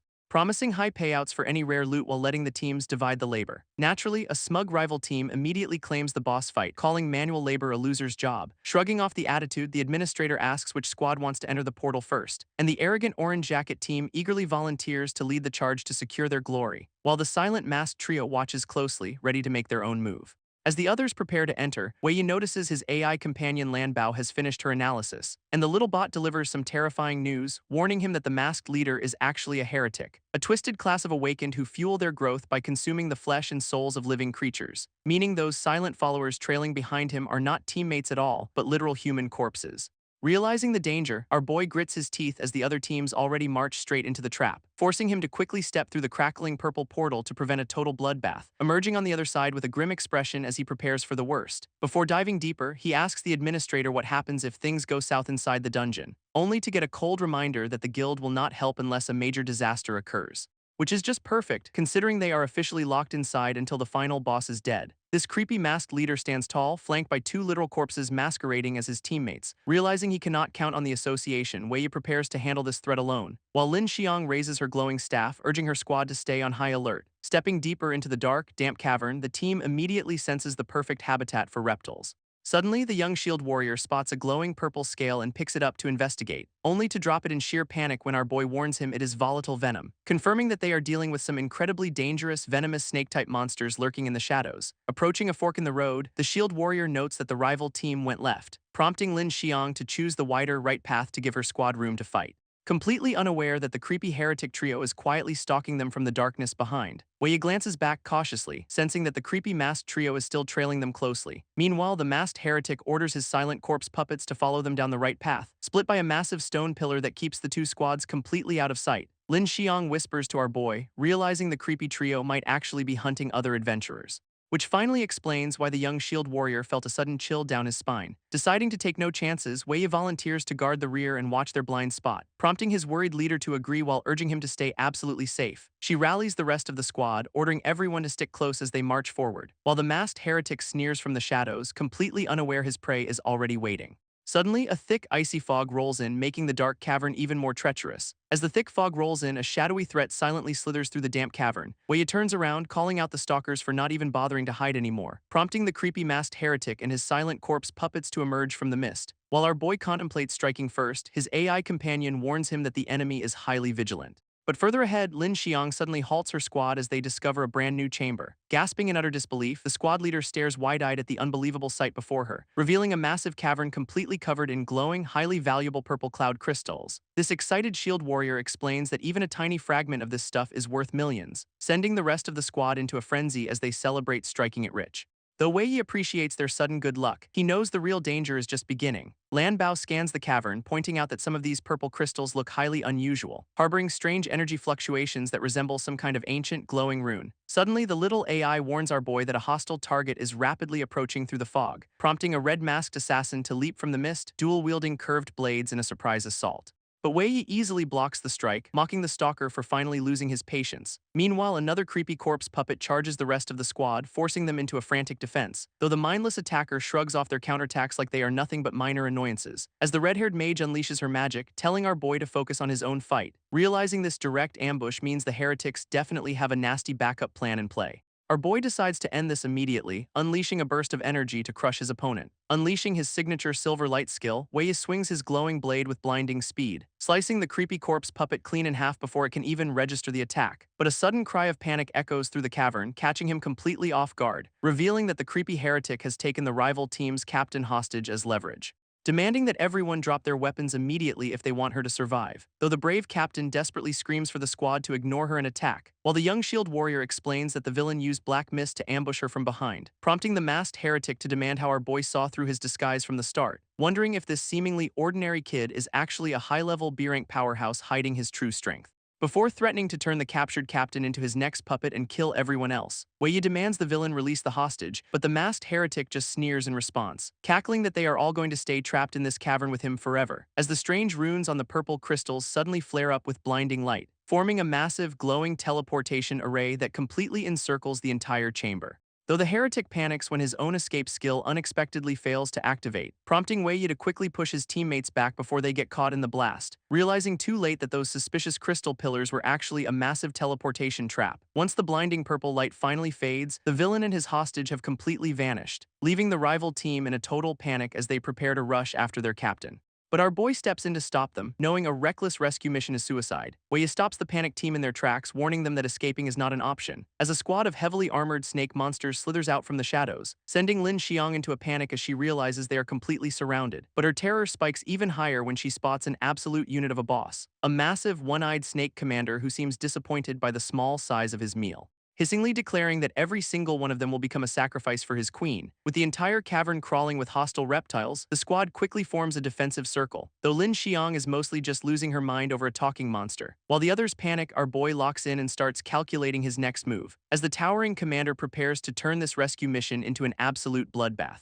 This armored snake monster's close in, ready to capture the cornered squad on their commander's orders. Terrified by the overwhelming force, the young shield warrior frantically asks Wei Yi for a game plan, but our boy just lets out a heavy sigh, seemingly exhausted by all the drama, before suddenly throwing his hands in the air and loudly announcing their immediate surrender, claiming they are just innocent adventurers who have absolutely no desire to die today. This unexpected cowardice leaves his teammates completely dumbfounded, their jaws practically hitting the cavern floor. But the massive snake commander is surprisingly flattered by Wei Yi's sensible, brown-nosed attitude. Still, a deeply confused Lin Xiang demands to know what kind of crazy stunt he is pulling, only for the shield warrior to quickly quiet her down, urging her to trust their genius.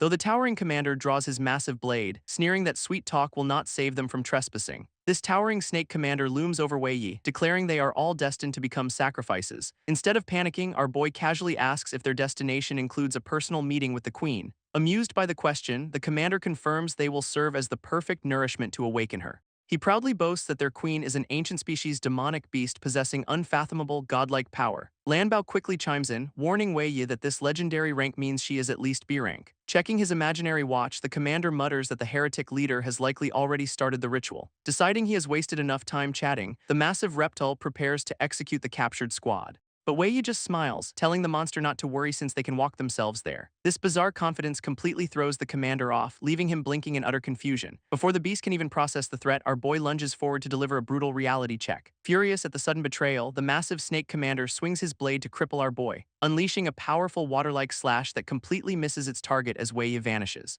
appearing right behind the monster's head before the giant reptile can even register the trick, plunging his glowing sword straight through the beast's neck in a brutal, lightning-fast strike, mockingly reminding the dying commander that appearances can be incredibly deceiving in a dungeon, leaving the monster to curse his name with its very last, agonizing breath. With a heavy thud, the massive boss collapses to the ground, officially defeated, earning our boy a sweet rank upgrade and a prompt to absorb a new status-reflecting skill, which he accepts immediately, realizing they must hurry to rescue Lin Xiang before time runs out, while his dumbfounded teammates rush over, completely amazed that his cowardly surrender was just a brilliant trap. This remaining snake monsters lose their minds over their boss's sudden death, immediately charging forward in revenge. But the shield warrior steps up, deploying a massive energy barrier to block their path, urging Wei Yi to rush ahead and rescue the hostage while they handle the mob. Nodding, our boy tells them to stay safe as Lan Bao points out the escape route, sending him sprinting deep into a dark, misty tunnel to hunt down the heretic leader. To make sure his squad can follow him, Wei Yi leaves a glowing yellow trail behind, squeezing a bottle of fluorescent powder to mark their path through the treacherous labyrinth. But his little AI companion quickly warns him about another massive fork in the road ahead. Staring at the endless split paths, our boy groans in frustration, asking if there is any shortcut, only for Lan Bao to project a complex holographic map filled with dangerous hidden traps. Scurrying through the maze, Wei Yi realizes they are rapidly running out of precious time.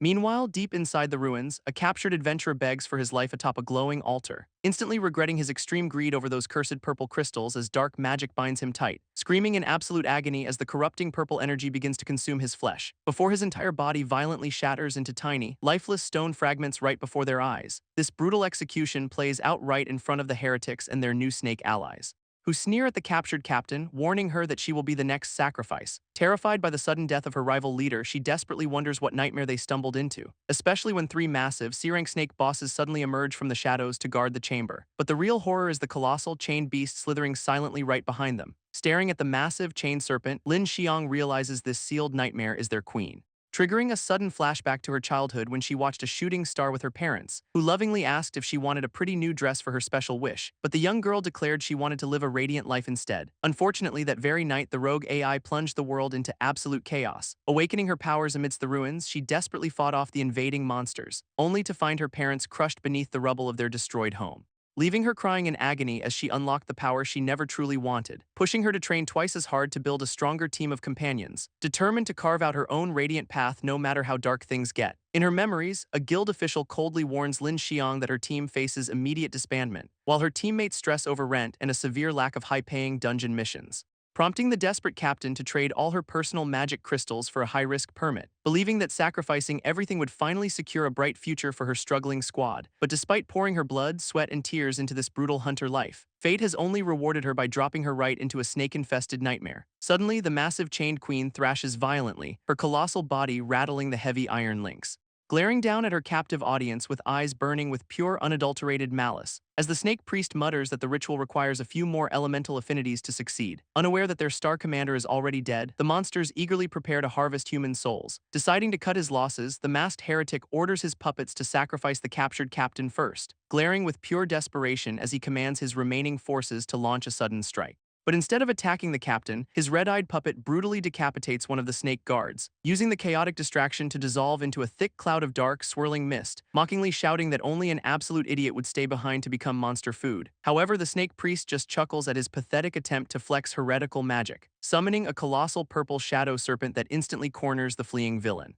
coldly explaining that a human devoid of elemental power has zero value to their queen, before the massive shadow beast swallows the screaming heretic whole, dissolving him into purple goo, leaving his abandoned puppet to face a swift, brutal end under a giant swinging blade. This snake guard brutally smashes the remaining puppet into pieces with his massive axe, scoffing at the weak heretic's pathetic attempt to escape their wrath with a sneer. At that exact moment, another guard presses a glowing blade right against Lin Xiang's throat, threatening to gouge her eyes out if she even dares to make a single move. While the snake priest steps forward, declaring her the perfect final sacrifice for their queen, glaring back, she demands to know if their ultimate goal is to awaken the chained beast. But her defiance is instantly met with agonizing pain as dark energy spikes impale her limbs, as the priest furiously barks that they will not tolerate any disrespect toward their guardian deity, explaining that while humans are weak, their bodies possess the rich elemental energy his kind lacks, making her vibrant soul the ultimate fuel needed to finally awaken their slumbering goddess. Gritting her teeth in anger, Lin Xiang realizes this entire dungeon was a trap designed for them, and the smug snake priest happily confirms her theory with a chilling, self-satisfied grin,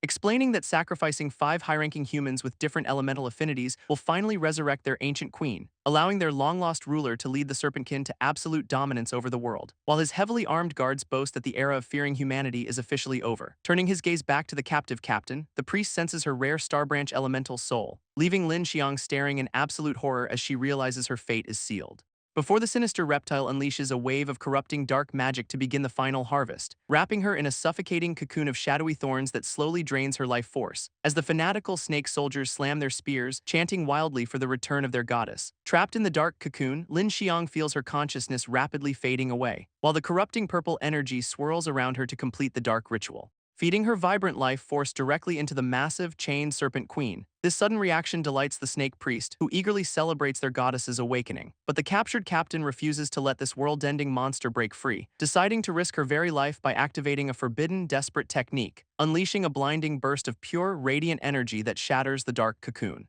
She deploys her Astral Soul Ward, a high-stakes skill that burns her life force for protection, leaving the snake priest completely stunned by her sudden, stubborn resistance, though he mockingly reminds her that the altar will eventually drain her dry anyway. This snake priest mockingly asks Lin Xiang if she is actually expecting a rescue, boasting that nobody could ever navigate to the deepest depths of this serpent's den. But his arrogant speech is cut short when the ceiling violently caves in, sending Wei crashing straight through the rubble like an absolute boss, leaving the snake priest completely flabbergasted by the sudden appearance of a human intruder. Without wasting a single second, our boy immediately activates his newly acquired deconstruction skill, locking his sights directly onto the glowing ritual altar to disrupt their plans, prompting the panicked priest to shriek at his guards to stop him at all costs, as the massive reptilian soldiers desperately lunge forward to protect their sacred chamber. Yet our boy slams his hand down, instantly reducing the altar to harmless stone blocks. This altar explodes into a shower of harmless stone blocks, completely ruining the grand ritual, sending shockwaves through the chamber as the massive chained serpent queen thrashes in absolute agony,